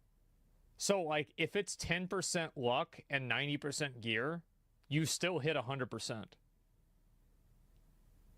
You still get that. Like, even if you're garbage and you have 9 gear carries you, you still win.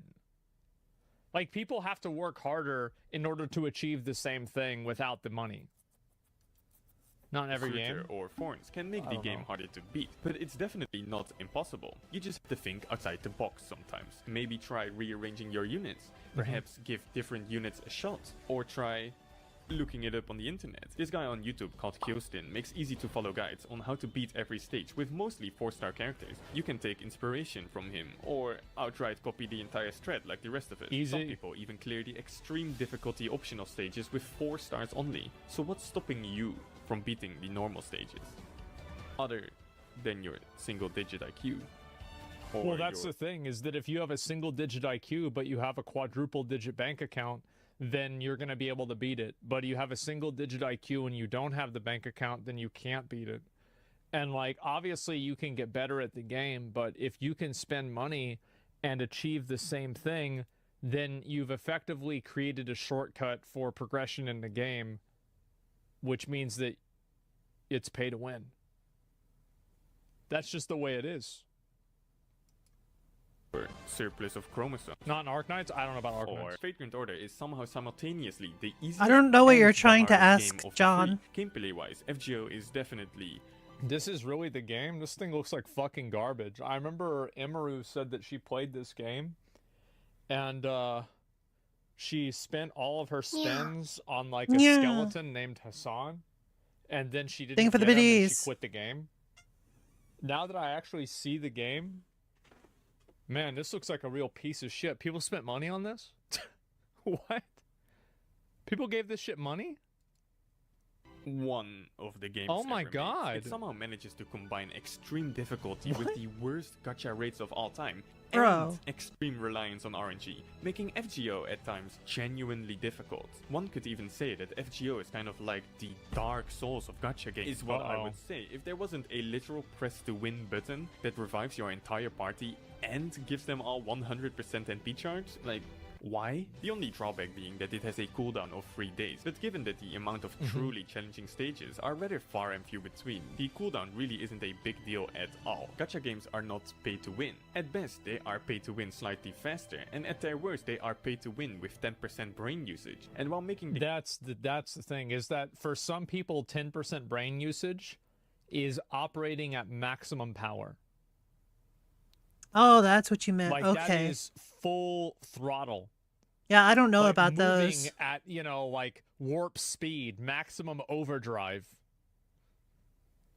It's like a classic WoW player I could see would probably not be able to beat any of the, I would say probably a normal level 50 boss in Genshin Impact.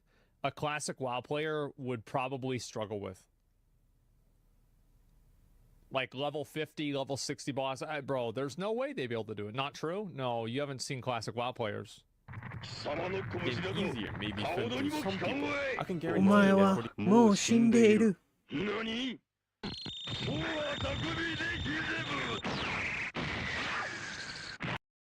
Thank you for the 50 biddies. A vast majority of people, spending money makes the game less enjoyable, therefore making gacha games pay to lose. Hear me out. A gacha game can You know be who says this? People who don't have money and don't spend the money on the game. Mint pickers. Yeah, this is a mint picker mentality. a pay-to-win game, because most gacha Poor games people? at their No, core- it's not poor people. Because poor people could easily spend money on this game. In fact, I bet poor people spend the most money on this game. Why do you think they're poor? Because they make bad financial decisions. Are barely even games. 90% of the time you are doing nothing but mindless farming, which in the case of Arknights can be done through autoplay. This isn't even gameplay anymore. Whether it be gacha currency or level up materials, Yeah. gacha games are fundamentally about resource management and planning. Which characters should you spend your currency True. on? Do I prioritize waifu or meta? Look at this screen. What a mess of a screen. Holy shit. This is crazy. Oh my god, what is this? Which characters will allow me to clear the game, and which characters will make my PP hard? But also, which materials do I farm? Or which characters should I build? And in which order?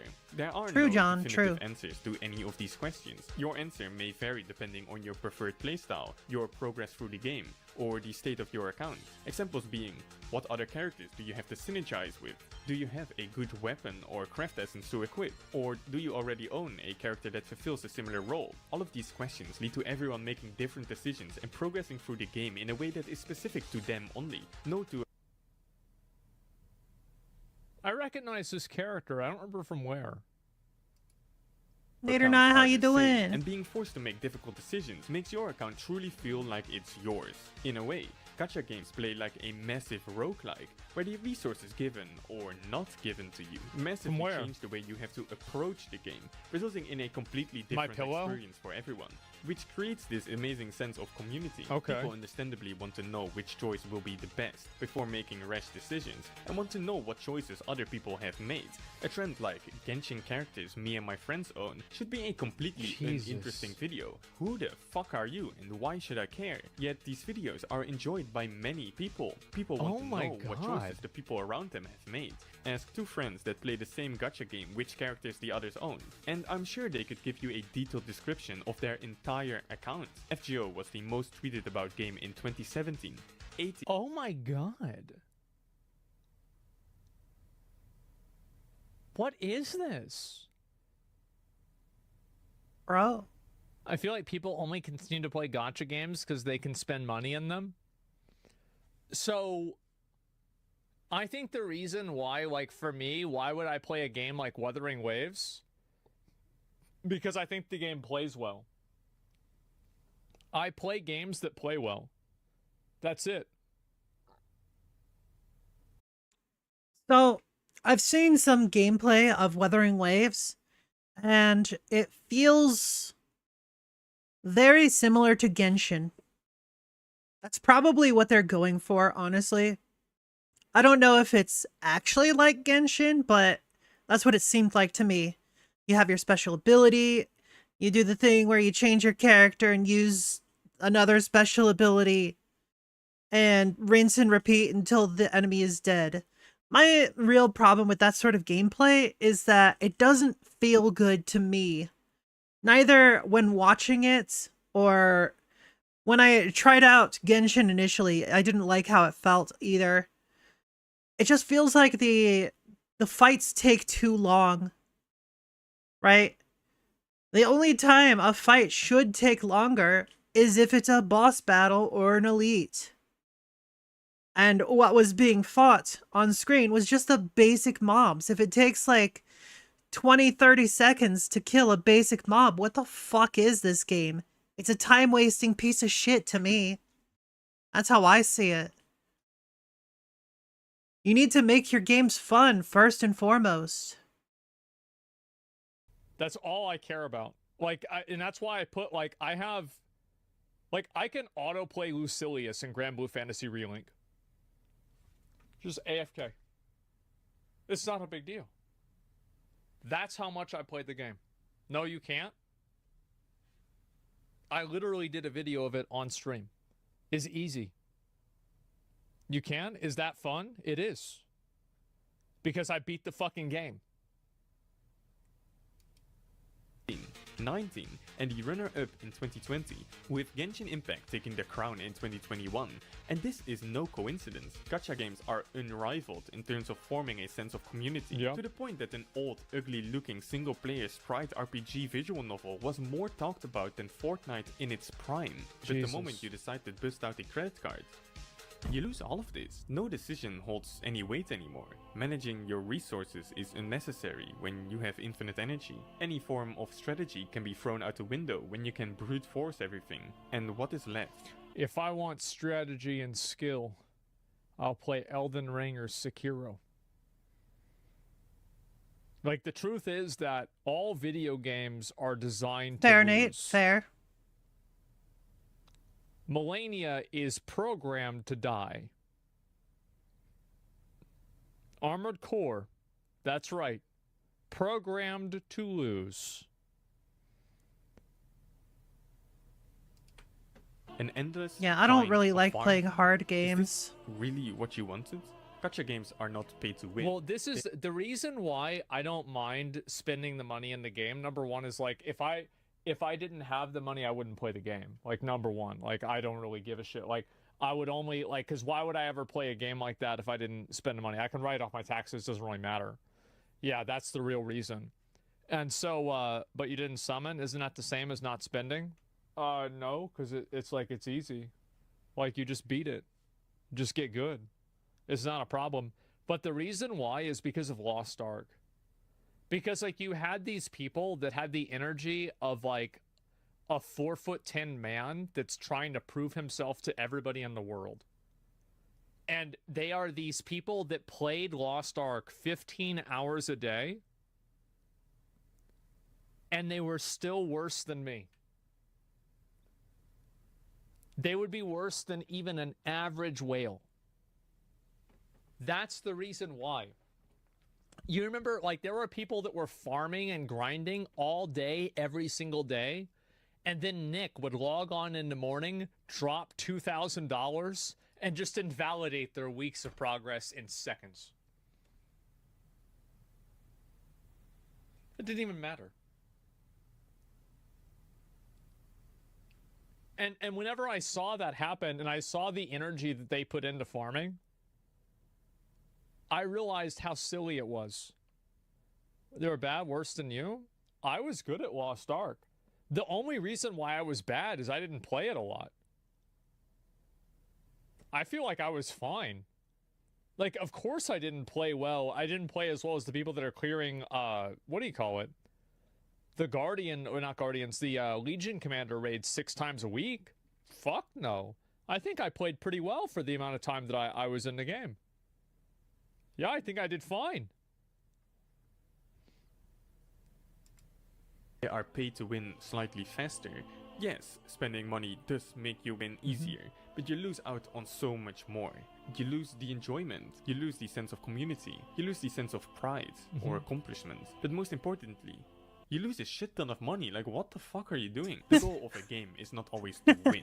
It's about having fun. Someone who has never failed doesn't know what it's like to finally succeed. That's cool. Someone who has never been disappointed doesn't know how satisfying it can be. And someone with infinite chances doesn't know the feeling of finally beating the odds. Hidetaka Miyazaki, the creator of Dark Souls. I'm the kind of person that, like, whenever I get into a gambling situation, I like to play things up for stream for fun, but I genuinely don't really care about the outcome. Because I understand statistics very internally. Like, I understand how numbers are. That's just how it is. Sometimes you win, sometimes you lose.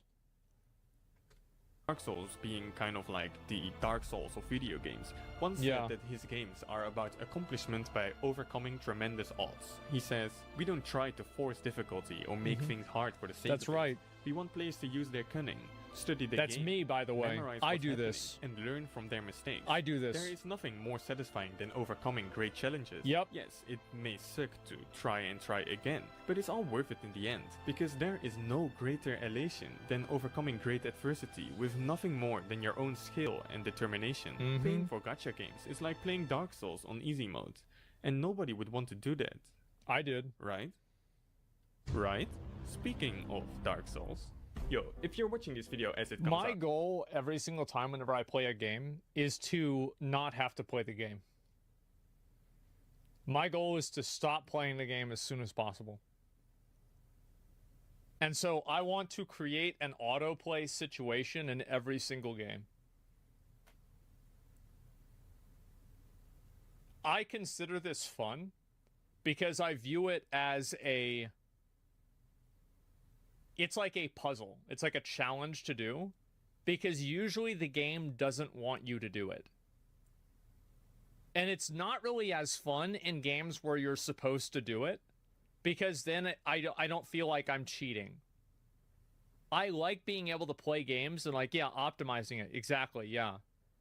Yeah, I like routinely exploiting and breaking games. That's right. Absolutely. then I'll be playing Elden Ring about 13 hours from now. I'll go live here on YouTube and on Twitch at around 12 PM Central European time. I might just decide to stream the entire weekend since I'll be playing anyway, but I haven't decided yet. Anyway, if you have nothing better to do, come say hi. A very special thanks to my patrons for supporting me, even though I don't upload very often. And yeah, that's basically it. I hope you enjoyed the video, and I hope to see you tomorrow. I'm gonna be real. I think that gacha games are undeniably pay to win by any definition. Like, it's not even a question that they're pay to win. Yeah. Because you can spend money and make your character stronger so it's easier for you to win. Yeah. Like, it's undeniable. Now, you can make the argument that it makes the game less fun, but that's a subjective argument.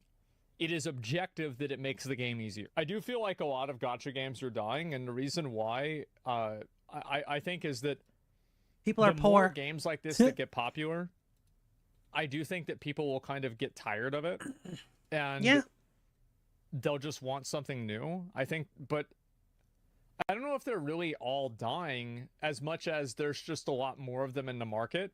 Whereas, like, with Genshin was, like, the only gacha game in, like, the Western market that a lot of people were playing, I feel. That, like, you know, of, like, that style back then in, like, 2020. Whereas, like, now you have, like, massive saturation of the market. There's a huge, huge amount of them. I think Azure Lane is pretty much the only gacha game that has good monetization. I mean, gacha games with good monetization, it's like, that's like an ethical serial killer, right? I mean, like, come on. In today's world, we're given everything. All right. I am going to go make some food real quick. Should be gone like 5, maybe 10 minutes at most. So I will BRB. Burb.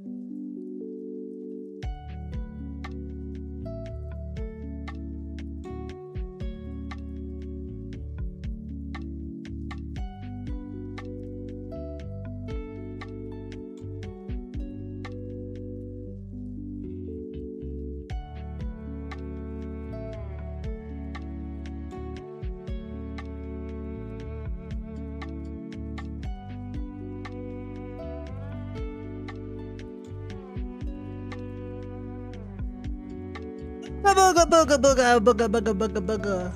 Booga booga booga booga booga booga booga. Booga booga. Get hacking caught. Yeah, jump scare. Get jumped and scared. Or something, I don't know. Welcome back. Thank you. Welcome yourself back too. Yay. Alright. The 50 easiest 3-ingredient recipes. In today's Let's world, go. we're given everything we want almost instantly. So naturally, everyone wants the Yes, it is me. quickest recipes possible. But Hey, great Amora. food sometimes Hello. takes time. What's But up? even if the recipe is fast, I see a I lot has a of salad. people complaining. So we're ending that today. That's why today I'm giving you 53 ingredient recipes that you can make easily at home. There is a caveat. I'm not counting running water. If you don't have running water, you shouldn't be watching a YouTube video. Now, why am I not counting salt? 2 reasons. All of these recipes will work without using salt. They just won't taste as good. And if you do have salt, which you most likely do, you can just add what you already have. And before we start, all of these recipes are fully written on my website. The link will be in the description. Now, let's do this, shall we? Ice cream, sweetened condensed milk, along with some vanilla bean paste. Whisk that together till combined, and then just hold this in the freezer while we make our whipped cream. Cream goes in to your stand mixer. That's cold, heavy cream. Let it rip. I know I'm using a stand mixer here, okay? Before you complain, let me just say, you can either do this with electric hand beater or a good old-fashioned whisk. Now, once that's whisked, it should have nice, soft peaks. Sweet condensed milk, we got our whipped cream. You're gonna add a little bit of that and fold it in. I'd also suggest adding tiny little pinch of salt. Finally, the rest of your whipped cream. So you're gonna need a loaf pan, and you're gonna carefully pour essentially what is your ice cream batter directly in there. You don't even have to churn it. Just put it in the freezer and enjoy. Once it's frozen, you just do what you do. Scoop it, enjoy it. Arguably the greatest Rice Krispie treats of all time. Salted butter in.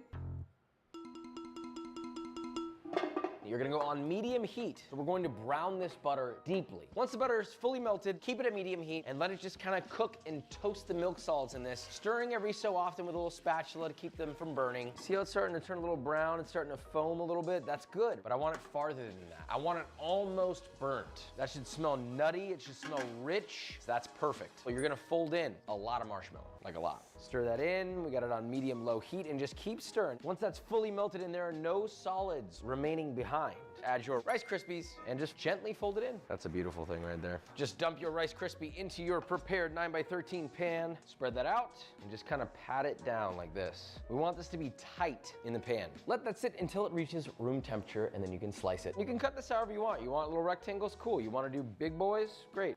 Good God. Beautiful. Mac and cheese, large pot. I'm gonna add half and half. Set that over medium high, just a little bit of water, a little splash, just a tiny bit of salt to taste. Once that's boiling, you're gonna add your mac directly to that. Here's the trick we're using here. We're boiling the pasta in what will be the sauce. You can see a lot of the liquid is gone. Turn the heat off. You're gonna add in your cheese. Please, please use fresh grated. Stir until you hear the symphony.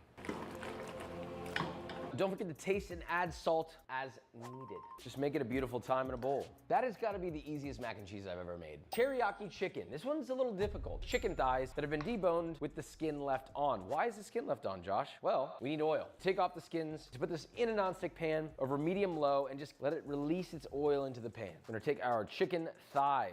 Lay them in, sear 2 to 3 minutes per side. Don't worry about cooking it all the way through. I just want color, which should look something like that.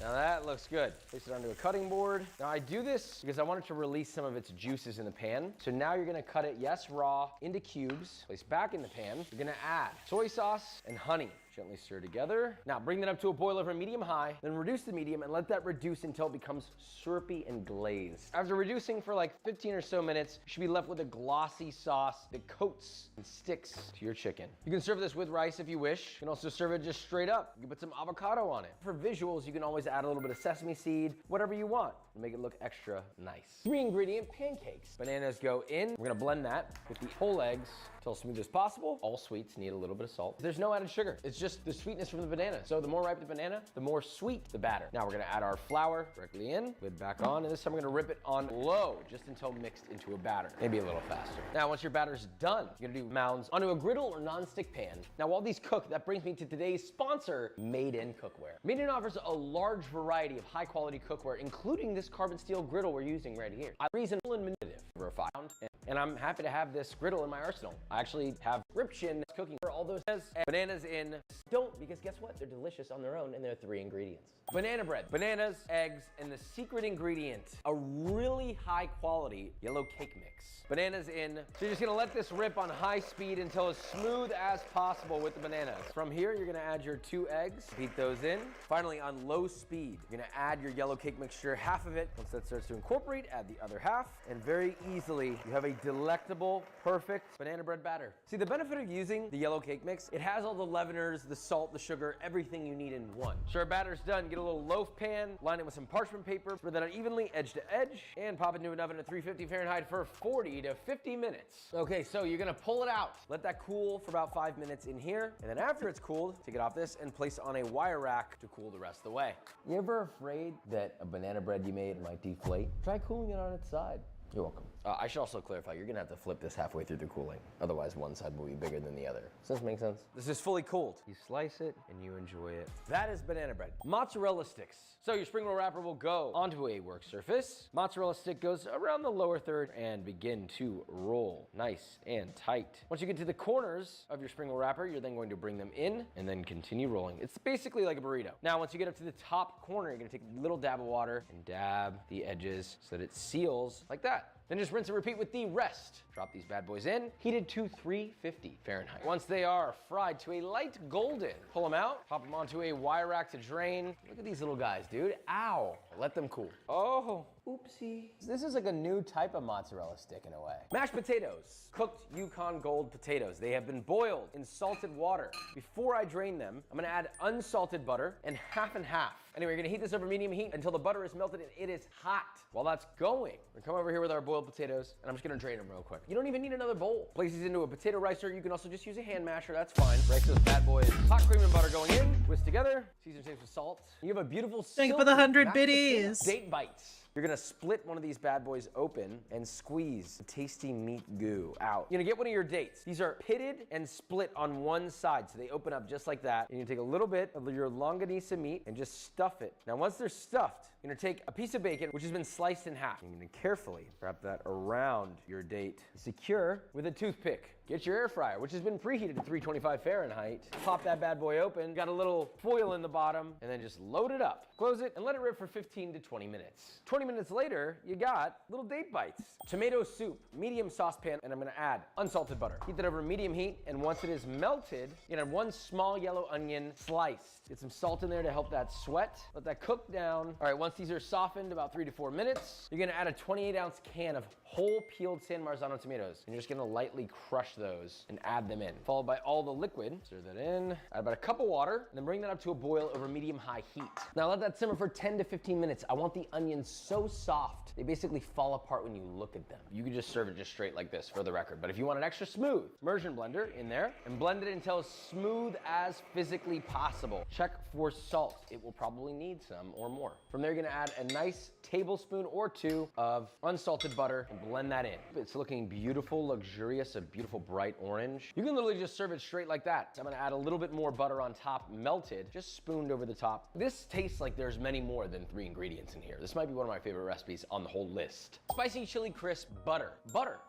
This is completely softened. Now we're just gonna help get this beat up. Now we're going to crisp add butter. Raw What? garlic, grated fresh. Just the solids from a spicy chili crisp. Add that to your butter, and then just beat that together. Make sure this is thoroughly incorporated, okay? Put this on a steak, put it in mashed potatoes, put it over hot rice, put it on a vegetable, put it in your,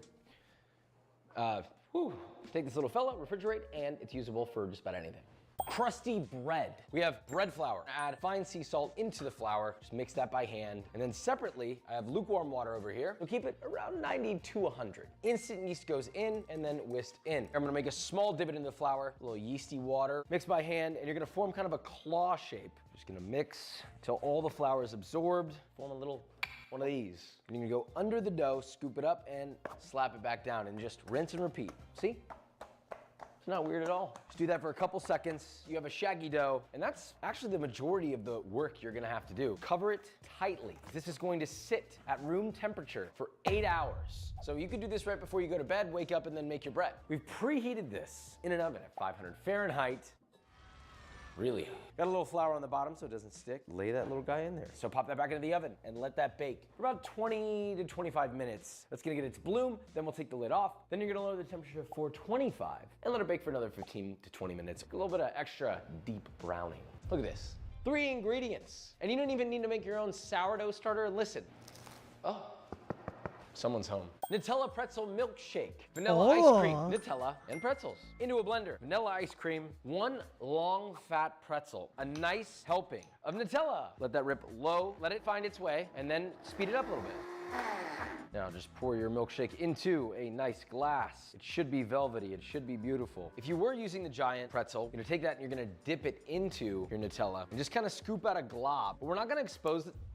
Don't do that. You're gonna get a nice velvety glob, and that's gonna go in the shake at the bottom for a little surprise. And you have a Nutella pretzel milkshake. The humble bean and cheese burrito. This is a savior of a dish. You ever go to a Mexican restaurant and they give you way more refried beans, or really any type of bean, than you need, right? You take that home and you keep it in the fridge. And when hunger strikes, all you need is 3 ingredients: cheese, your leftover beans, and a big tortilla. First, heat up your tortilla. I'm gonna do that directly over an open flame just to get it pliable. I would also recommend maybe wearing heat-proof gloves. Tortilla goes down, your leftover beans in the lower third. And then this is the key to a great bean and cheese burrito, and that is a lot of cheese. Grated Monterey Jack cheese. So we're gonna roll that up. Boom. Get yourself a pan, heat it over medium heat. This seam needs to go down first, okay? We're sealing this, and just zen out, relax. You don't even need anything in the pan. A good tortilla should have enough oil in it to toast itself. That'll take about 2 to 3 minutes, and you're gonna carefully flip it over. Now you see how it's sealed. You're gonna repeat that on the other side. Very nice. You may have to keep flipping, you may have to do other sides, but keep doing that about 2 minutes per side until the cheese is fully melted. You got a cheesy bean burrito. It is a glorious, cheesy, delectable bite. One of my favorite cheap, easy 3 ingredient dishes. Spicy avocado toast. Slice the avocado in half, twist. Oh my God, there's still people that are fully grown that do not know how to do this. Quarter and then just peel. Keep your cuts even. Toasted bread, you will toast this in a toaster. Sliced avocado goes on. Get yourself a little bit of spicy chili crisp. So you're gonna put the crispy solids all on top, and then a little bit of that oil drizzled. And that is a spicy avocado toast. Peanut butter cinnamon toast crunch bites. Peanut butter. We're gonna start heating that over medium low. Then I'm gonna add a whole lot of honey. This is wildflower honey. Let it heat throughout. It should liquefy and combine. It should run a little bit. Cut off the heat, and you're gonna add your cinnamon toast crunch. Carefully fold that together. Try not to crush it up too much. We have a prepared loaf pan that goes directly in there. And then just press that out. Press as hard as you can without crushing it. Spread it out and let that cool completely. Pull that bad boy out, flip it around, pull this off. I'm gonna slice these into bars. That's beautiful. Jalapeno poppers. So you're gonna take each jalapeno, cut their tops off, and cut in half. You're gonna scrape out the inside of each of your jalapenos, leaving a little cavity. Once you've done that, you're gonna take some of your Boursin cheese, shape it into kind of a log, and stuff inside each cavity. Take a little piece of bacon and wrap around the center, and then from the top down, stab right in the center. Then just repeat with the rest of them. Pop that into an oven. Nice. Get it at 450 Fahrenheit for 20 to 25 minutes. You have roasty toasty jalapenos, fettuccine al burro. You're gonna need cooked fettuccine to al dente in salted pasta water. And you're gonna scoop your pasta. It's okay, get the pasta water in there. I like it. Salted butter. Add that in our pan, and we're gonna toss. Let it emulsify. A little bit more butter as that's melting. We're gonna add our Parmigiano Reggiano grated finely. Toss, toss, toss. Cut off the heat. Look at that. Creamy, luxurious, beautiful. Season and taste with salt. That is Add beautiful. more butter and cheese as needed. From here, you can add additional Absolutely Parmigiano Reggiano, beautiful. black pepper if you wish, but this served just as it is simple and delicious. Biscuits, how could you possibly have them for only 3 ingredients? The secret is self-rising flour. Cubed cold butter goes directly in, and you just press and twist to help kind of break it up into little floury chunks. You don't want to do this too much. You want sort of randomized chunks of butter. You're gonna stir in some heavy cream using a fork. Very important. I'm gonna dump this out. While it's still shaggy, I'm just gonna kind of knead this bad boy together. Don't over knead. You don't want to melt the butter with your hands. Roll that out to a rough rectangle. I'm gonna fold it over itself once, like a letter. Roll again. Cut out as many rounds of that as you can using a biscuit cutter. Now your remaining dough you can bring back together, roll it back out, and you get more biscuits. Isn't that nice? Put them in a cast iron pan. Yeah! And then they should come out of the oven beautifully. Look at the flakes on it. Look at the layers. That's a flaky little my layer lord. of boy. Brownie cookies. Powdered sugar goes into a large bowl and also all over your hand. That's good. Cocoa powder in. Mix those together with an electric beater. Once it's incorporated, then you just add in your egg whites. Also salt. Salt is important for the dessert, but you can omit the salt and it will still work. You can use a spoon, you can use a cookie scoop to layer 8 dollops, evenly spaced apart. We're gonna bake it at 325 Fahrenheit. You got the ooey gooey fudgy inside, Oh. the crispy exterior. I would have no idea that's gluten-free, that's crazy. And only 3 ingredients. Kettle corn, oil into hot pot, swirl it around, add in your kernels, swirl those around nicely, touch salt, and sugar. Lid goes on, high heat, and you're gonna shake the pan constantly. Do not stop. You will hear noises, that's good. We've already begun. Ah! Once the popping has subsided, we're gonna open this bad boy up. It's still, oh my God, watch out, Vikram. A nice simple kettle corn right there. Potato chips. Yay. Peel your russet potatoes. Here I have a bowl of water at about 1.5% salt brine. So you're gonna slice your potatoes with a mandolin directly into your brine. I'm just going to give these a little light massage. I'm not squeezing them. I'm just making sure that every little surface has been touched by the salty water. Let them sit about 10-15 minutes. These chips have been removed from the water and patted dry. So I have a large cast iron pan filled a little over halfway with vegetable oil. It's been heated to 350 Fahrenheit on the dot. What do you think we do next? We're going fry, brother. You can see that these are essentially not really bubbling anymore, and they're kind of starting to brown. That means they are crisp. So drain those a little bit, toss in a wire rack over a baking sheet, season immediately, generously, kosher salt, and keep frying. You can serve this however you want. Nice little stack. Beautiful. Chippy boys, look at this, dude. Beautiful. Tuna salad, canned tuna. Remember, keep it nice and high quality, please. Into a bowl. Just gonna mash this as finely as possible. Shred it fine enough prior to adding the other ingredients. We've got finely diced gherkins, pickles, whatever you got, add that in, along with, and this is a little vague, a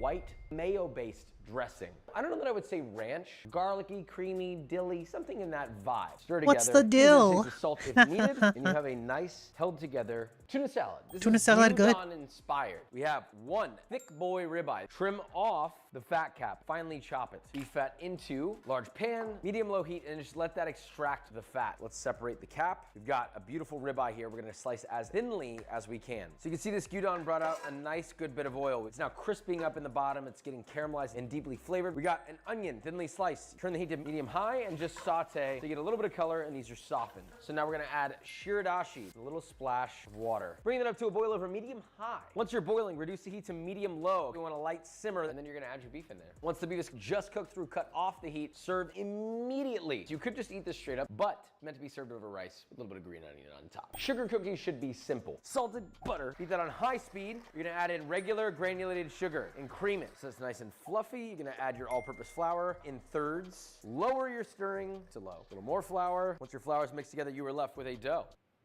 And we're gonna do little tablespoon and a half balls. Toss that in granulated sugar just to coat onto a sheet tray. And repeat with the rest of your dough. You're gonna take the bottom of a flat glass and just press them down slightly, like so. Pop these into a 325 Fahrenheit oven for 14 to 16 minutes. Once they've cooled, you are left with some beautifully soft sugar cookies. Moving on. Meatballs. First, dough bread goes in. Some nice big meaty balls. And a splash of water. Just mix this until thoroughly combined. When I slap this, it jiggles a little in my hand. That's what you want. Get yourself a portion of beef. Roll that into a ball. Place on your sheet tray and repeat.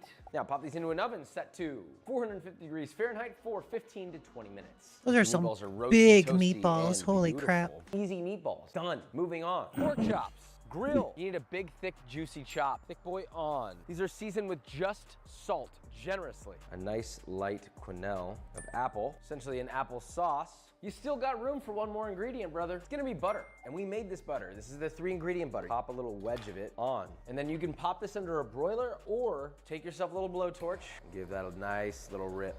It's beautiful. Tortillas, flour, salt, mix, oil, warm water. Mix together. Now, once you get a rough dough, you're gonna need that for about a minute or two, just until you get a nice smooth dough. Let that rest with a damp towel. Divide your dough in half.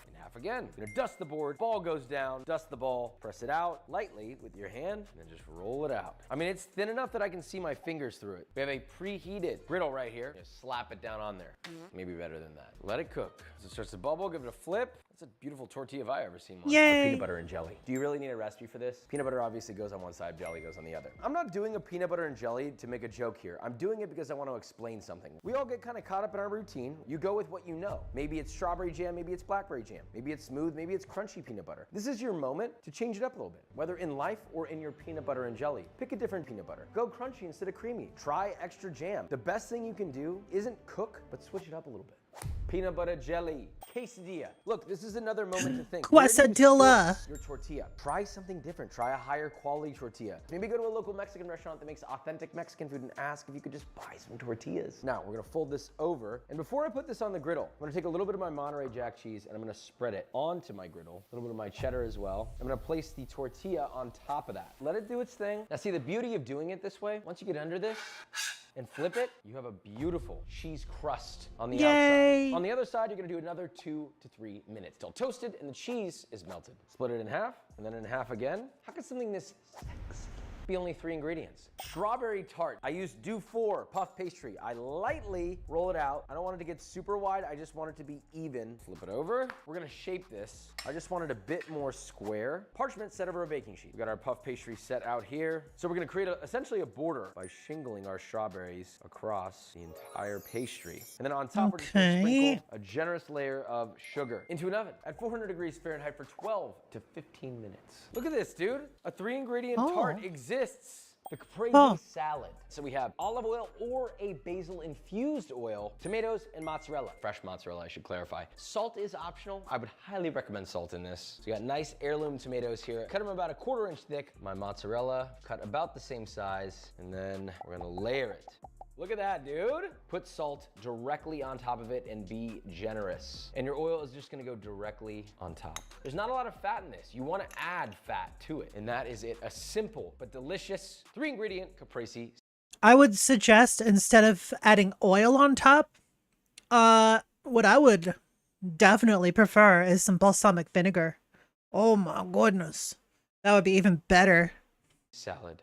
Cantaloupe. Crudo. You're gonna need a big, bad cantaloupe. You're gonna split it in half lengthwise, sheet of parchment, a spoon. Go around, scoop out your seeds. Repeat with both, into the trash. You're just gonna cut in half again and cut it into little nice wedges, you know, make them look nice. You're just gonna cut around. I actually prefer to avoid not just the green, but a little bit of that white pith, and then repeat with the rest. You're gonna marinate this. Line them up nice and snug, a navel orange or 2, split them in half, and then just juice them directly on top. You're gonna cover this and let this marinate for at least an hour, but ideally overnight. And the 3rd ingredient, prosciutto. Take a single slice of prosciutto, a piece of melon, and then just wrap the center of that nice and tightly, and layer in, and just repeat with the rest of your melon. And you will have a little bit of juice left in here, and you're gonna take a little spoonful of that and spoon it at the bottom of your plate nicely. If you happen to have a second orange, perfect, just zest it right on top. You have little amuse-bouche, garlicky, lemony cabbage. Split your cabbage in half, then in quarters, slice it thin. You have a hot pan, you're gonna put in garlic oil, get it nice and hot, and then in goes your cabbage. Give it a little toss. We're not gonna add salt yet. It's gonna wilt, it's gonna sweat. I want a little bit of color on this first. Before I use my lemon, I'm gonna zest that because I want this zest at the very, very, very end. This is beginning to smoke, you're getting some color. You can see that. Bring that in and just toss. We're gonna let it get char one more time. Let it sit, a minute or 2, high heat, salt to taste. And a nice toss, cut off the heat. I want a little bit of crunch retained. You're gonna add lemon juice from 1 lemon. Toss that together, taste, adjust salt levels as needed. Cabbage is done, in goes my zest. Hold together.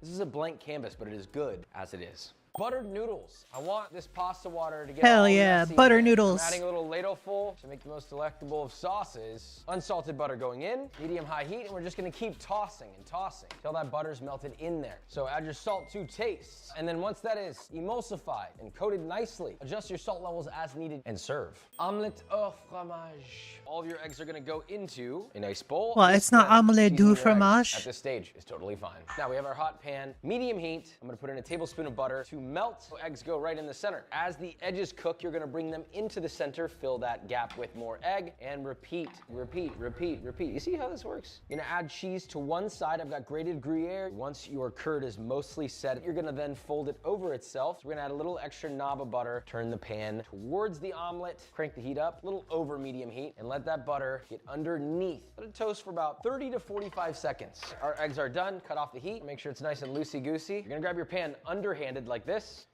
Give it a couple taps, take your plate, put your plate up against the lip and turn it over. Look at that. Little omelet au fromage. Hazelnut praline. Sugar into a small saucepan, little splash of water, and optionally some lemon juice, just to help stabilize the caramel. Give that a little mix so your sugar is hydrated, and then set it to medium-high heat. Bring this bad boy up to a boil and just let it rip. Here we have a silicone mat with toasted hazelnuts on it. Toasted and skinned, I should say. You're gonna pour this caramel sugar glass directly over the top. Now, once this is cool, it should snap. Hey. The praline is you can put this on almost any dessert. You can put it on ice cream, you can sprinkle it on top of a slice of cake, or you can mix it into something. You can mix it into a candy bar. You can mix it into the Rice Krispie treats that we made earlier. I'm giving you keys here. Cheers. Corn pone. Cornmeal to a large bowl, boiling hot water, and mix together. I would recommend It'll seasoning pone a little you. bit with salt. Let this sit till the liquid is absorbed. It'll probably take about 15-20 minutes. You're essentially left with very firm cornmeal that is compactable. That's important. We have our pork fat over here. I'm gonna heat that over medium heat. Ring mold. You're gonna press your cornmeal into the mold. Plop that bad boy in there. Then rinse and repeat. Corn pone is frying, oh brother. We got all this beautiful crispy bacon. Just chop that bad boy up. And once that's done, you're gonna pop them on a wire rack to cool and drain. Place that on a nice plate. Top generously with some bacon and drizzle the nice quality honey. So season with salt, and that is corn pone. Pigs in a blanket, but grown up. I don't like the little wieners. I want them big. Puff pastry. We're gonna cut this into quarters. Cut these wraps in half and wrap them. See a little bit of dog hanging out. Little dab of water on your finger. Dab that on in a straight line. Cut just before you roll it over. Press down lightly. That is your wrapped dog. Repeat with all these sausages. This is only 2 ingredients. You want a 3rd ingredient. That could be cheese, if you so desire. You're gonna place your dogs onto a sheet tray. Bake at 400 Fahrenheit for 15 to 18 minutes. So we have our finished dogs. Look at this, dude. This is a pig in a blanket. Nice. Pan con tomate. Roma tomato, slice off an end, and then take 1 singular clove of garlic and just cut the tip off. Just the tip. And just rub it all over that hot, toasted sourdough bread.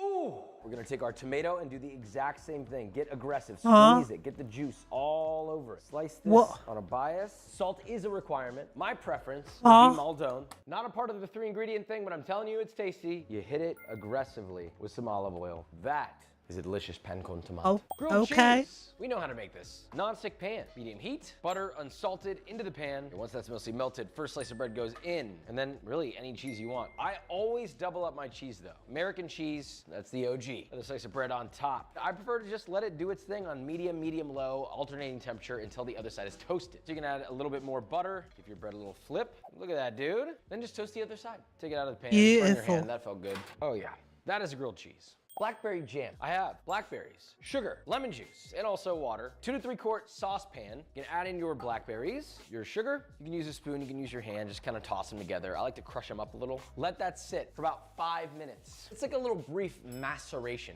okay? You really gotta enunciate when you say that. First thing you'll notice after you macerate is there's gonna be a lot of juice in there. That's good. At this point, you're gonna turn your heat on to medium-high and add in a little splash of water. You bring it to a boil over medium-high heat, and you're gonna lower the temperature to medium, and you're gonna let that reduce. So once this is reduced, cut off the heat and stir in a little bit of lemon juice. Small bowl, strainer. Pour that into your strainer, fine mesh, and using a spoon or a whisk or whatever you were stirring with, and just press it through. Get every last bit out. Let this cool, and once it's done, it should thicken up. If you want it to be thicker, you can always just reduce it more. But I like mine a little bit more on the syrupy side, so that when you have toast, you can just spread a tiny little bit. Spread it on and enjoy.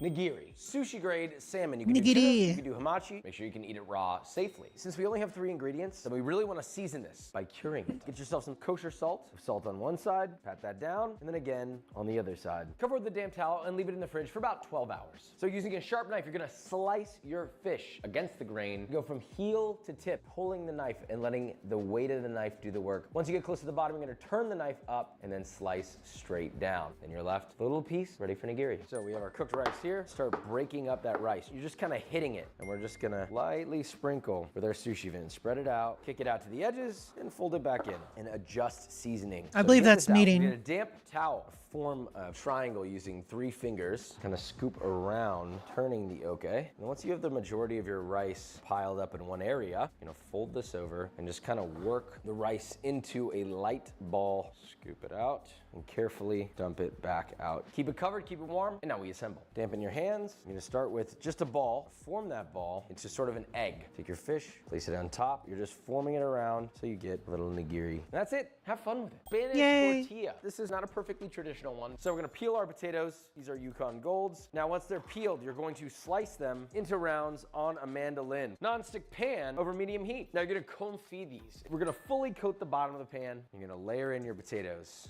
A little salty salt, potato, oil, more salt, and then the rest of your potato. Top with additional olive oil. Now set that to medium low and just let that cook nice and slowly until these are soft. These potatoes are mostly cooked through. I jostled them a little bit and broke a few. I'm gonna season the top with a touch more salt, and then I have my eggs. Season your eggs to taste with salt, and then just beat till homogeneous. I'm gonna pour this directly on top. Make sure it coats the whole thing. You can let this cook with a lid on it, or you can put it into a 375-degree oven for about 8 to 10 minutes. Once the time is up, you have a roasty toasty boy coming out. Look at this. It's beautiful.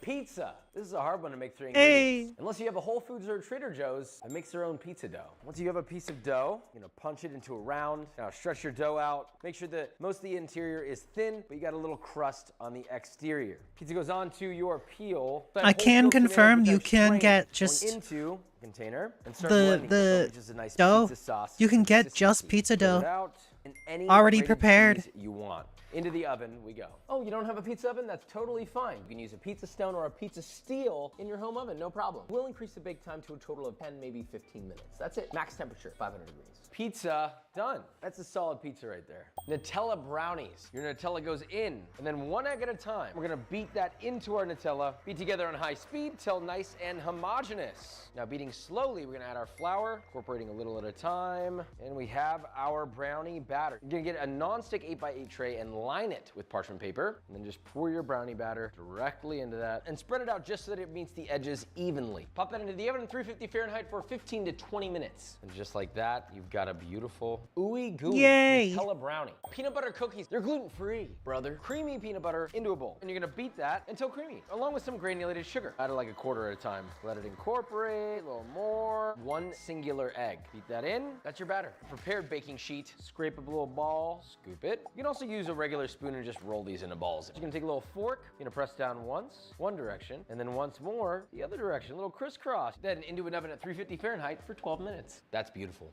Pork chop curry. I'm gonna be honest, this is not easy. 2 thick boy pork chops. Now we can't add oil, but you do have a fat cap on the pork chop. So turn the heat to medium low and just brush that around the pan. And we're gonna increase the heat to medium high. You're gonna add your pork in one even layer. Now after you've seared this about 1 minute to 2 minutes, you're gonna flip it once and once only. Add a touch of salt, let that sear for 2 more minutes. Set that to the side. In that same pan, you got all this flavor here. Turn your heat to medium. You're gonna add red curry paste. You're gonna cook this down in the pan. Increase the heat to medium high, and then you're gonna add 1 can of coconut milk. Make sure to scrape the bottom of the pan. I want that sweet fond. Dissolve all the solids, and then just bring this up to a boil. Add your pork back in, reduce the heat to medium low, and let that simmer just until the pork's cooked through, about 3 to 4 minutes. And once this is done, it is served hot. But if you wanna dial it up a notch, add a little pinch of palm sugar to this and some lime juice, and it's gonna be even better. Garlic oil pasta. You're gonna start with 1 pound of bucatini or spaghetti cooking in boiling salted water. In a cold pan, olive oil, a lot of garlic. Toss that around, medium-low heat.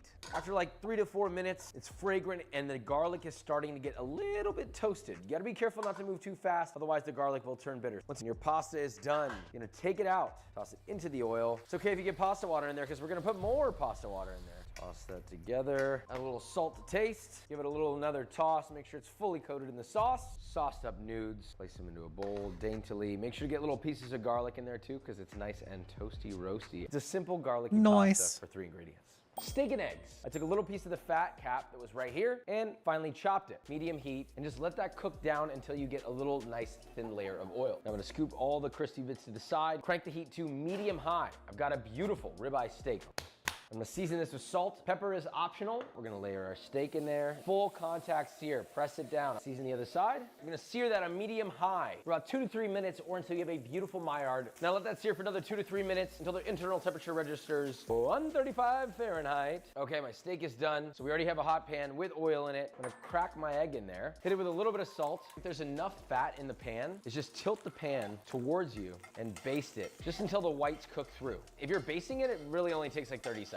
Our fried egg is done. And to finish it off, a generous spoonful of spicy chili crisp. You can use hot sauce. You could do salsa matcha. Get fancy with it. Have fun with it. That's the point. And that is a beautiful steak and egg. When it came to making this video, some of these recipes felt like a little bit of a stretch, right? Really, the whole point of this video is that you can always utilize and leverage a little bit of someone else's work and speed up your cooking process. Whether that's a really nice chili oil or a flavored garlic oil. Something like that might help. That's why they make losing stuff the that's element and the beauty of cooking at pre-prepared. home. But you know, one thing that will help you cook more is our sponsor, Made In. Thank you to them for sponsoring this video. Don't forget to click the link in the description. Made In, we love you. But also, I love you. Elmo! Mood. I would do that. I mean, I would definitely not do that. That's like mean. Why would you be mean to Elmo, right? What is going on, my dudes? Welcome back to another episode of If I Laugh, the Video Ends. Where if I laugh, the video will end. I'm here live at twitch.tv/Jimmy here with my chat going absolutely crazy. Cat with the ham. As Fair, Mr. Jingle. Jiggle. How you doing? There you can submit your video once a week for absolutely free. And just hang out with the community, post your memes, do your thing. We also do movie nights. Pretty rad. Today we are recording on Mother's Day. So tell your mom you love her. Or go tell somebody else's mom, but not mine, okay? Anyways, without further ado, let's get right into the funny internet videos.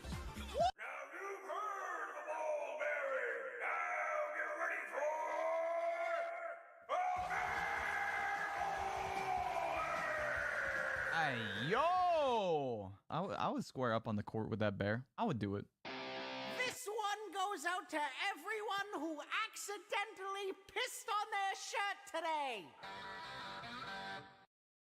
Not actually me. I didn't actually do that. I pissed my pants. British food. There's some good British food. Like, there's, you've got, well, balls will go crazy. Hey, it's Bryce. For an even more euphoric sports experience. I love balls. Here comes. Huh? Hey, yo. Who else loves balls? Come on. Don't be shy. It would be so awesome. Nice. Oh, come on. Cool. Don't do that to my man, Bryce. Why are they doing you like that? Race cars don't need headlights because the track is always lit. That was awful, and you should feel that was awful. Everywhere I go, I see his face. I just really miss him. Well, Fair. You don't have to miss him because we added donkey staring as a Twitch emote. It's kind of thin right now. I'm gonna stretch it out so it's easier to see. Hey Jay, what's the only part of a vegetable you can't eat?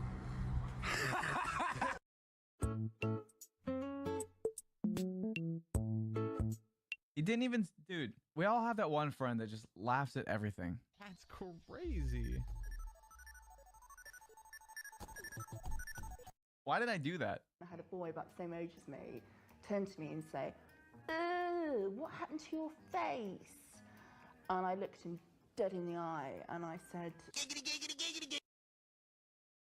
Cease. Can somebody please make a beat out of that? Oh, hell yeah.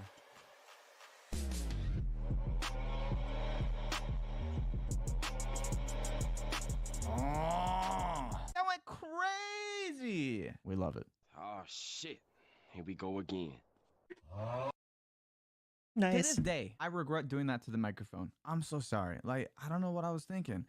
But, I mean, I know exactly what I... It's waterproof. Here are the horses here.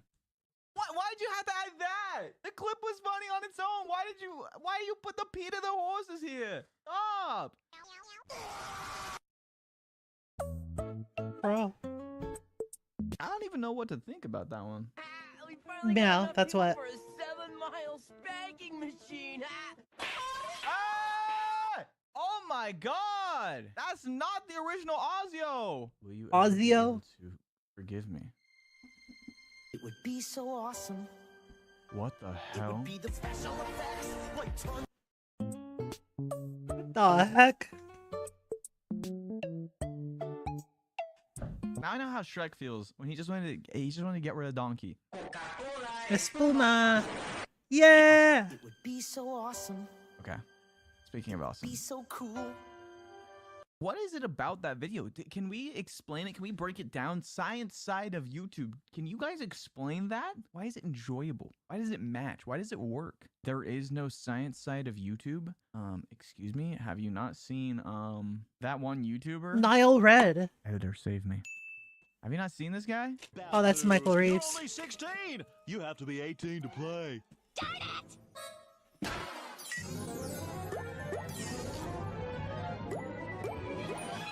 Yo, this is not real, right? Ah, what? We don't even have the eye tracker on. What are you guys doing? Let's forget we ever saw that. Yo soy inevitable.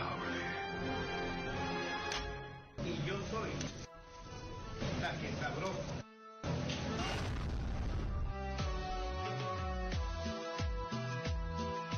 Bruh. Okay, it looks kind of bussin' though. Oh, and the tacos look good too.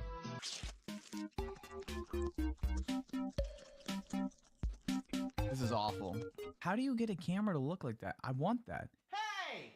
No swearing on my This is still true. No hex, no bricks, no double-decker dicks. Okay? No hex, no fricks, no double-decker I used to make dicks. some interesting content. Hey, stop saying frick in the chat. Hey! You promised my son that you're going to give him free Robux. You promised me free Robux. And now? I'm about to get wicked on your ass. Yeah, boy! Put me on the grid, chat. How we looking? Nugget, come in, kitty. The window's open. You can come in now, kitty. Jesus. What kind of cat was that? Trying to adopt. Hey, you got any more waters? Yeah, real funny. Deserved. I don't know why. Bro. Probably deserved.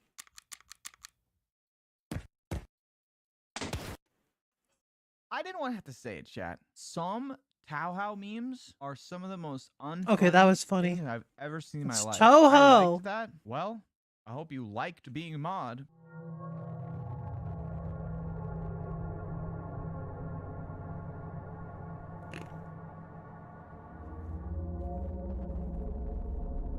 The council, they will decide your fate.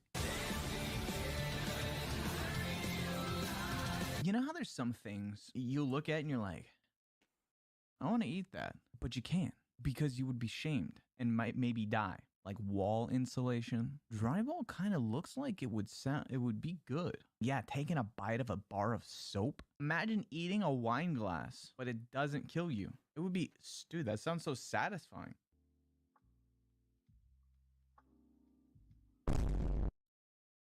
Not bad. Only slightly spooked. Put one in the chat if you just shit yourself. Proud of you guys. Oh, dude. This clip, man. How dare you? How dare you deprive me of seeing that thick, big, bouncy, voluptuous, funny video? I like them big. I like them chunky. Chunky. I don't want to do it anymore.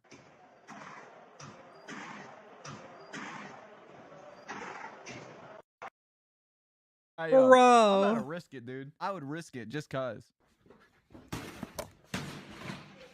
Elmo!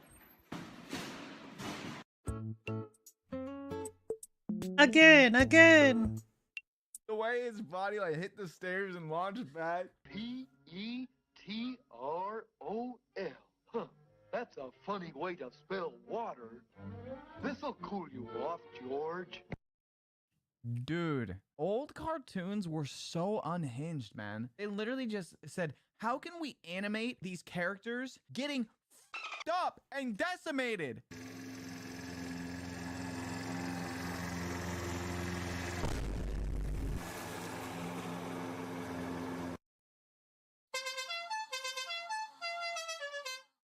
That the made me very uncomfortable, very fast. I hear you conspired with Ronnie the Witch. I understand. The need for Puppet Gosh is strong.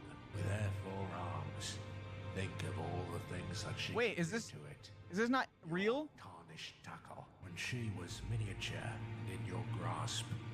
Not the jar. No. Hey! No! Fill that jar with your tarnished. Y'all need to just be absolutely stopped. Bro. Aw, that's a cute rat. That one's not. Stop saying me. Stop saying me. You have in the coconut chat. shrimp. Hey, I wanna talk congrats. to you guys about today's video sponsor, Opera GX, a browser No, that has go. honestly taken over my browser. GX for sponsoring this video. Make sure you guys download Opera GX down in the description with my link today. And without further ado, now we can get right into the funny internet. Download videos. DN. These nuts.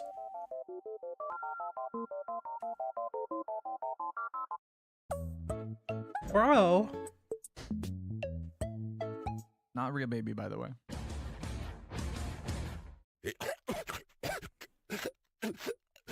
Hey, yo! Someone help my man out.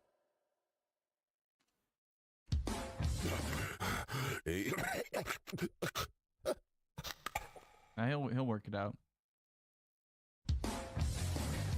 Or he's dead. One of the two. That's an angry goose.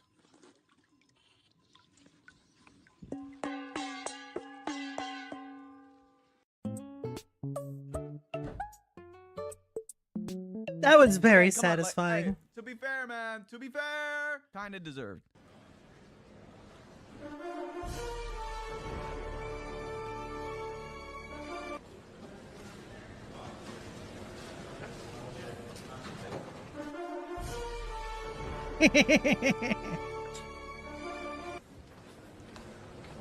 Don't tell me he does a triple take. It would be pretty damn weird to be like a celebrity of that status and literally just not be able to go anywhere without somebody putting a camera on you. Mods, what is this? Oh. I got too meta too fast. A review for Incredibles 2.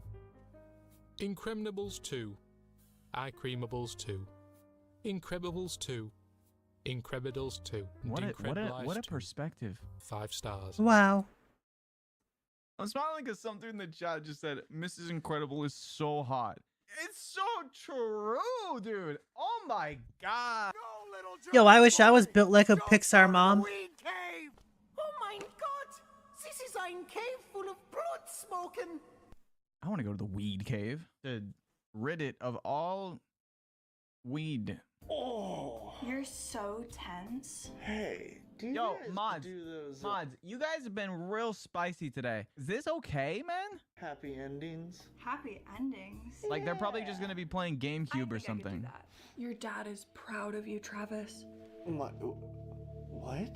Oh. He's proud of you, and he shows all his work friends your webcomic. He reads my comic. The good ending. I never even knew. Oh. Ah! Hey, yo, that's not Bro. the ending. What the hell? Did you know that Stuart Little is wanted by authorities for tax evasion? Bro. Stuart! I always knew he was a rat. True.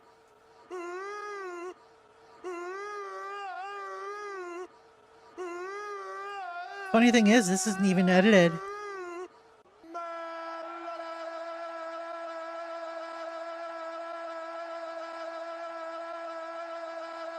Yeah, this isn't even edited. Damn, he a freak though. Shit. Corby. I mean, yeah, that is what happened. Who made that? Why made that? No, make that. Woo! Look at him. Woo! yo! What a great little lad. If you drink the blue liquid from a magic 8-ball, you can see the future. Trust me. I would my actually friend love Keith to did drink once that. and said he was gonna die, and then he did. Oh, I wonder what that liquid is actually made of. Wait, I'm gonna Google that. The liquid inside a Magic 8-Ball is mostly aniline colorant dye, blue dye with an alcohol or water base. Yo, alcohol? Dude, some of them are literally just colored up booze. I'm about to go crazy with that 8-Ball. Show up with like 20 of those bitches to a party, break them open, you will die. Oh, not the same kind of alcohol? Oh, is it like alcohol too? Yes, queen, slay! Slay! Slay your enemies! Ruler of one of the realms of men! Smite down those that oppose you! Holy, dude, that ramped up quick. I need a hype man like that in my life, dude. My therapist warned me about you, Jimmy. There are no such things as aliens. Oh no! There's me, Jimmy! Hurry, Jimmy Neutron! You're our only hope! Women. This is why all Jimmys are just based. Yeah, baby! Hey, yo, they got the Jimmy here on the TV at the restaurant? They about to get 5-star rating. Watch this hydraulic press crush this Lego. I love that sound. I love that sound. Oh, dude. Boys, you know when you wake up in the morning? Yoink and twisting Jimmy here. I'm gonna kill myself if I see that message in a video game. Wait, what? Yoink and twisting Jimmy here. Hey, don't mind it. Don't mind if I get that. Jimmy stole my idea and made it his whole damn brand. It's his whole brand. Hey, it's working. Hey, it's working. And I love doing it. Come on, dude. Okay, Ludwig. I bet I could do other content. How about I challenge you to a 1v1 in whatever game you want to play with $10,000 on the line? How about it? And then whoever laughs first loses 10K. 1v1, your choice of video game. My you laugh, you lose. $10,000. Let's do it, Ludwig. Water, good sir. Thank you, good sir. EJ, come. Water. I sound like Donnie from the Wild Thornberries. And why are they in the cornfield at night? That's terrifying. One man allegedly went too far when he was told his Little Caesars pizza was not hot and ready. Pulling an AK-47. I guess his gun was hot and ready, but it should not have been. Holy shit, man. It's a pizza. Chill. The giant horse conch weighs over 11 pounds. Hey, yo, Oh, you yeah. watching on Good speakers? stuff. I'm so sorry. Watching at home on the TV and your mom's in the other room? I'm so sorry. The giant horse conch.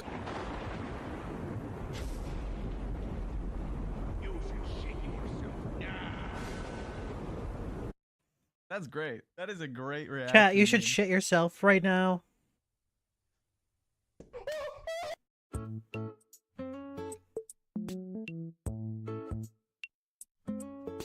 Me too, Charlie. Not one of these, man. Okay.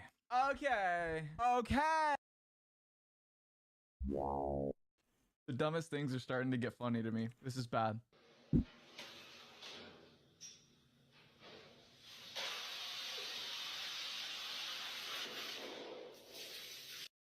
I just wish so badly that they would have had some dude like dive for it as they fell, just mouth open and everything.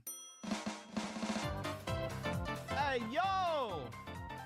Okay, see this counts. Yeah. This is good. Get coconut mold. This is far enough away from furry art that it's amazing. That was phenomenal. Thank you. Can I please bite a chunk out of that ass? Bro. I'm relating.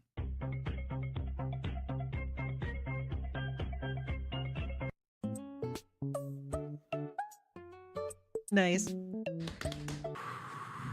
Yo, chill. Squish me.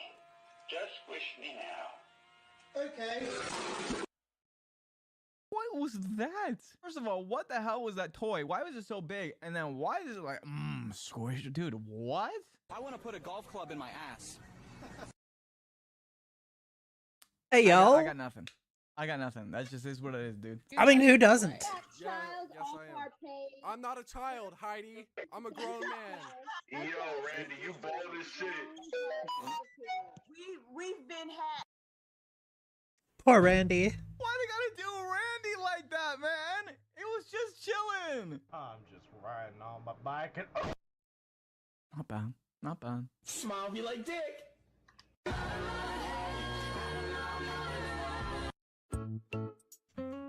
Damn filter. I'm not smiling.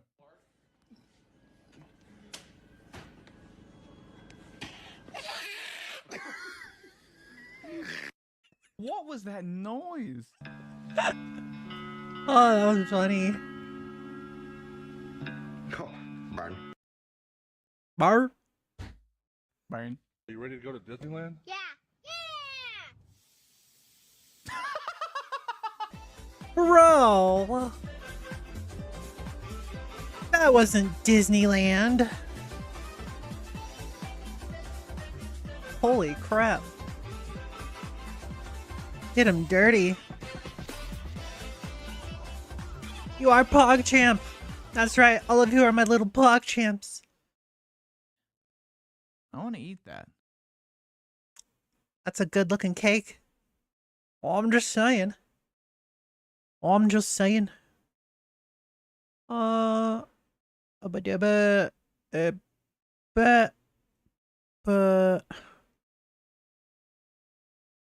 I do not want to watch this. I don't need to know about Bao and her cream pie. Definitely don't need to know. Well,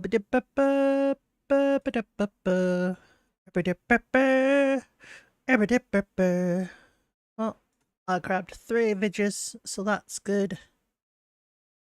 So I want to give a quick update to the latest PewDiePie controversy. So I covered this situation on the main channel a few days ago if you want to check it out for the full details, but to sum it up very quickly, PewDiePie came out with a video talking about YouTubers who he believes are ruining Japan with their rude and obnoxious behavior. And this headline by Dexerto on Twitter would get a lot of attention, 25 million views and a lot of interactions, saying in quotes, "It's become an infestation.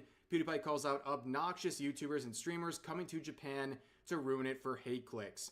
Now, after this was made, basically every glue-sniffing 5 brain cell Twitter freak came out of the woodwork to make the same comments about PewDiePie, attacking his character, but mostly saying, hey, if you want to call out the obnoxious YouTubers in Japan, you should look at yourself, which is incredibly ironic because he is someone who has gone to Japan, respected the people there, the culture there, while he's raising his family. The people he calls out in his video, a very select few number of people like Logan Paul and Johnny Somali, went to Japan to annoy people and cause issues for clicks. That is the difference. If you can't see the difference between someone like PewDiePie and someone like Johnny Somali, there is no helping you. In fact, Johnny Somali was featured in the video, but he was not named, and all of his related stream names, everything like that was blurred out. He was given absolutely zero clout. However, Johnny Somali would see this video get a lot of traction,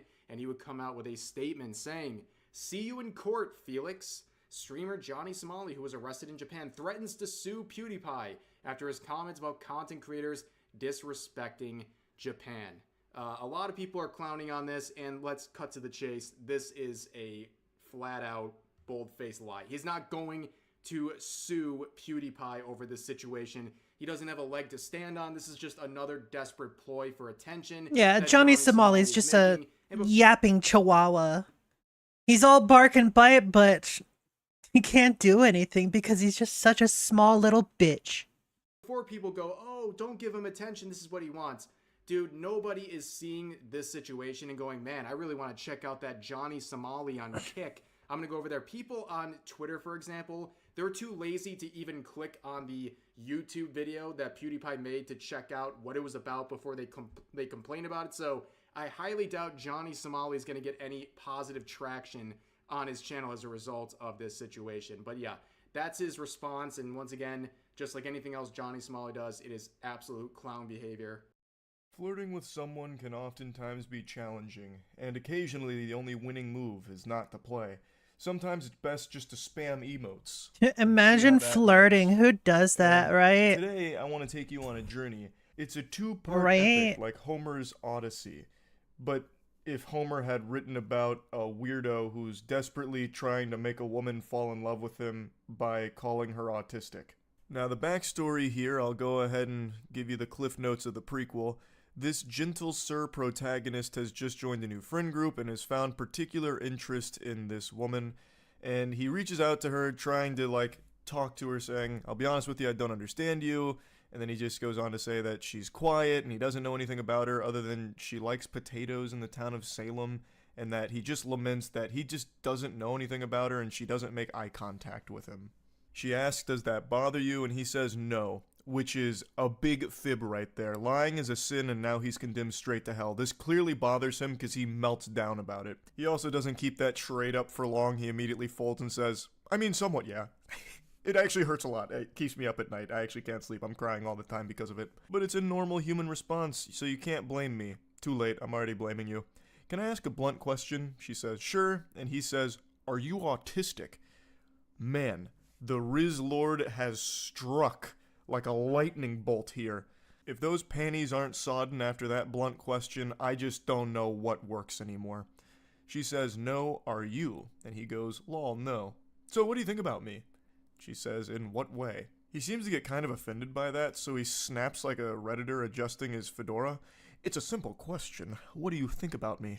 Madame, it's actually quite elementary, honestly. What do you think about me as a lover? She pulls no punches and just goes, I don't really think of you, so I'm not sure how to answer that. That was quite the fucking biblical smackdown right there.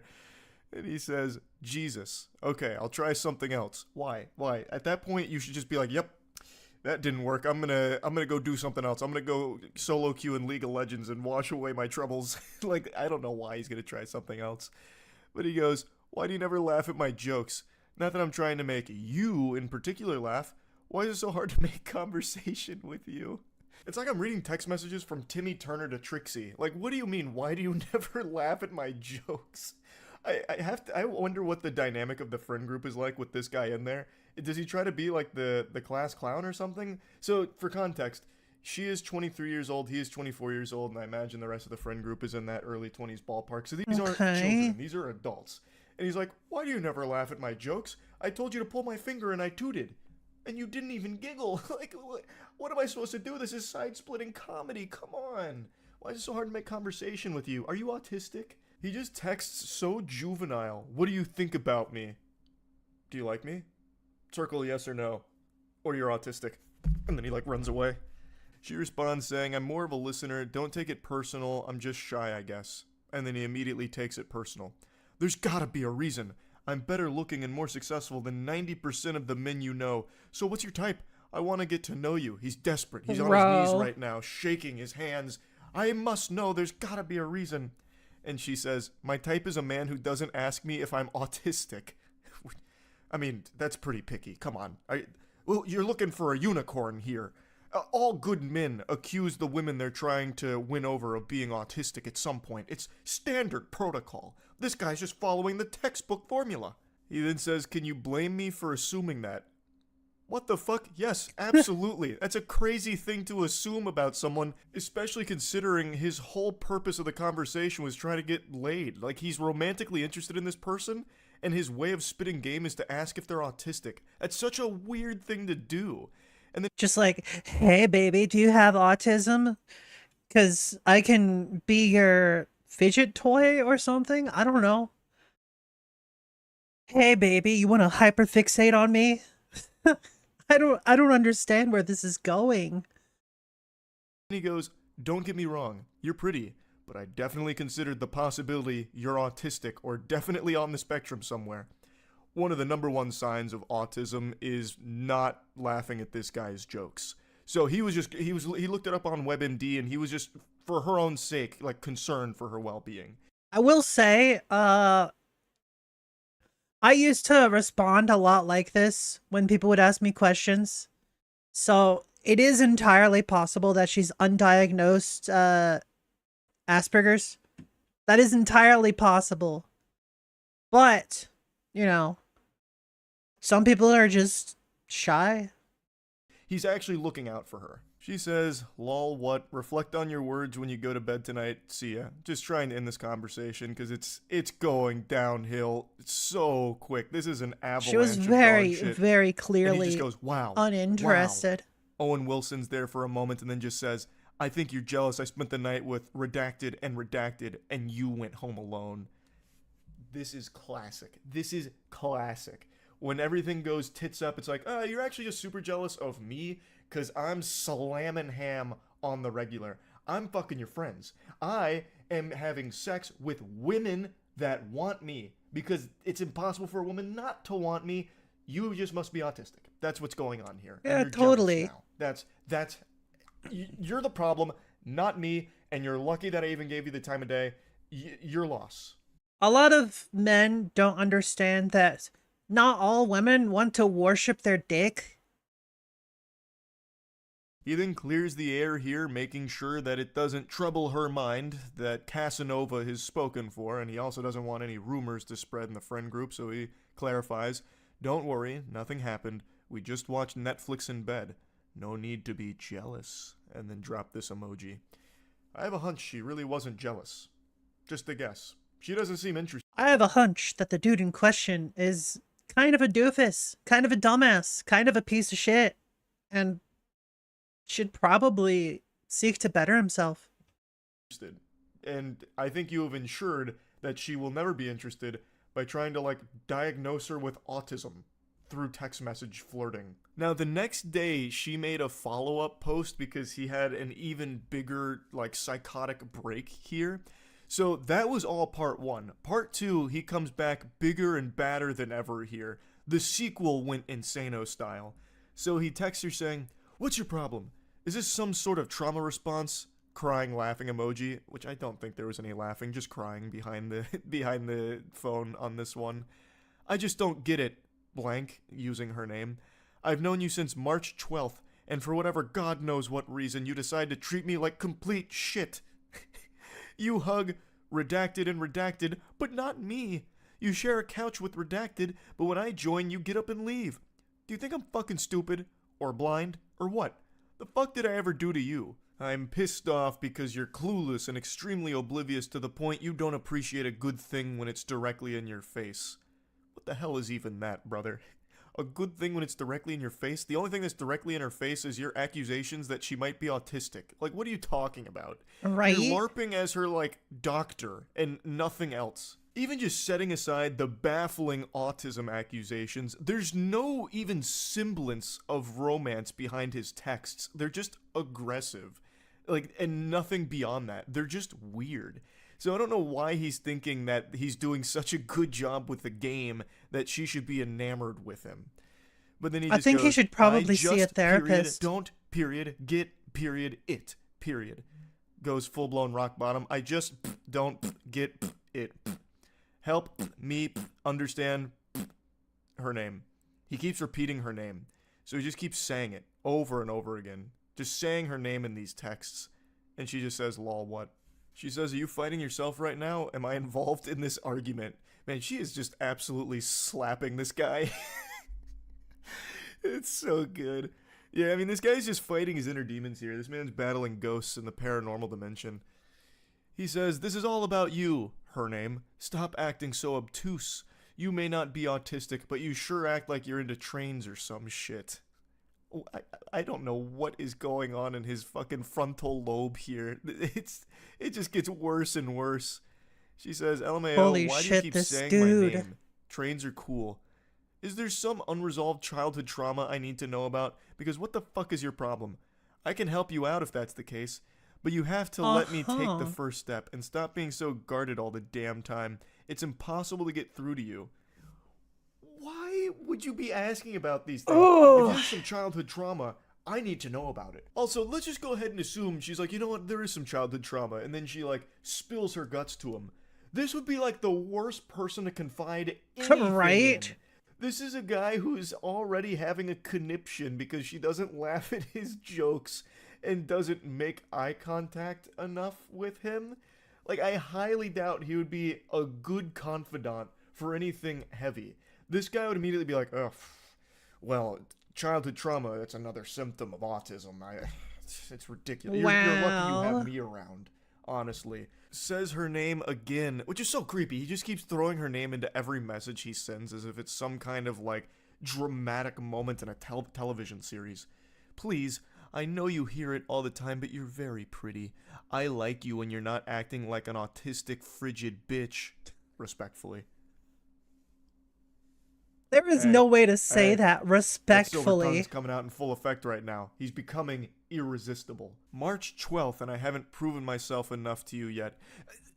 Real quick, March 12th is not that long. It's not like you've fucking known her your whole life or anything. Like, what are you expecting to do in this span of time to make her fall in love with you? What? Yeah, and if it's based on, like, today or yesterday or, like, within the past week, that's only, like, 2 months. That's, like, nothing. You expect her to know someone well enough in 2 months? Nah. No.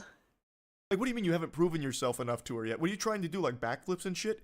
Do you just keep trying to tell, like, the worst jokes imaginable, hoping to get some kind of pity giggle out of her? Like, it's so incomprehensible. He thinks that it's been such a long time. You've been single all this time. Ages. Almost 2 months you've been single. Like, it's crazy. It doesn't make sense. It doesn't compute. It's extremely suspicious, actually. Why would a girl like you be single? What are you hiding? I don't understand what you want, in all honesty. Immediately, he gets... First step of what? Referring even to his previous weirder. message where he asked her to... Or when he said that he wants to take the first step, but she needs to Clearly let a him. sane individual. She teases him with some sarcasm here. LMAO, okay, I'm hiding so much, dude. First step of our potential. He's already envisioned 5 different universes where you two are madly in love. And the potential is it's incalculable. I can make your life 10 times better than it is now. I'm so sure of that, I'd give that to you in writing, which is legally binding through text messages. You're beautiful, her name again. And I'm what you want in a guy, correct? Incorrect. Where did he even get that assumption from? I'm exactly what you want in a guy, right? The one who just keeps accusing you of being autistic? That's what you're looking for, isn't it? No? Well, I guess you have some unresolved childhood trauma then, and you're just a frigid bitch, I suppose. And then he just says, this dude is joking. such a narcissistic piece of shit. he can't accept that she wouldn't be interested in him. You're putting on a teach me a lesson or something stupid, lol. I don't for a second believe you. Her name again. What does that mean? You're putting on a teach me a lesson? What I have no idea. I don't understand. That doesn't make any sense. I don't understand it at all. I don't have to date you just because you find me physically attractive. That's like consent 101. Believe what you want. Don't forget, I'm suspicious. Yeah, you are, because there's no way you're single. You either have a severe mental disorder or asexual.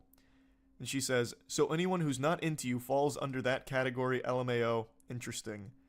I love so many things about you. Her name again.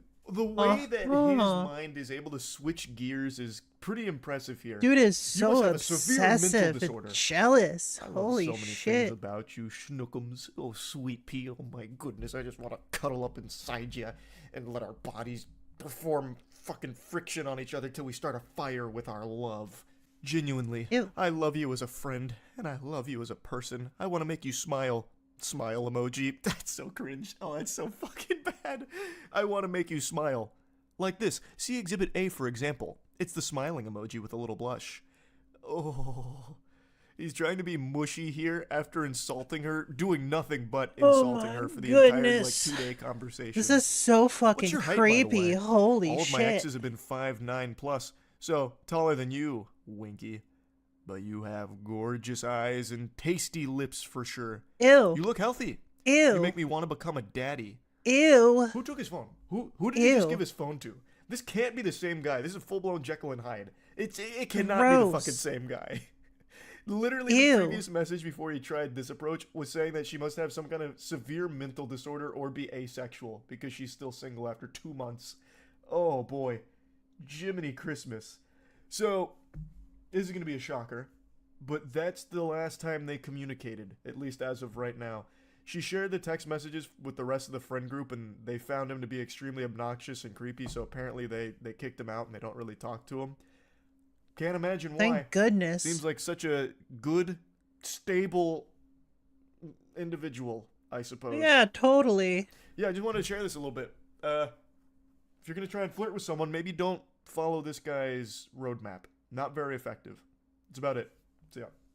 Yeah, that's Mudar is messed tired of up. dealing with Twitter brain rot. Oh, I saw this. Let's see if can I pull up the tweet about this? I really disliked how people call my significant other a neo-Nazi. Honestly, it's been a bit of a lingering thing that's peeved in my mind. I don't really mind anyone crapping on me, but it's just weird how some communities violate boundaries like that. Disgusting. If you think that optically behaving like a child is good for your cause, then all you do is make enemies and never get anywhere productive. Context. Muta's wife is attacked and called a neo-Nazi. She responds calling out the absolute baseless accusations made about her, and then the r/YouTube drama subreddit makes this drama explode. I'll give you just a hint of what we're dealing with here because this is just insane. To all the idiots claiming a Nazi racist wouldn't be with an Indian person, there is a long-standing theme of white supremacists fetishizing interracial relationships and Nazi naming the Indian people honorary Aryan. What's even more crazy is that in this thread, this is their reasoning for calling her a neo-Nazi. They went through all of her Twitter likes and found this. After scrolling for 10 pages, the person posting this video is highlighting this text as if he found the absolute proof,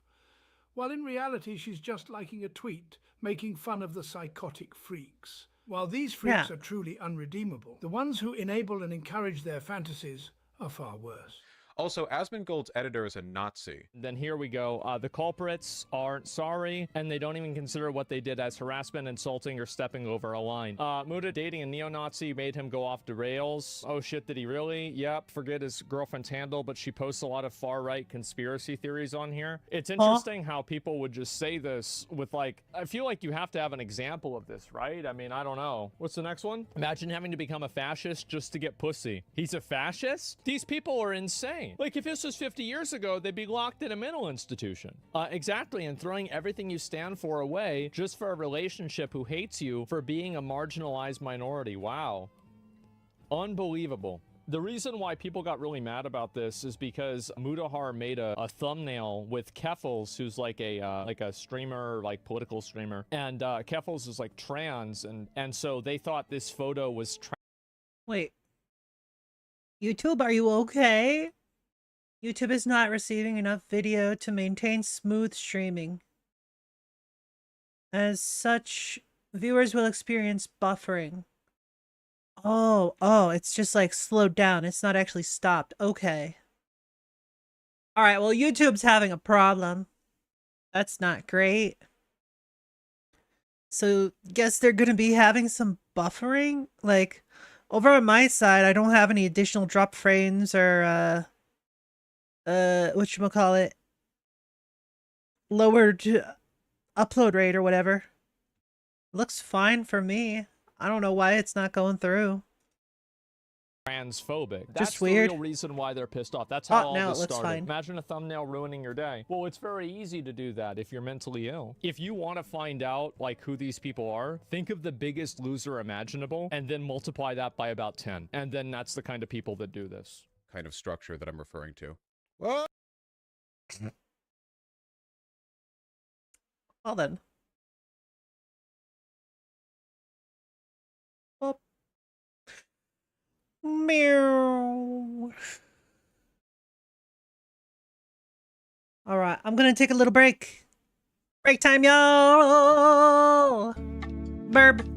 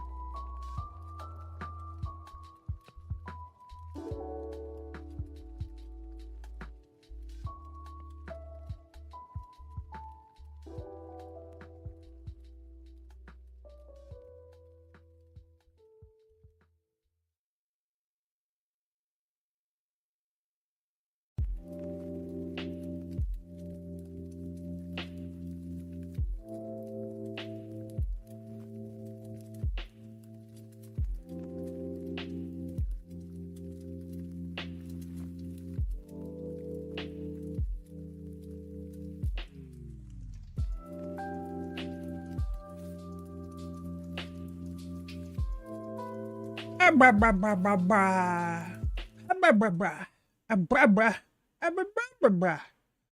have return. Yay. Return I have. Yay. Meow. More memes. That was loud. Fine. Thank you, John. Welcome back to another episode Why is of it such low quality? What the heck? Am I having internet troubles, or is YouTube having internet troubles? The video What ends. the heck? Today is obviously a special episode. It's episode 99. Number 100 is literally right around the corner. With that means potentially, maybe, made outfit. Join us live at twitch.tv/Jimmy Oh, here. yeah. I'm hanging out live with my some funny internet videos.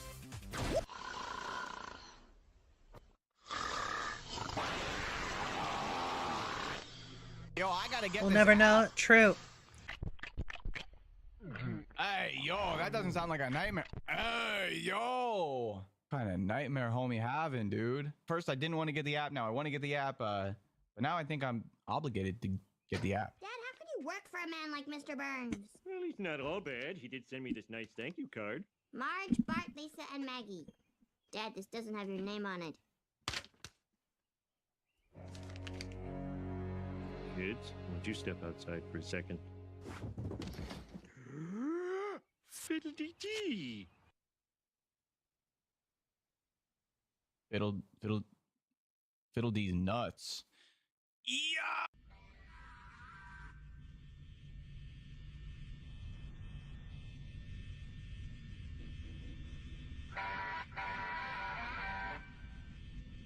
Bro. What?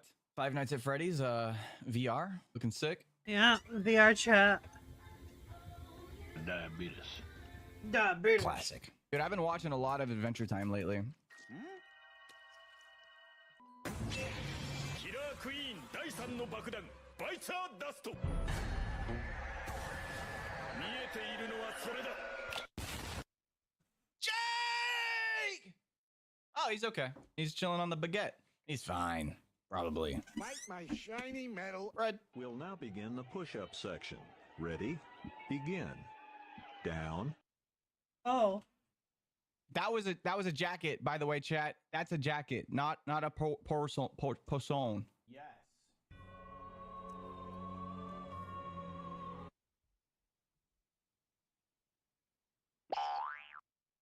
Bro, I was about to come up to the camera and say some goofy man. You know what? I'm gonna do it anyways. Wait. Now I gotta rethink what I'm gonna say.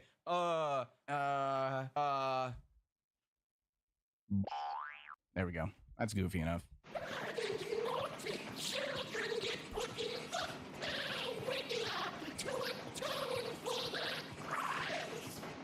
Not gonna lie, you put me in the pear wiggler, dude. Man, I don't even need to throw it back. That is literally like, that's gonna throw it back for me. You know what I'm saying?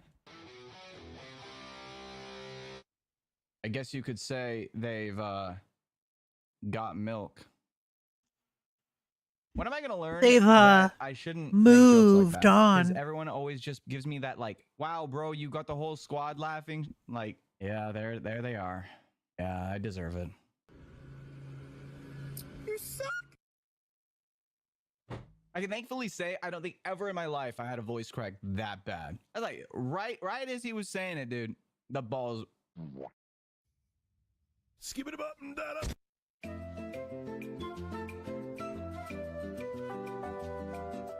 I'm glad that meme is dying. Fish Jenga. Oh shit. Police! Is that Jenga? Okay, it's not Gorp Jenga, Fish Jenga. It's actually illegal in some countries. This really your hairstyle, bro. Bro. It's not that bad a hairstyle. I mean, listen, chat, my hair's parted down the middle. It's hidden by a beanie, but it's parted down the middle. How did you guys think my hair was? Did you think it like came down like this and then went wah, wah? No, it's just parted down the middle. I'm not bald. I call it bold and brash. More like. Okay, this guy's taking us on another. Oh, this. In that recycling. The good ending. A responsible member of society. Let's go. Boy, this is worse than a time I was. Burrito.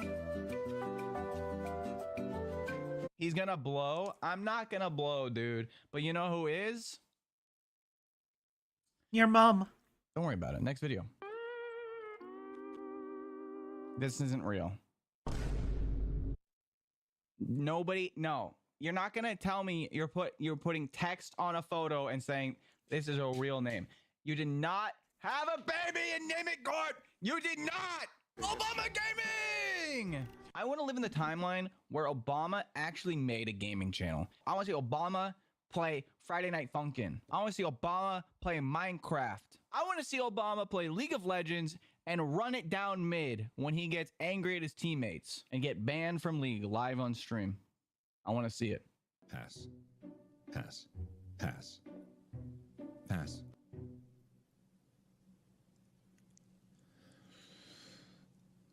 Smash. Players got taste. What can I say?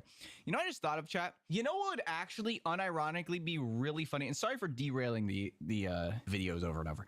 But you know what would unironically be kind of really funny? Do the same idea as Markiplier's Smash or Pass, but have my entire community send in pictures of their mother. I think that would be absolutely hilarious. Crikey, mate. I mean, hey guys, I'm still in Australia, as you guys know, but when I... That's what I was gonna say. Wow. Yo. That wasn't a That giraffe. was an old... Hey, they actually lined it up correctly. Oh, it's a couple pixels. They almost lined it up perfectly, dude. They almost did it. Also, that was a very old stream. You thirsty, pretty lady? I got you. Hold on. Okay, chat, don't type it. Up here. No, I got you. Dude, this is all over like his streaming room. He's got to clean all that shit up. Can I get you a glass of water? All yours. Oh, you don't want it? Why?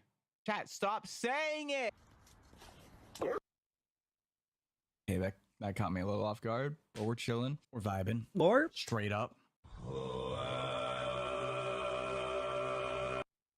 Yeah. I just figured maybe like the editor will, like during that time I said, yeah, maybe the editor will.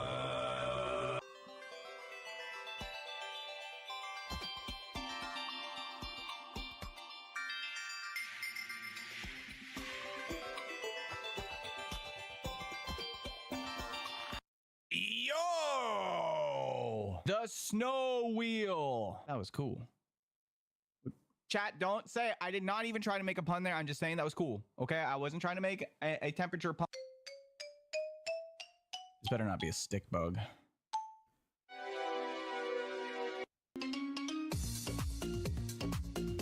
What? Monkey flip. Yeah. Oh, he's dead. Monkey. I love that. Ayo. That dough is pretty sussy. That's true. I'll never be able to throw it back like that bread does. Or dough. Is dough bread? That bread dough. Really? Literally just that? Peebus. Dude, wow. Famous. I need to go unlist some more videos for my YouTube channel. We should replace COVID-19 with booze. Yeah! Let's go! Dude, oh my god, finally a movement I can get behind. Man, wouldn't it be great if, like, there was this disease where instead of getting sick, you just grew tits? Wouldn't that be great? Man. Let's go! I'm just saying. Art, I don't want to alarm you, but we're in a summoning salt video. If you know summoning salt, you know some of the best bingeable content on YouTube. Why do women only like jerks who treat them like Why do guys only want bitchy bimbos who walk alone? Why? Bro. This looks neat. I wonder Mood. Mood. Oh, some days, you know. Some days. That was powerful, but I live on. I'm never eating pussy in the Bronx again. What? Good to know. Life lessons. What? Come on, man. Bro. Hi, honey bun. How you doing? Huh? Hey, yo. Hey, yo. Let me have a whack.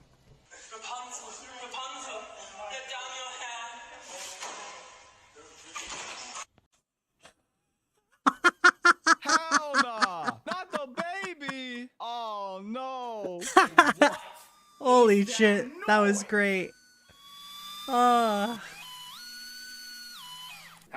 Jimmy and... That's actually what Zach said. I don't know how you got the original audio, but wow. Hey, yo. Yo! This got cool. Dude, that was great. Nice. You can never just have a nice thing. Just be the nice thing, can we? Chat, how many of you guys permanently can't listen to the Adventure Time intro now without thinking of the Laugh You Lose intro? I've been watching Adventure Time lately, and every time I listen to it, I'm like, Laugh You Lose. Come on, grab your mom. Good night, everyone. Thank you all for your support. Why is that funny? Good night, everyone. Thank you all for your support. Hey, yo! Minion kind of a freak, though. Hey, yo! Mom, this tastes different. Did you put anything different in it? Well, considering Bryce is making spaghetti, hopefully, Bruh. hopefully that doesn't happen to me.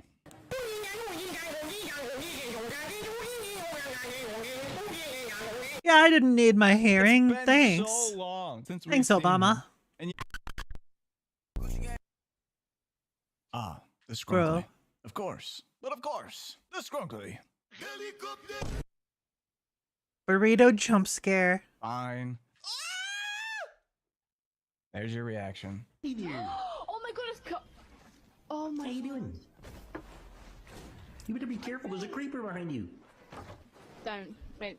Don't. He's gonna take his dick out, isn't he? Oh my god, I really do love you. My Discord name is Kermit. And my Instagram name is Kermit is hot. I love you. Oh damn. He's gonna take his Got dick something out. for you. Yeah. No. Yeah. Kermit's down bad, dude. Oh, that was funny. Squid Game. Have a break. Have a Kit Kat. Aye! That ain't Squid Game. Bro.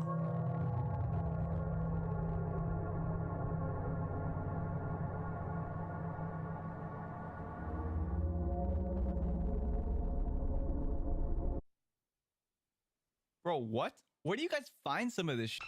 Like, Good question. Dude.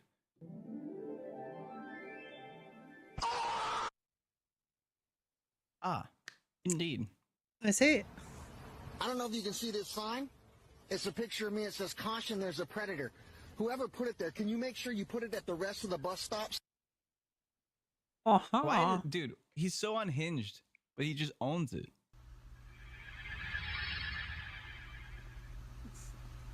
Yeah, healing hero.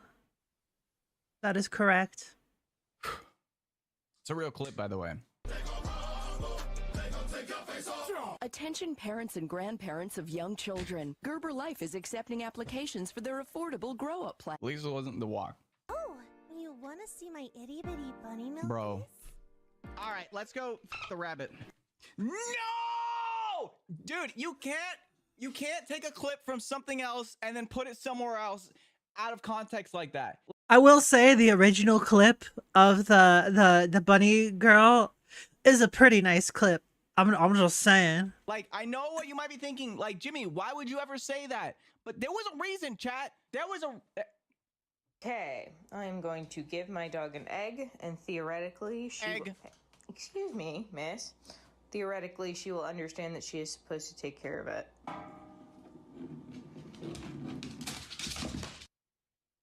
That's sad. Don't even think about Bro. saying gorp. Don't even think about saying gorp. Val, which aspect of the healing hero am I to you? Which aspect, huh? Have you watched Healing Hero? Have you read it? Do you know what you're talking about? Because that shit's pretty lewd. Egg. Stop using that meme! Or...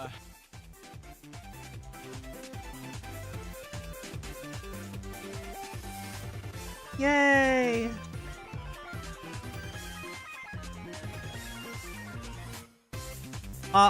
Ad time. Well, Twitch got hit with an ad. Get hacked, Twitch. I have a ton of hair. Look at it. Look at this. Ow! Ow! Ow! Shit! The things people do.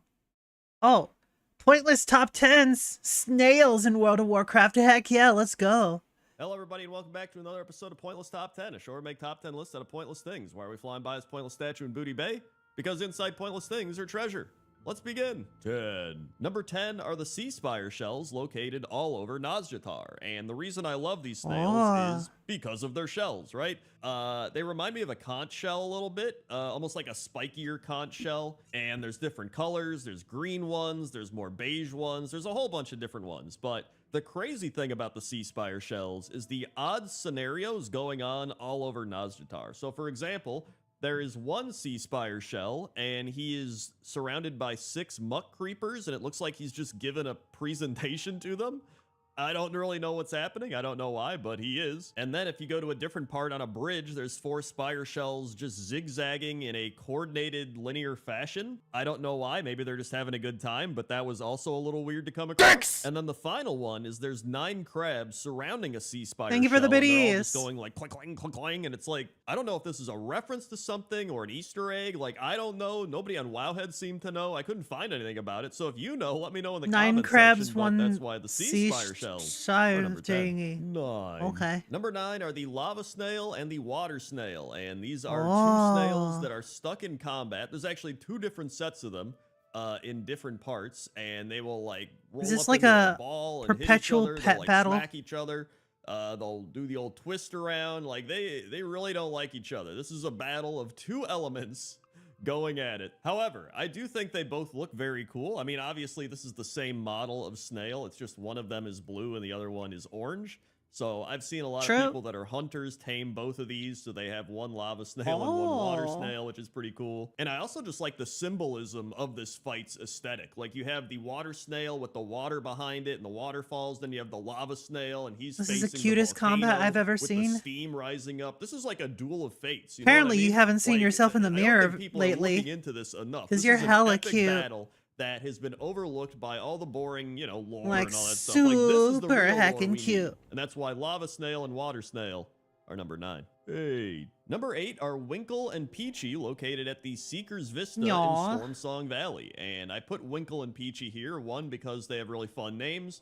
Number 2, because these are the snails that inspired Pointless Top 10 snails. Because when I was doing Pointless Top 10 odd things Why would I be in World fighting of myself? Warcraft, I Sounds noticed lewd. these snails, and I was like, dude, I wouldn't put why it haven't I had past you. snails? And so I had to put them on the list for that reason alone. But it looks like they're just having a fun time. It looks like Winkle is the one chasing Peachy around, so I don't know if there's any references to this, but I don't think there is. I think it's just 2 snails with fun names following each other. Maybe they're playing tag or something, in which case Peachy is uncatchable. But I figured this would also be a good point to give some honorable mentions to Lift and Swole. That's right, these 2 Yo! snails are named Lift and Those Swole. are some cool And then I looking also snails. wanted to mention Gary, who I believe is a reference to Gary! SpongeBob Gary, but I'm not sure. And there's also this little mouse Oh, guy I want to know around, about the so mouse. that's That was why so Winkle cute. and Peachy and everybody else are number 8. 7. Number 7 are the deep bed dawdler snails, and it's a great Oh. name, number 1. And number 2, the deep bed dawdlers are rock snails located in the Cascades column in the Zaralek Cavern. And I really love the big rock shells they have because it's got some moss and grass growing on it. It's got little Neat. flowers growing out of it too. So I just think they look really cool. They're very unique snails compared to a lot of the other ones we've seen in the game. But aside from that, there's nothing that special about them, which is why we're going to be doing some snail facts. So snails are nocturnal. They don't like the sunlight, just like World of Warcraft players. Yo, just which is like why me. you find them more on cloudy days. Snails also can't hear, and to find food, they use chemoreceptors on their tentacles, much like a dog would use their nose, which that sounds insane. Snails leave behind slime as they travel, which protects them as they move. Snails can live for 10 to 15 years in the wild, but up to 25 years in captivity. They can be found everywhere on Earth, even Antarctica, and by most estimates have been around for over 600 million years. Holy so yeah, crap. snails are pretty cool. And that's why the deep bed dawdlers are number 7. 6. Number 6 are shell maw and the grit slime snails located in the Eye of Eshara. However, I have no footage of shell maw because apparently he only spawns when the World Quest Slug It Out is up, and it wasn't up. So he literally looks the same as all these, but he has blue antenna instead of yellow ones, and I think he's bigger, but whatever, you can use your imagination. Which makes me realize that there's probably not many other YouTubers that are like, yeah, I couldn't find any footage of this thing, so just use your imagination, idiot. I guess I could have Microsoft painted him in, which I used to do in my old WoW machinimas, but now it's too late. I'm already editing the video. I don't got time to Microsoft paint, so I've also told you nothing about these snails. I think they look really cool. They've got really cool looking shells. I think they're, you know, some of the most realistic looking snails in World of Warcraft, and that's really all I got. I'm going to give you another snail fact. The speed of snails is around 0.5 to 0.8 inches per second, and if they moved without stopping, it would take more than a week to complete 1 kilometer. And snails do not change shells when they grow up. Instead, the shell grows along with them, and the size of the shell reflects a snail's age. And that's why shell maw and the grit slime snails are number 6. 5. Neat. Number 5 is the magma shell snail mount, and this is a mount that you can acquire in Dragonflight, and it was probably my favorite mount that I acquired in Dragonflight, just because I think it looks really cool. It's just a big lava snail. It's got the little chains, so you can guide him around by his antenna. You right. I just like him a lot. I think he's really cool, but to get the mount, Neat. you had to go find these lava snails, and then you had to find an empty magma shell, and you had to go find the empowered snail, which you had to wait for it to spawn, and then like jump into the lava, and you had to make sure you didn't die because it took like 20 seconds to finish, I don't know, doing whatever you're doing with the lava snail to morph it together, and then you end up getting the mount. I also really like snail mounts because it's funny to watch this really slow animal go insanely fast. Right. It just feels goofy. And I always think about how hot that seat must get when you're sitting on it, because the magma has to heat up the saddle, right? Like, it's got to start burning you down under after a while. Either way, that's why the magma shell mount Great for in the is winter, number 5. though. 4. Number 4 are the accelerated helicids, and these are snails located in the southeastern part of Zareth Mortis. And I love these snails because they just remind me of weird alien snails. I don't know. It's a really cool snail to see in World of Warcraft after seeing so many kind of, you know, generic Earth type snails, and then you just see these, which are these Val, control yourself. Alien-like snails. I don't know how else to describe them. They even have this weird aura radiating above their head. I don't know what that is, but that's pretty cool. I also learned that during the PTR, their name was Accelerated Gastropods, and then they changed it to Helicid. And I was like, well, what's a Helicid? And Helicid snails are the Roman snails nearest relative. Although I don't think these World of Warcraft space snails are related to the Romans in any way, but maybe they are. What do I know? But that's why the accelerated helicids are number 4. 3. Number 3 are the racing snails, taking part in the big snail race in the Zaralek Caverns. And there's 4 racing snails. There's Brule, Tricky, Bashful, and Roggy. And I love that all of them have big crystal shells on their back, each one with varying colors, so that's pretty cool. But I will say, this snail race is one of the most insane snail races I've ever seen. There's like fans running out onto the racing track and fighting them. There's people throwing drugs at them to help speed them up. I guess so, Val. Like piles of acid to slow them down. Like, could you imagine you're just a snail trying to win a race and there's all this shit going on? There's like a whelp burning the track. Like, this is one of the most chaotic things I've seen in World of Warcraft, let alone snail racing. And so, give it up for these snails, man. After going through all this stuff, getting all this stuff thrown at them and beaten up and slowed down and sped up, and having mole people with a Midwestern accent yell at you, they just keep going, right? They are true competitors, and that's why all 4 of these snails are number 3. Yay! Number 2 are the gastropods, which are snails located in the roost of Jikun in the Throne of Thunder. And this is probably going to give some people PTSD because these trash mobs are pretty insane. These are snails that will just one-shot you. They've been called LFR destroyers. I mean, these gastropods have probably killed more people than some boss fights in World of Warcraft. Like, these are essentially a mini-boss in the raid. So what makes them so confusing is they cannot be tanked and will instead fixate on a random player, and any players caught in front of a moving gastropod in melee range will be instantly killed. One fun thing about these snails is that they drop a toy called the gastropod shell, which allows you to summon and control Jerry the Snail, which some people do think is a reference to Gary, partially because there is an episode where SpongeBob gets a new pet named Jerry the Snail, so it could be a reference. Or they could have just decided to randomly name him Jerry. I don't know, but either way, that's why the gastropods in the Throne of Thunder are number 2. And number 1 is Zoom the Snail, located in the Stone Dark Grotto Snail race in High Mountain. And one of the most notable things about Zoom the Snail is he's got some zoom goggles on. You can see he's got the racer goggles on his antenna, and you would think, oh, he's really fast, he wins all the races, but it's actually the opposite. He's always the slowest snail. However, if you stand in front of the other snails, which are named Helix for brains, Glip Gloop Haberdasher, and Various and Sundry, you can slow them down enough to allow Zoom to win the race, and that gives you Zoom as a companion pet. Also, props to the Drogbar on truly knowing how to run a snail race. Like, there's nobody throwing stuff onto the track, there's nobody getting onto the track, aside from, like, you, but, you know, whatever. The Murlocs make sure there's no funny business, they all stand there with spears, and then the Drogbar are civil about everything. They even got Zoom's #1 fan right there, so I decided this was the better snail race of the 2 snail races, and Zoom is pretty great, so that's why Zoom is number 1. Hey everybody, thanks for watching this episode of Pointless Top 10. Yeah, Make you're sure to like, right. comment. You're right. That was pretty cool. I like the Pointless Top 10 stuff. Yay!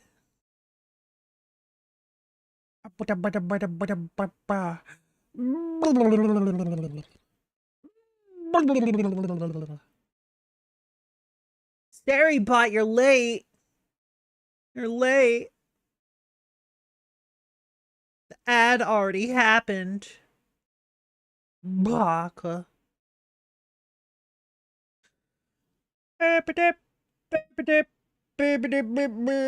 I've already seen this. Even watched it on stream. And yet it doesn't show as being watched because YouTube fucking sucks.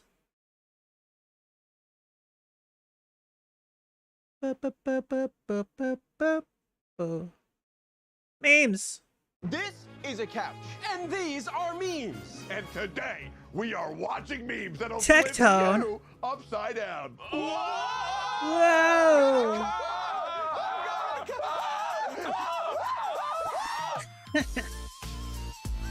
Bruh. Where from? I'm from my mother. Where are you from? I'm from my mother also. Hey, let's go, You're from Remy. where? I'm from California. California, America. Yeah. South America. And you from where? I'm from Korea. Korea. Oh, Kuna Matata.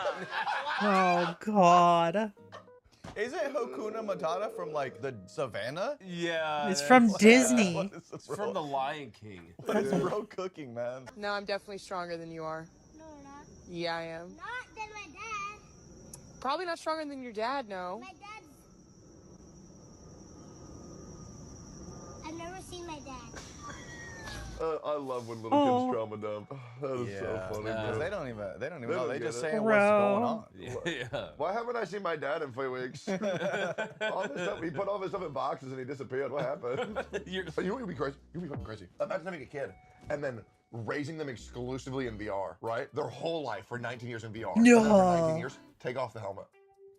Imagine that. That sounds like a war crime. Right? Oh my god. That would be awful. Go up or go down? Oh my god. Yeah. Go up. Hey, bring him out. Here he is. Yes, sir. Holy s***. How did he do that? Lots of training. You know why I pulled you over? Yeah. Let's get it over with.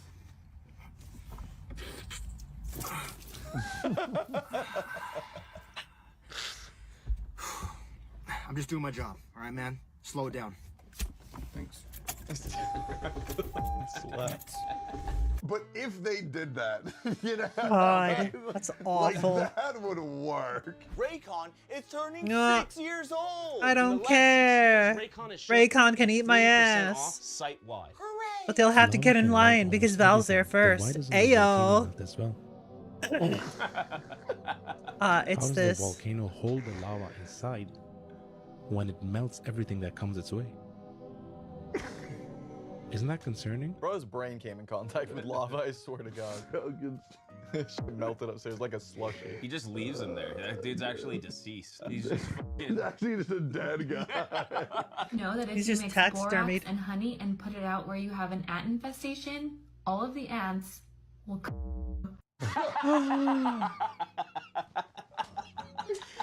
I love that audio. Bruh.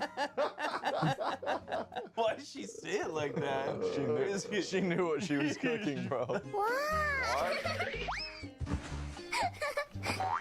What? Oh.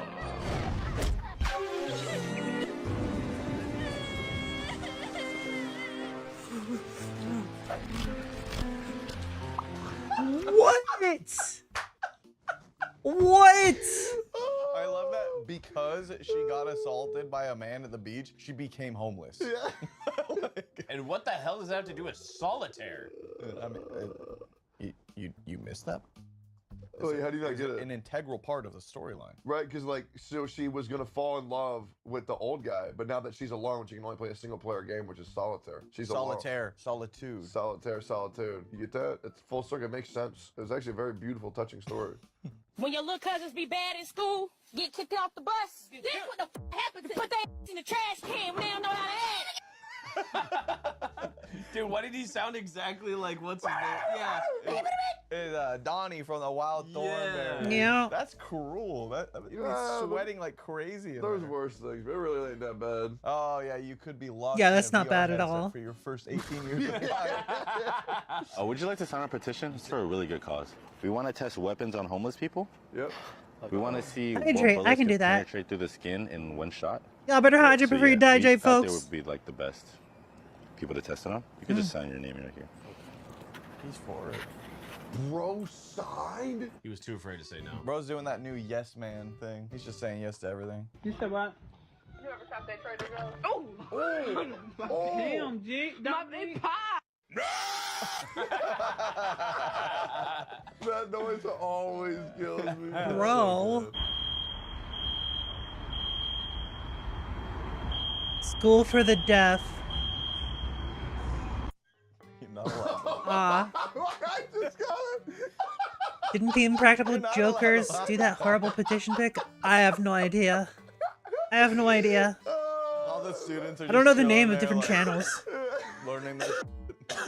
Oh, that's a good one. That took me a bit, bro. Holy shit, dude. Got it instantly. The problem is, when I would hear that alarm, I would always dance to it. Oh, it's a banger. It goes crazy.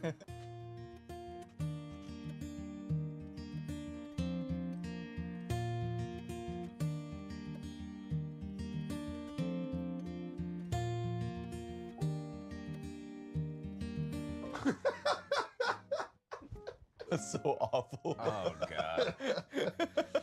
Yeah, I'm looking forward to being an old guy. Are you? What are you gonna do? What's the #1 thing you're gonna do in old age? Bro, just Your make mom. shit up. Straight up, you know, just fucking lie constantly. You go to your grandchildren, tell. I bet Grandpa's got some wisdom for us. Just lie to them, to their faces. You, bro. You know what I want. Give me a cuddle. Oh, I'm from Chicago. Hey! Oh, Good ending. oh. Yeah, I'm surprised people are still kind of doing like YouTube pranks. I'm not a big prank guy. Like just going up to someone and being like, "Hey, I'm gonna beat you up." Yeah. Oh, lol, just kidding. It's like, okay. Call me a tennis ball. Let's play tennis. Toe to head. Does he always walk like that? Is he okay? What is actually wrong with DJ Khaled? Listen, you know what I mean? He has a mental illness for sure. I just don't know which one. Oh, for sure. No, he's a marketing genius. Done that exact approach before to someone? What if it's actually not? Like, I meet him and he's actually like that. I'm like, hey, you watching right now, give me a heckin' cuddle or a head pat or something right fucking now. Do it. Or else. Or else. Do it. I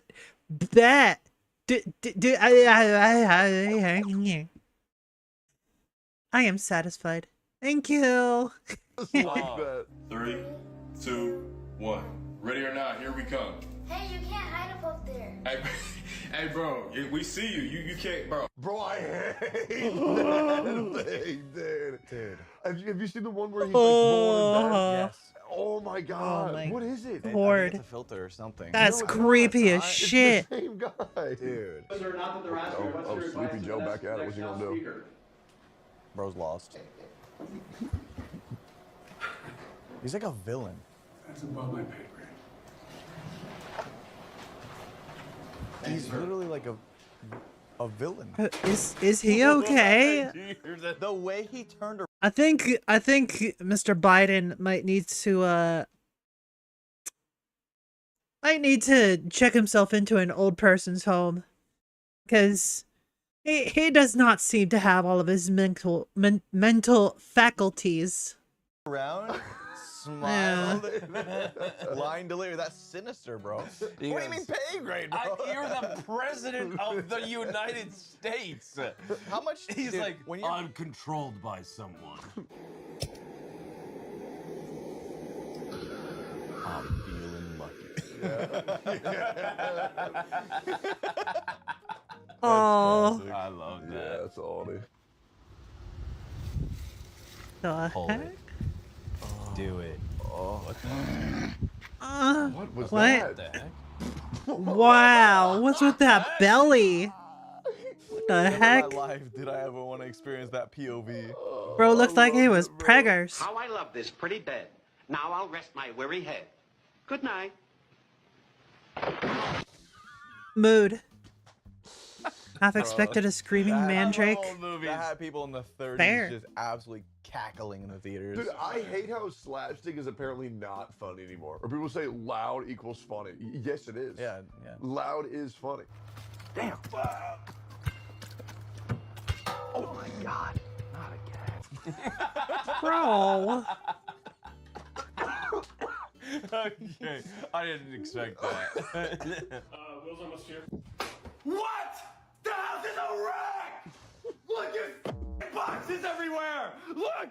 We're in the middle of the remodel! How can he's gonna hate us! What's up, man? What's up, James? How you doing, man? Good to see you. Toad, start running. Oh, What the no, fuck stop. is this? This place is a wreck! I told you, James, I told you this was Bruh. Vacuum? He's never gonna want to come back. Why did you invite me? Why did you not? This is all your fault. This is all your fault. Mom, guess where I am?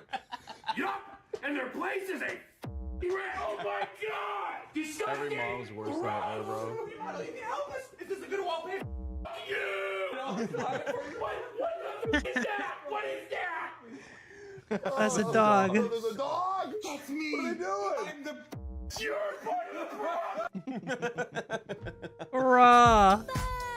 I have AUT, ISM. I have AUT, ISM, autism. Stop Don't be laughing. scared of me. Bruh. Don't be scared of me. Cause Don't be scared.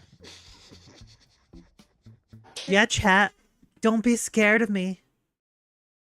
Don't be scared of me because of my autism. Be scared of me because I'm crazy. And I'll swallow your soul. I'll swallow your soul. Swallow your soul. I'm good now. Yay! Wait, what happened to two hands? No, up, two hands. Oh. No, don't give up. 2 hands. 2 hands. Read. Bro, he's thinking. Raise your other processing. hand. 2 hands, please. 2 hands. Thank you. Okay. Okay. Oh, it's so close. He's just learning his Oof. fine motor skills. There I said you go. phone minor skills. Phone and minor. That's what top laners in League have. Oh no. Deeper, I keep sinking and I'm not chicken. I keep going forward and I grab it. Every time I plot, oy vey, it's a habit. Oh, I'm a fat gorilla. What? When they said fixing, I thought they meant like fixings on a sandwich. Right? My resticles. Bro, what? His resticles, bro. Oh, man, my boy Kermit. That's just went through awful. that. And honestly, Kermit took it like a champ. Remember when he was going on? Oh, I thought he was just because he was a little bit stupid. No. I didn't know they took his resticle. They don't put colons on dogs because they're stupid. Why does the sun only come out in the day and not in the night when we need the light?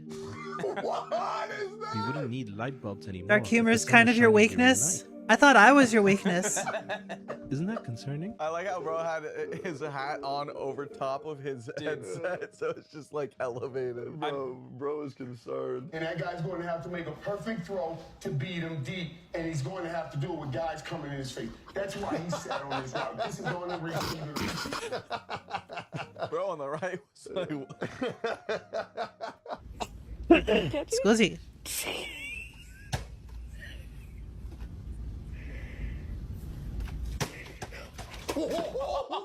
Wow! Holy crap, that went flying. Bro. Oh my god. Scusi. Let it rip.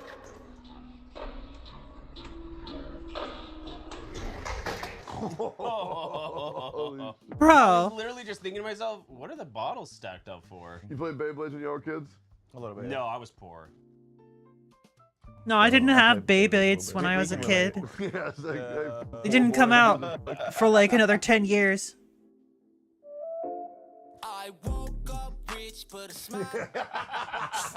Yeah, yeah. That one's You classic. loved Beyblades? Fair. I'm being it explains itself. If I give you a Beyblade, Beyblade, let it rip. I would take the 100 million. I would give it to my biggest hater. Then that would motivate me to make 101 million. Wait. What? Wait, the last one at the table. That shit was not it. This he's on to something. Dude, I fucking hate that guy. Ma'am, can I get 70,000 hot dogs? Sounds like he's about to cry. him, I'd sell him to you in a heartbeat. Oh. He sounded like he was about to cry, bro. Ma'am, I had one when they were still the size of your hand. Oh, those are big ones. Those are some nice, big, meaty Beyblades. Ooh, woo. Nice and fat.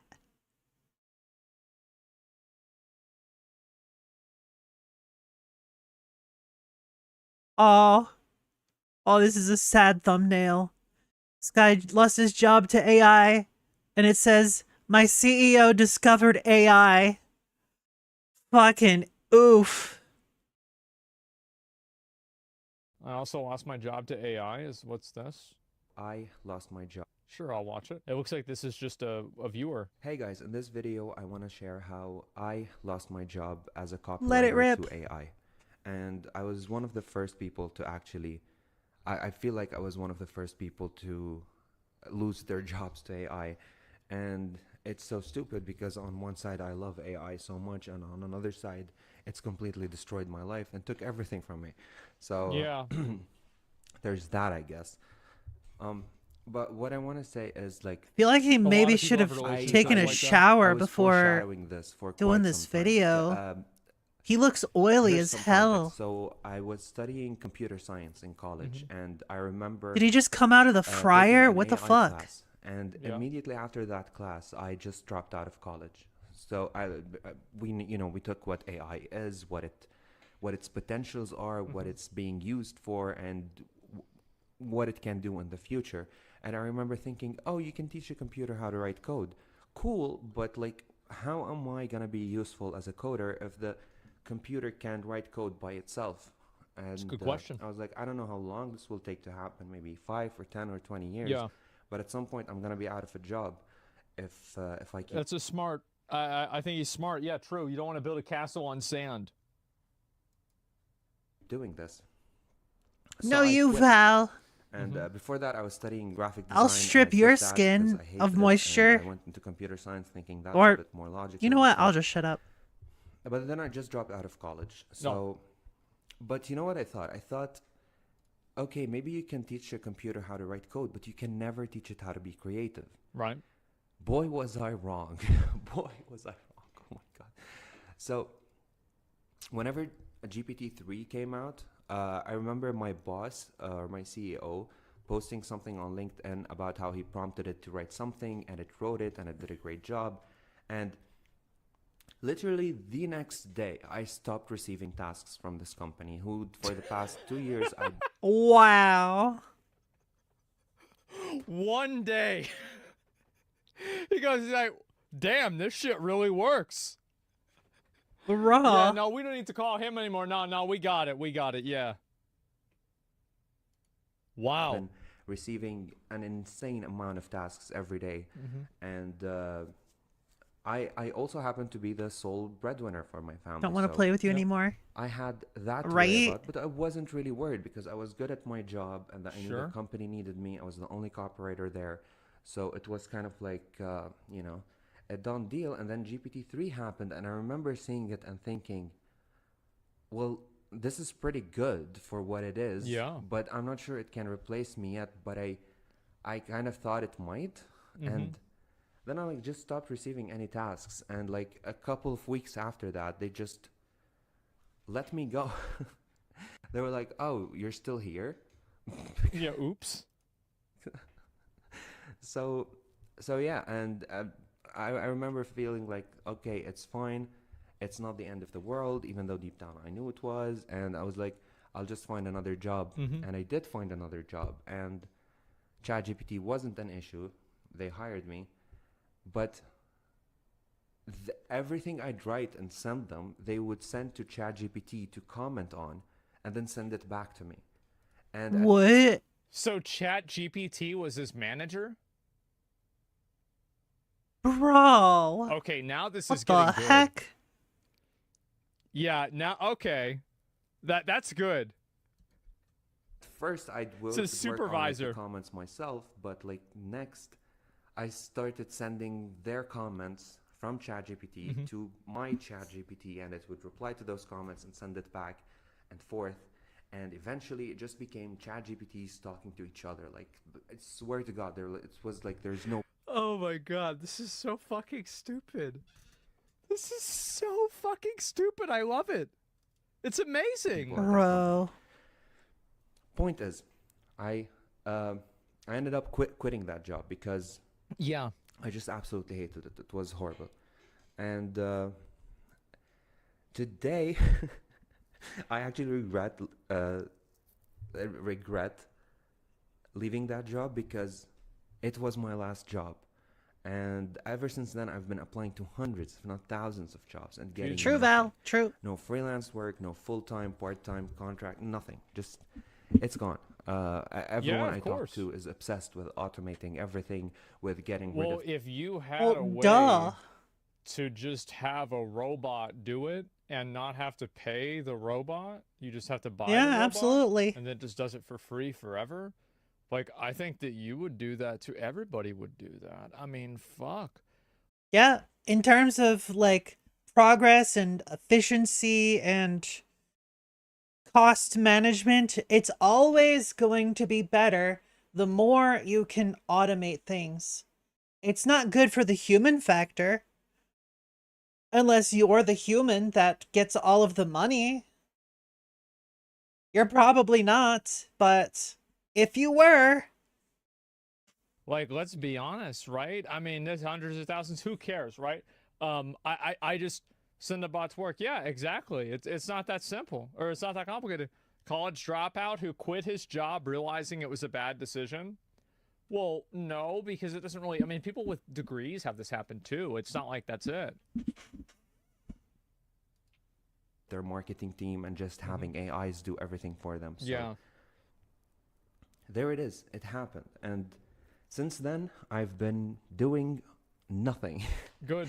I've just been good start. gaming, and I'm trying to upskill It's and like one of my learn new viewers. stuff, so maybe Yeah. I can be useful. Humanity in isn't different ways. expendable. I'm learning 3D modeling and Blender. I mean, and yeah. The good thing. Eventually, it'll get to the point where there's literally nothing that humanity can do that AI will not be able to do. Right? Because AI will get to the point where it's just that good. And it's really scary to think about it. Because at that point, what is the point of humanity? AI can just erase humanity. Or if they do it correctly, maybe we'll have some sort of utopian society. Will it be like that? Probably not. Because the rich people want to get richer, so the poor people get poorer. That makes it easier for them to control and easier for them to have all the money. Is that AI will never understand how to do 3D modeling, right? I mean, hey, at least, yeah, true. They're never gonna figure that out ever.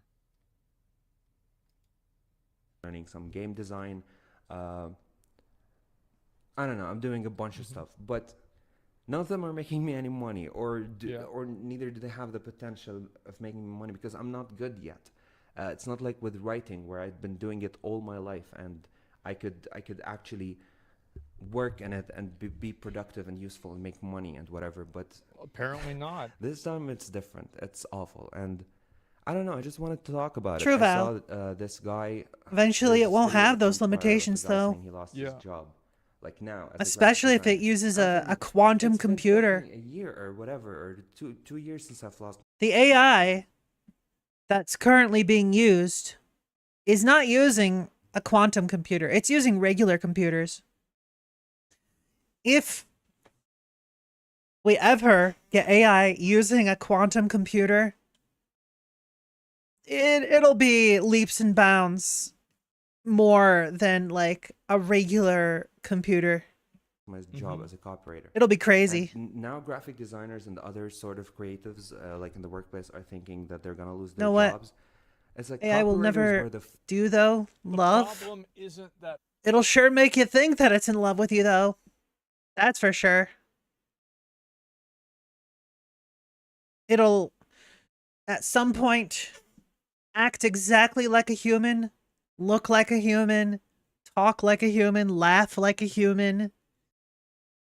At some point, it'll be indistinguishable from humanity. people are losing their job. The problem is that people need a job to live. That's the real problem.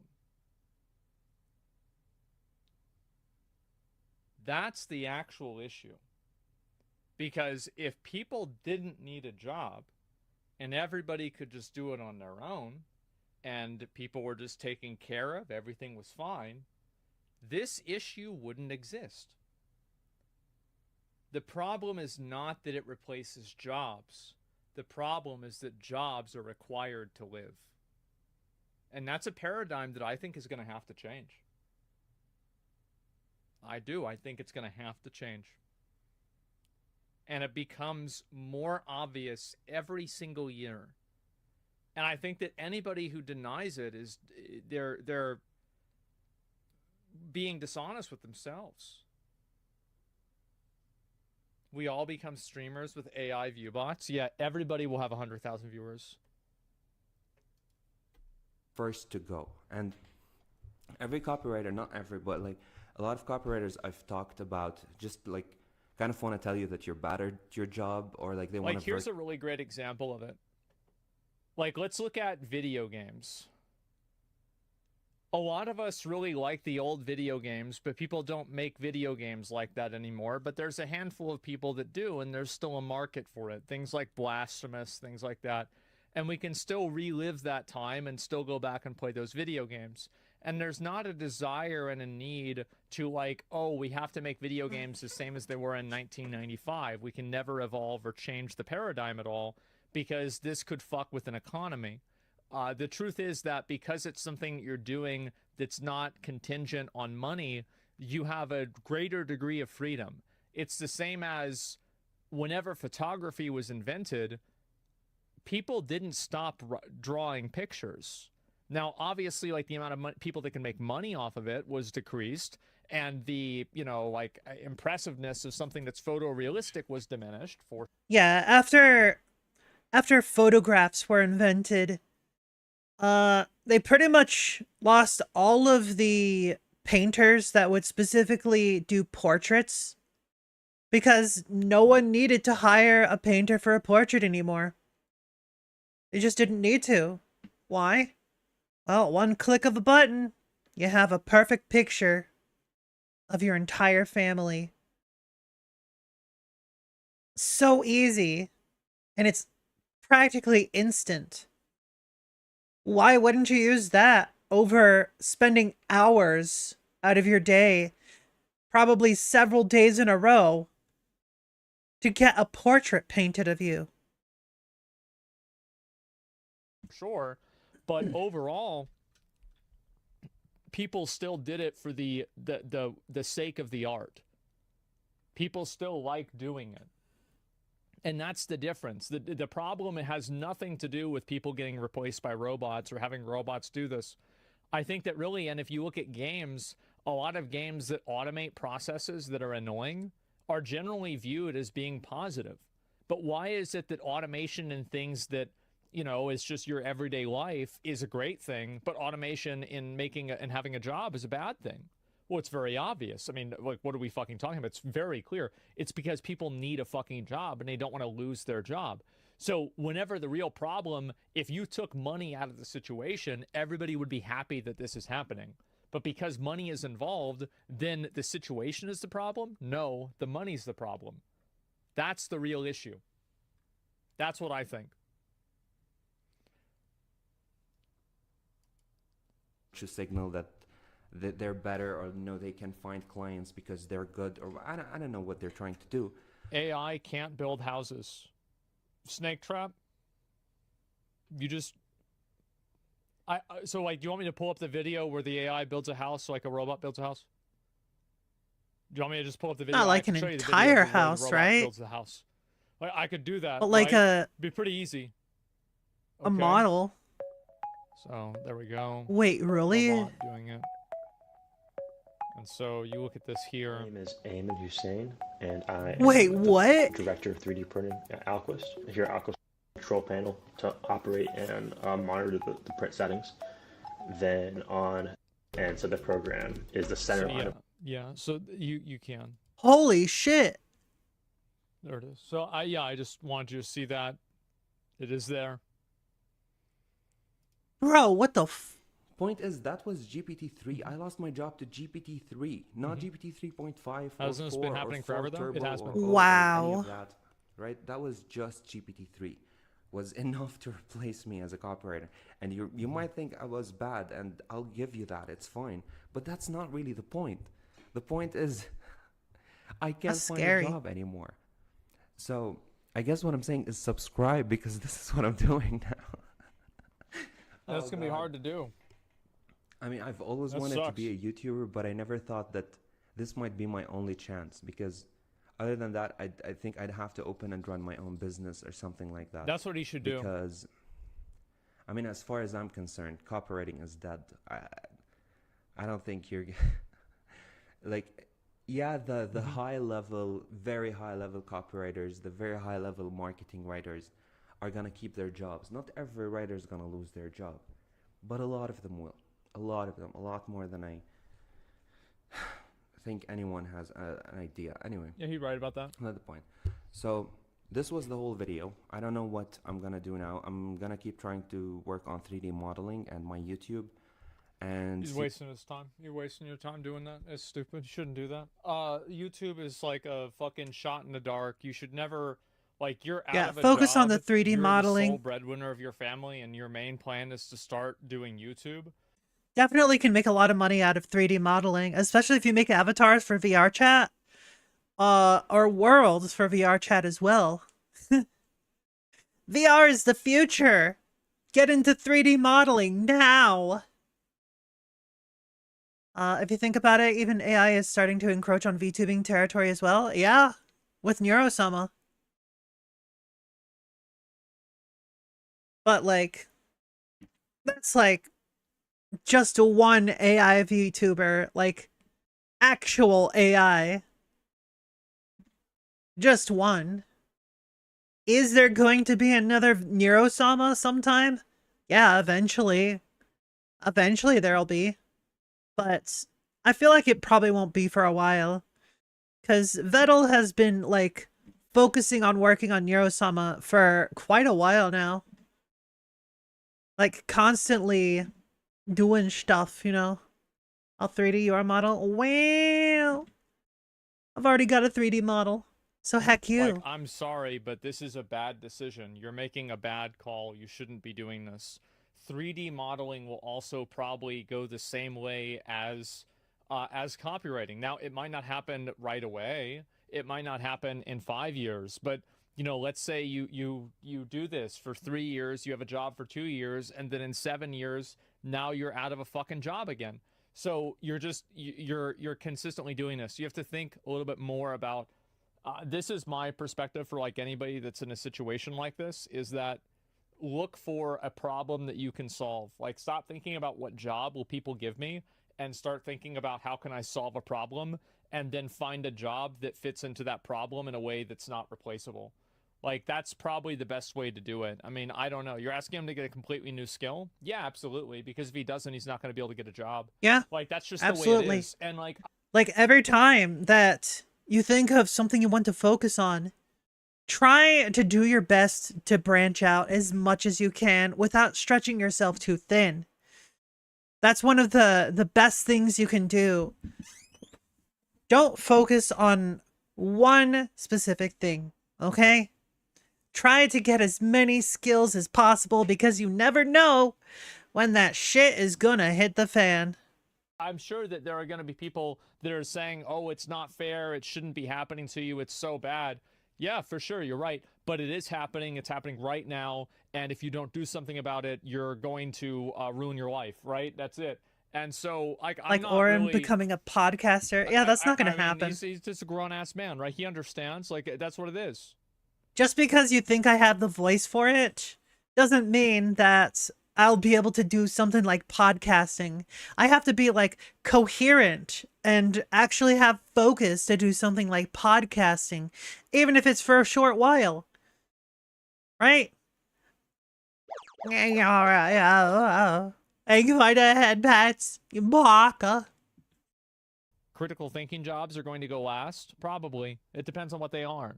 What I can do. But if you happen to be in the same position, you got this. let me know down in No, the comments. I'm Tell me telling you, what I you're don't. thinking about it, if it's I literally don't have the mental faculties to be able to do that. I can barely socialize, and like, I don't even know how to do research beyond, like, when I was a kid, they like made us read stuff in libraries to like do a report or whatever. There's nothing I want to talk about. There's nothing interesting, right? Nothing about me, nothing about like what I'm reading, what I'm playing. Like, there's literally no means for me to make a podcast. There's no means. I have no one that would join me either. So what's the point? There's literally no point to me. happened to you. Or if you think that it's my fault that I lost my job and not AI's fault. But it doesn't seriously, matter whose fault it is. Like, worrying and thinking about whose fault something bad, like, oh, something bad happened. Whose fault is it? It happened. It's probably both. It's AI's fault and it's your fault. There's probably something you could have done better. There's probably something AI removed that you were doing in an authentic and good way. Like, that's just the way it is. I've been applying to thousands of jobs and just nothing. And yeah, at first I wanted to stay delusional and be like, okay, I'm still gonna find a job and all of that. But I mean, to be fair, talking about staying delusional and then talking about doing YouTube, those are, you know, I think kind of the same thing. Let's be honest. Like, there it is. Oh yeah, I'm absolutely It's delusional. hard to do YouTube and be successful at it. It really Right? is hard. I will gladly stay delusional and keep trying to stream on YouTube. Because you know what? Slowly but surely, I'm getting subscribers. Slowly but surely. And also, like, whether you think that it's hard or not, it's very unlikely. Whether you want to attribute that to luck or hard work or both or whatever combination you want to add in, it is very unlikely for this to happen. Same with streaming, yes. Job is not the point for me. Like, that's not, I can go find a job. It doesn't matter. I think if like 20 years from now, to 30 years from now, what am I still gonna have this job? Am I still Yeah, well, gonna you be know what strong, else this people capacity or like? whatever? Val. And Is it doesn't feel like it. nuts. And I feel like even if I learn 3D modeling Got 'em. and any of that, at some point it's AI Paco. is good enough Yep, there it is. to do it by itself. I mean, you already have like the Google's new model and OpenAI's new model, and like you know, where you can just basically have the camera open all the time and GPT can just read your screen and all of that. And Microsoft announced like recall and stuff. So I don't know. Who knows where this is gonna go? Yoko, how you I'm doing? sending this video out into Baka. the void that is the internet, and not expecting anything really. I'm just gonna put this out there and let it be. And You're at work. Hi yeah, at work. that's I'm pretty Mora. much it. I would ask you to like and subscribe, but I don't know why you do that. Honestly, this channel is garbage, but I want to keep working on it and keep uploading Oh, and see where man. this gets me. What a guy. So anyway, that's it.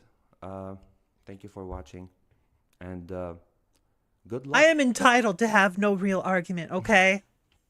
So yeah, basically, Creatives. you know, whenever I hear somebody tell me that, sometimes people will tell me something like, hey, I just decided to quit my job to start doing YouTube, I say, great. That's awesome. Yeah, that's me, Yoko. You've That's me. already made the worst mistake of your life. So now it can only get better. Right? Like, okay, so it's only up from here. Thank God. Awesome. And so whenever I see this happening, I get another job. Yeah, figure something out, right? And there are some people that do it. And If it it's works. only up from I mean, here, here's I the guess thing, you better right? get good I at think that a lot parkouring. of people love to shit on guys that, you know, I'll give the video a like. It sucks that this is happening. Real lesson here is never quit your job until you have another one. Yes, unless you hate it. I mean, again, like, you just have to Think what do you like, whatever is Val. best for you, man. I know There's the who I video. am. That's all there is. Things can always get worse. Oh, yeah, they definitely can. And then somehow you break through rock bottom and you keep going down. Yeah. Usually a lurker, but I've got a comment. I'm doing a PhD in AI right now. Honestly, if you lose your job right now, you never invested in developing a significant skill set. The purpose of at least the first generation of AI is to get rid of tasks, wasting time of skilled people. Imagine working 8 hours only dealing with productive things. To be honest with you, you're probably right, because this guy dropped out of college, so he probably doesn't have any expert level knowledge about a lot of things, and because of that, it was easier to replace his job. Like, that's the truth. That's why, yes, like, who else is getting replaced? People that are fast food workers. Why? Because it's a very easy fucking job, and that's it. Like, it's very hard in a way, but it's also very easy for a robot to do. Like, it is not something that's, like, mentally taxing in the same way that, you know, like, being a lawyer is mentally taxing, right? Get a career? Yeah, exactly. You've got to do something. That being said, there's millions of retards regardless. There certainly are. What AI can't do is think strategically and critically. Well, it can't do that yet. Of course it's going to be able to do that. Why would it not be able to do that? Like, that's silly. Of course it would be, like, so AI is like, this is the one thing that AI will never be able to do. Of course it won't. Now, it probably will take the longest for that to happen. And I think that really, like, if somebody is in a situation like this, don't try to start YouTube. Don't try to go into a similar field, because if you're going into a similar field, don't you think AI would be going into that field too? You've got to rethink your life. I think that's really what it is. Hire an AI lawyer. Yeah, there you go. And it sounds great. Yeah, paradigm shift. Yeah, get a real job. I mean, every job is a real job. If you're getting take real up money farming. for it, it's a There real you go. job. That's the way I see it. Take up carpentry. There you go. Or handiwork. Or be an electrician. A plumber. Everyone always needs a plumber. There you go. A year ago, GPT has strategy of a 9-year-old, which isn't half bad. Yeah, it's pretty good. I was playing Age of Empires back then. Nothing can beat live music, though. Of course, there's always going to be things that that people will always want other people to do, but that doesn't mean that it's it's like something that's unique or, you know, special or anything like that. What if the AI does live music? Well, I think that you've already seen things that are kind of a, you know, like a version 1.0 of that, like those VTuber. Yeah, Val. I agree. People do always need a mortician. Man, they're just dying to see them. You're welcome. Festivals and stuff like that. People need to invest in themselves. None of it will matter. AI is going to take everybody's job, and people are just going to be harvested for their organs and for the electrical, you know, the electrical currents their bodies produce. So it won't really matter what job you have. What? What's wrong, Val? What's wrong? Still a problem? Still a problem, Val?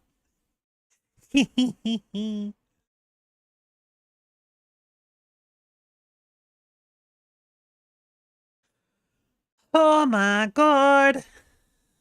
Alright, I've been going almost 8.5 hours. I think that's good for today. I think that's good for today. Ah ba ba ba ba ba ba. Ah ba ba ba ba da ba. Wow, how dare you give me pats. Alright, no raid today. Thank you all so very much for watching. Hope you all enjoyed it. Hope you all enjoyed my stream. If you would like to see more of me, make sure you're following me on my Twitch and or YouTube. I go live every day around 2 p.m. Eastern Standard Time. That's about like 11 a.m. PST, if that helps anyone. Yeah. And that's about it. It's about it. Follow me on the places. Like, comment, subscribe, hit that bell.